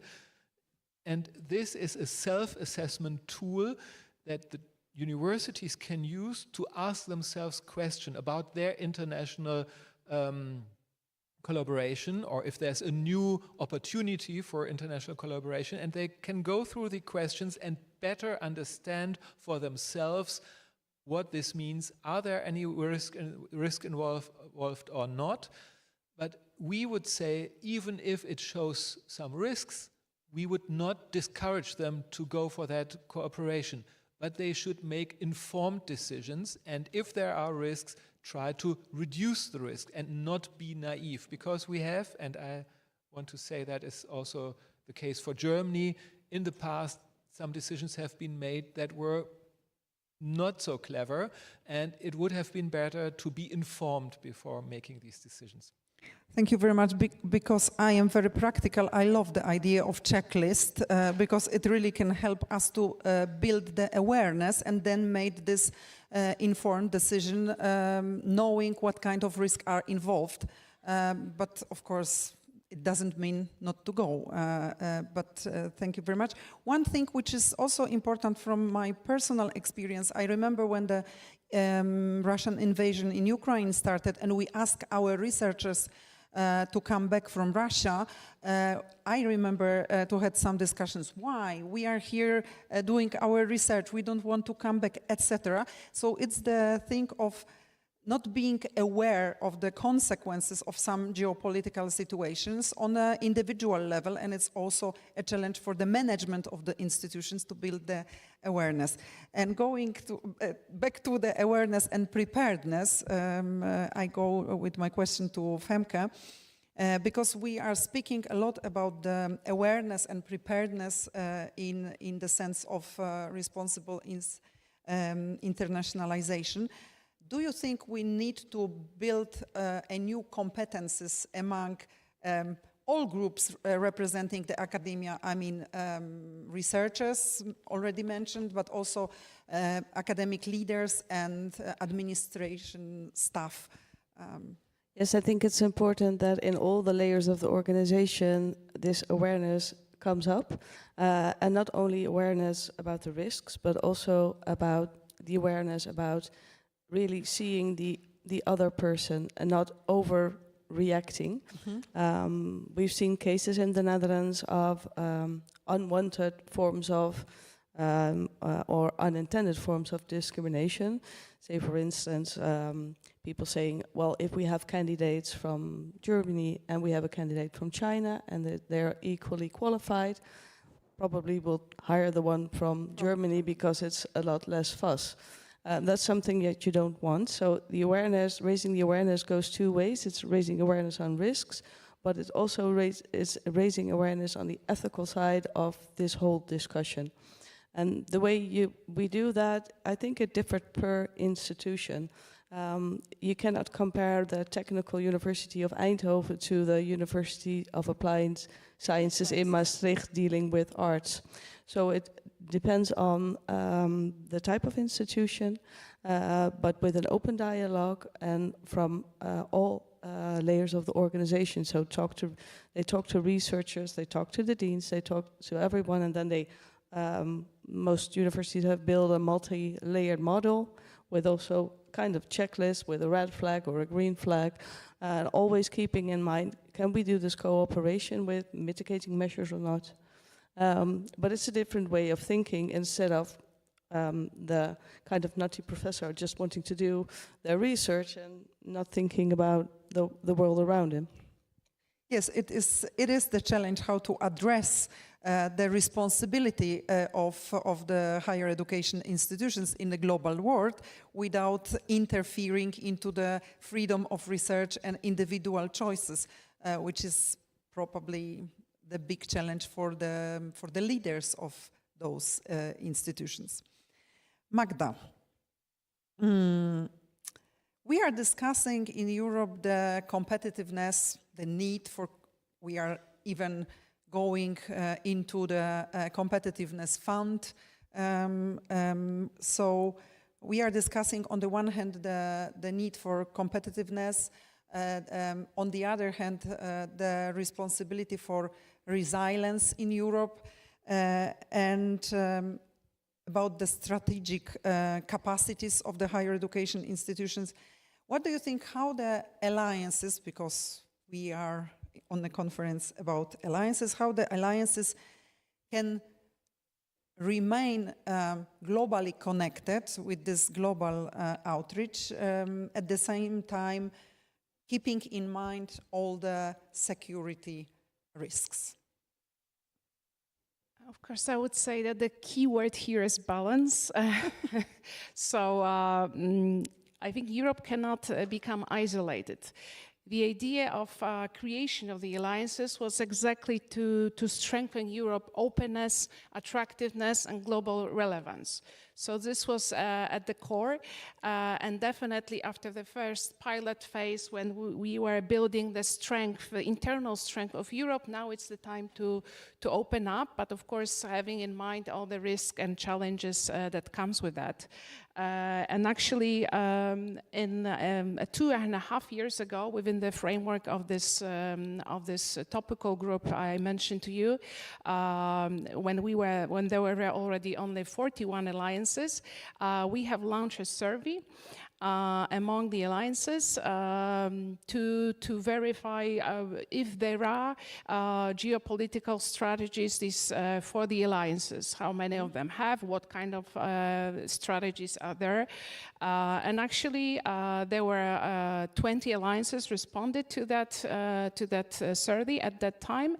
And it appeared that half of them already had such a strategy created, and it was earlier on, right, at the stage where they were still kind of enrolling there. So 10 alliances already had such a geopolitical strategy, and 5 of them were in the process of creating one. So this was an important and still is an important aspect for the alliances. And when it comes to the areas for collaboration, the survey revealed that when it comes to the non-EU countries, the alliances collaborate mainly with Africa, with Latin America, but then also UK and in Switzerland. These are also the partners associated, and then also, of course, Ukraine. And in general, I would say a global south. So these were the results of this survey. But then we also, so I would say that this somehow shows that we as alliances work as somehow a gateways for Europe, yeah? And this is the role, and we observe that wherever we talk about alliances outside of Europe, there is so much interest to be part, to be involved in the initiative. So definitely that's also a benefit of this initiative. I would also say that in terms of collaboration, we also ask what are the areas for collaboration when it comes to all these geopolitical strategies for the alliances. And the responses were mainly on the SDGs, mobility, of course, joint education, research, collaboration, but also then the important aspect was to promote European values globally. So that was an important aspect for the alliances. And in a wider range, I would say that in terms of the responsible internationalization, I think that we should act strategically here, and the collaboration could potentially focus on the global challenges that we face in Europe and globally, meaning climate, AI, health. So these are the areas that we should focus on, in my view. Thank you very much. I would like to ask now the same question to all to you. And it is related to what Magda mentioned, the values in academia, because we know that there is a risk of losing the freedom of research and freedom of academia in some parts of the world. We have been discussing also the European Commission program helping the American researchers coming to Europe. We do have we don't have, honestly speaking, the same program helping our Ukrainian partners coming to Europe. But my question would be, what kind of European values should be promoted by the European university alliances in the context of global cooperation? And is it important, or is it just a side effect of our cooperation? Let's start with Femke now. Thank you. One of the things I hear very often from our universities is they ask for a level playing field. So this also means that there is need for more guidance and more framework from the European Union. And that's not only due to measures like a Screenings Act or other measures, but also the values. But I do think that what is important is that we keep in mind to be as open as possible, and that should be the starting point. To constantly have eye for the person at the other side of the table, instead of thinking, oh, I already ticked 3 boxes, this is not going to happen. So please just always keep that open mind, And as I said in the beginning, science cannot exist without internationalization, and certainly not with all the global challenges our children will face in the future, as in climate, as in geopolitical things. So I really think that from the European Union on, that should be more promoted as well. So openness first, and then I share the point with you, because I truly believe that academia is more about individual relationships than than institutional ones. Still believe that our networks are building our institutional cooperation. Benedict, your point of view about the values. I agree to all the values that were mentioned here, definitely. I would like to add to that the value of being responsible for your friends and allies, and also for supporting societies and countries that are under attack. So we mentioned Ukraine a couple of times here, and I think that is also a responsibility that we have, and that is also part of the decision making of our universities and research institutions.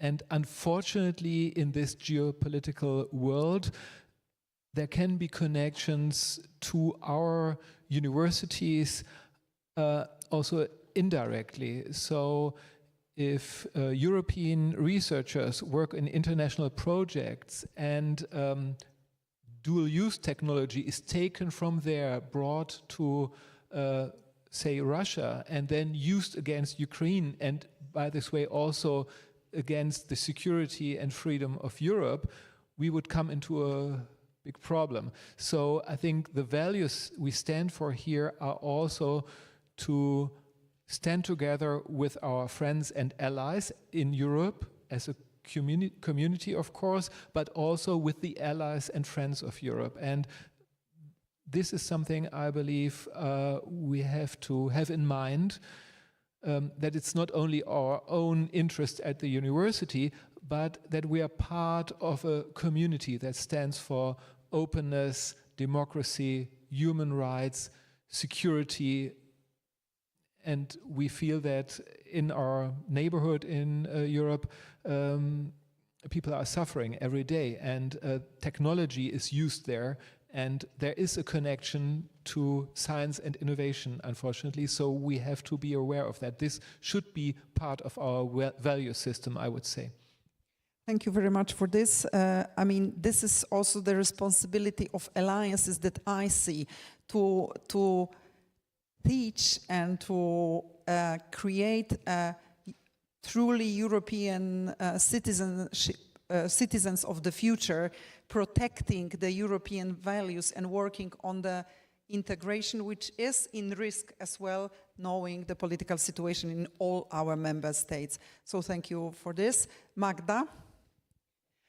Okay, for me personally, I would say democracy is something I really value.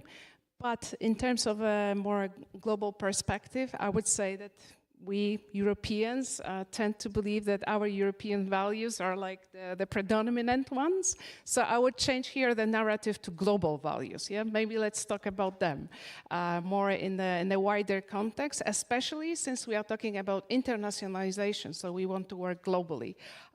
So let's shift the narrative to global values in general. Okay, thank you. Anne-Marie, you are closing the list of values, please. Thank you. Well, I can only agree with the rest of the panel. Openness and academic freedom, obviously in balance with, there is well, if I say we should also value national security, please take that the right way. As I think was mentioned earlier, we need to make sure that the science that we do is not misused by people who do not wish us well. In addition to that, I would like to add, attaching myself to the global theme, the global challenges of values, let's try and continue to work on science to solve the climate change problems. Not everybody is doing that anymore. Also to embrace diversity and gender equality. Gender equality, very close to my heart. Thank you very much. Benedict, so the final question would be, yes, we are having the final round, and then I expect some questions from our public. Final question about what do you think, what would be the biggest challenge for the European higher education institution in responsible internationalization, let's say in the next 5 years? Yeah, that's a very good question and not easy to answer. I would say, as it is the title of this panel, to take responsibility. That is the biggest challenge, because it's so tempting to just to continue your everyday work and to focus on your everyday tasks and your goals in research and in teaching, but to take responsibility in international academic cooperation means to be aware of a very fast developing world, and we're responsible in our societies partially for questions of security, for innovation, for building a future that is also, as my colleagues here mentioned, including solving the climate crisis, gender equality, embracing diversity. I absolutely agree to that, but we must be aware that out there in the world are other actors who are not joining in these goals, and we are connected to this world, so we have to make sure that we take this responsibility. And I would say the biggest challenge is that our higher education and science community in Europe is aware of this responsibility and is actively taking the responsibility. Thank you very much. Femke, the same question to you. The biggest challenge you are seeing? In addition to what Benedict already said, I think it's the constantly adapting to changing circumstances. And the friends we have today may not be the friends we have tomorrow, as you can see of all the recent developments. So constantly adapting to new situations, I guess that's one of the biggest challenges. It doesn't sound very optimistic, but however, this level of flexibility also in changing our positions, because what you said about friends who became not friends any longer, saying it diplomatically, is something which also need a level of flexibility, because we are trying to develop our long-lasting strategies for years, and very often we are facing the changes, and we have to monitor also the strategies in order to be able to adapt. And final question to Magda and to Anne-Marie now. The role of European university alliances in shaping the future European approach to responsible internationalization. Do you believe that the alliances has a special responsibility or special role they can play in this area?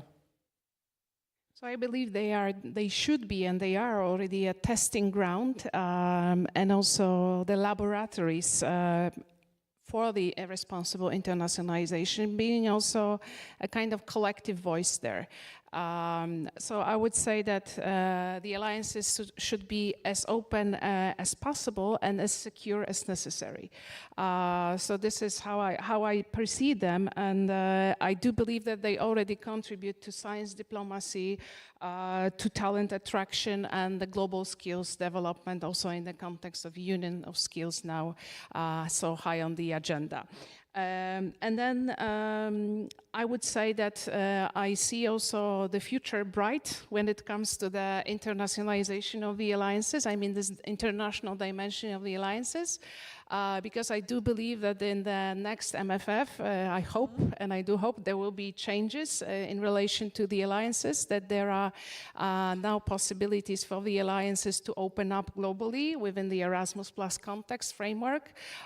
So based on the discussion I have, there are plans to really open up the initiative globally. So I think that would be a fantastic progress for the initiative. So I'm very much looking forward to that. And maybe just a last word here, an invitation to, first of all, to the group that I'm chairing within the For You For All community. So if anyone wants to join, please send me a message. And then we will be organizing a series of webinars on the international dimension of the alliances very soon. There will be a first launch webinar. We are organizing it with a policy group working within the For You For All community. We have invited DG EAC, DG RTD, DG INPA for the roundtable discussion on this international dimension of the alliances, including the responsible internationalization aspect. So this webinar will be taking place on June 17th. Then they will be having a kind of deep dives on different regions such as Ukraine, Switzerland, but then Global South, Western Balkans. And at the end, we plan to meet face-to-face and discuss the international dimension of the alliances. And this is the sign of cooperation. And I truly believe that the strengthening of the alliances is one thing, but also the cooperation between alliances can make this collaborative actor even stronger in discussion on the European level. Same question to you, Anne-Marie, and you are closing before I ask the question from the audience. Yes, thank you. Yes, as I think that some of the biggest challenges that we're facing going forward are about speed, resilience, preparation, and agility. And I think the European alliances can definitely play a role in helping us achieve that. It's obvious that there are a lot of activities going on this topic already. And as I mentioned previously, we need to learn from each other. We need to share our experiences. And I think the existing networks of the alliances would be a perfect setting to do that. Yes, thank you very much. So we believe that For EU For All can be a powerful actor in the European discussion. Being together is always better and stronger than being on our own. We still have 5 minutes, so if there are any questions, oh yes, I see already one hand. I'm Vladimir Diorio from Universidade de Viçosa in Brazil. And Magda also told here that you're not telling about European values, that you consider these global values. And then something that also we take into account. So there is a very specific question I would like to address. In Brazil, we are being pushed by our government to increase the cooperation with Russia because of the BRICS. But then we are now being accepted by 2 European alliances as associate partners, UNITA and UNIS, and we believe that we share your values, and we are really trying to avoid any cooperation with Russia because of this, because of the values of all of this. But the government is always pushing us. They also nominated us as the main university to cooperate in the area of agriculture in Brazil. But what we are doing is not to respond we are very slow, not responding to demands. At the same time, we are not telling, no, you're not going to do that. But that's really our desire. I would like to know if, would you also consider us friends if we ever try to engage deeper cooperation with Russia, although it is not now our desire currently? Oh, this is a big question. So I don't know who wants to answer. Please feel free to intervene, and any of you. Magda, they are your partners, so that's your question. First of all, jump in, of course, that's a tough one. But I remember we were having these discussions internally while we were discussing being associated to your university, actually. And what we have learned is that this collaboration is not that meaningful. It's an side way. That's what we have learned. That's why, even though there were we were kind of having this internal discussion, there was some risk associated to that we eventually decided that since we share a lot of the vision and the missions of both universities, also closely related to what we do in UNIS, then we decided to go forward with the collaboration anyway. Benedict, please. It's a tough question, but I thank you for the question, because it's a question that shows that, or that is an example for a real challenge for you as representative of Brazilian higher education and science. And I want to bring in the example of another BRICS country, India. Yep. India, as well as Brazil, is member of the BRICS group, and India, as well as Brazil, is an important partner of Europe. Yep. And it is still in the BRICS group. And I think this is one more example for understanding that there's not a one-fit solution for all constellations. The world is too complex, and I think the question that you posed coming from Brazil shows that you also face a dilemma. And I think many scientists, many countries, many societies face these dilemmas, and there is no perfect answer for it. So what I would say, it makes a difference whether a European university or European university network has direct cooperation with Russian science. I think we are not doing that, and for good reasons. But if partners like Brazil or India have these connections and these cooperations, it's their free choice. We have to take it into account, and I'm sure that decision makers in Brazil or in India are also aware of this challenge in Europe, because otherwise you wouldn't have asked that question.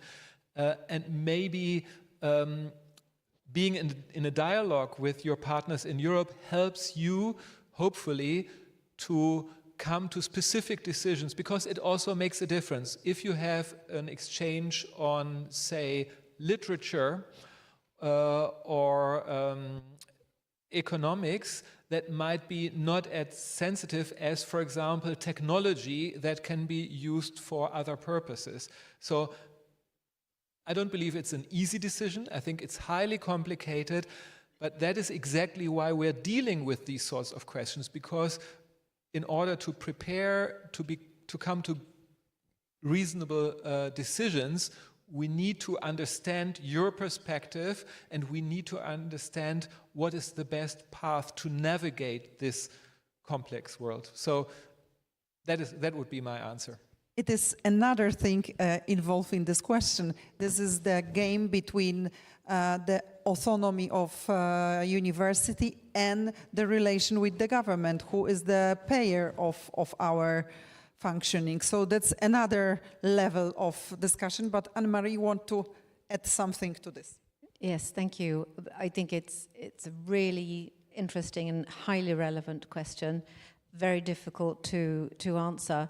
I think from a Swedish perspective, and also European, we don't really blacklist. There are no blacklists. Unless you're under sanction, there is always an openness to discuss, to do projects together, I would say. And international collaboration does have to be evaluated on its own. Each project has to be evaluated on its own merits. So there's no, I wouldn't say there's definitely not a no sort of out of hand, but it would have to be evaluated. And I would also like to add, from a Swedish perspective, we do a lot of trade with Brazil in the military area, actually, for the aeroplanes, fighter jets. So, I mean, there is an openness for collaboration in many ways because we do have a good relationship with Brazil. Thank you very much. I see a big 0 on the screen, so it means the time is over.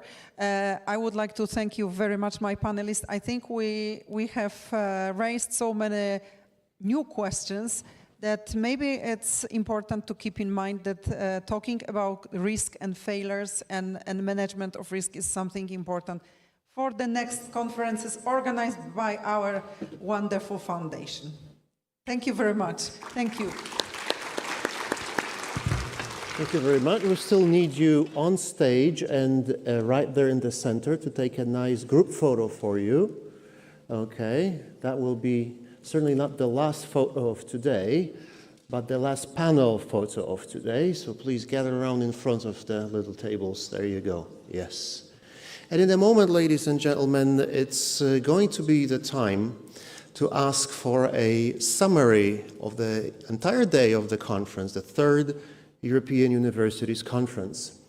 And in order to do that, I can already see with the corner of my eye, if only eyes had corners, that my immediate supervisor, Director for Higher Education Programs at the Polish National Agency for the Erasmus Plus program, Ms. Katarzyna Aleksy, is ready and just waiting for the panelists to hug each other and wish each other well. Thank you very much. A big applause for the panelists again. Thank you so much. And right now, let me turn your attention to the summary that Ms. Katarzyna Aleksy is going to provide for all of us. Thank you so much. Thank you so much, Marcin. And nobody likes long farewells, so I will also be short. If you spend time with friends, and if you spend time discussing something that is close to your heart, the time runs very fast, like today. But our conference is not a full stop at the end of the sentence. It's just a comma for further discussion. And the discussion will continue first in the coming months until the decision of the new regulation on Erasmus, Horizon Europe and MFF, and will continue, of course, in the coming years. Let's keep our fingers crossed for the good decision in the trialogue. Member States, European Parliament and the Commission. May it helps to really shape the future of European university alliances as integrated knowledge, capacity and skills. Because the decision will be made probably next year, 2027, during the Lithuanian presidency in the EU Council, it will be binding for the end of the next perspective. So now the decision is taken for the years 2028, 2034 plus. So let's keep our fingers crossed, and thank you for being with us today as we have calculated the signatures on the registration list. But don't worry, your data protection is really safe. Your personal data are safe. So we have 200 signatures from 14 countries. In the meanwhile, one country arrived, and 33 institutions from Poland.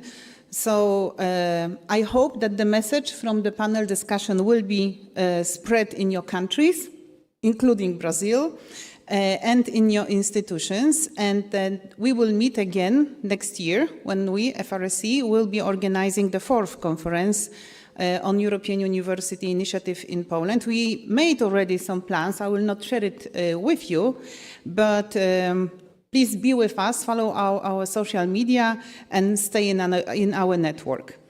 And the last but not least, big, warm thanks to the organizing team, starting with Sylwia Kozioł, the coordinator of Erasmus InHub Network.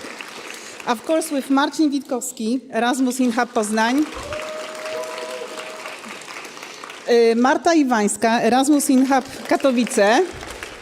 Just looking for the guys, Magdalena Senator, Erasmus InHub Łódź, of course. Kasia Kochaniak, InHub Białystok, already on the train to Białystok. Jakub Zieliński, double agent from Wrocław and from Opole, InHub. Then we have Milena Bodych-Biernacka from our headquarters in Warsaw. Then we have also two colleagues online, Ada Szpot from Kraków and Łucja Gasik-Rachubińska from Gdańsk, taking care of our transmission online, making pictures, so everything works also perfectly, including adding the pictures to some OneDrive. And Natalia Rososińska-Kozub from Erasmus in Toruń, with the support of KE1 team. Kasia Rzechowska-Ziernik, Magda Kazińska, here. We have KE2 coordinator Ania Bielecka and my great deputy Renata Decewicz. We have also our promotion team with us, starting with director Agnieszka Pietrzak-Kirkiewicz, looking for Marta Kęska, making pictures all the time, somewhere here, and Paweł Putkowski. We have also our photographer, Szymon, where are you? It will be your pictures shown, where are you? Ah, over there. Yeah, over there. And Director General Mirosław Marczewski for allowing us to organize this conference and not interfering in the organization in the spirit of trust, of course. And the last but not least, thank you to the one specific man, Professor Mariusz Głąbowski, because he is to blame, because he brought to us the idea of organizing the conference at the Poznan University of Technology. Thank you very much. Thank you all for coming here, our moderators, panelists, participants on site and online, and see you next year. Thank you.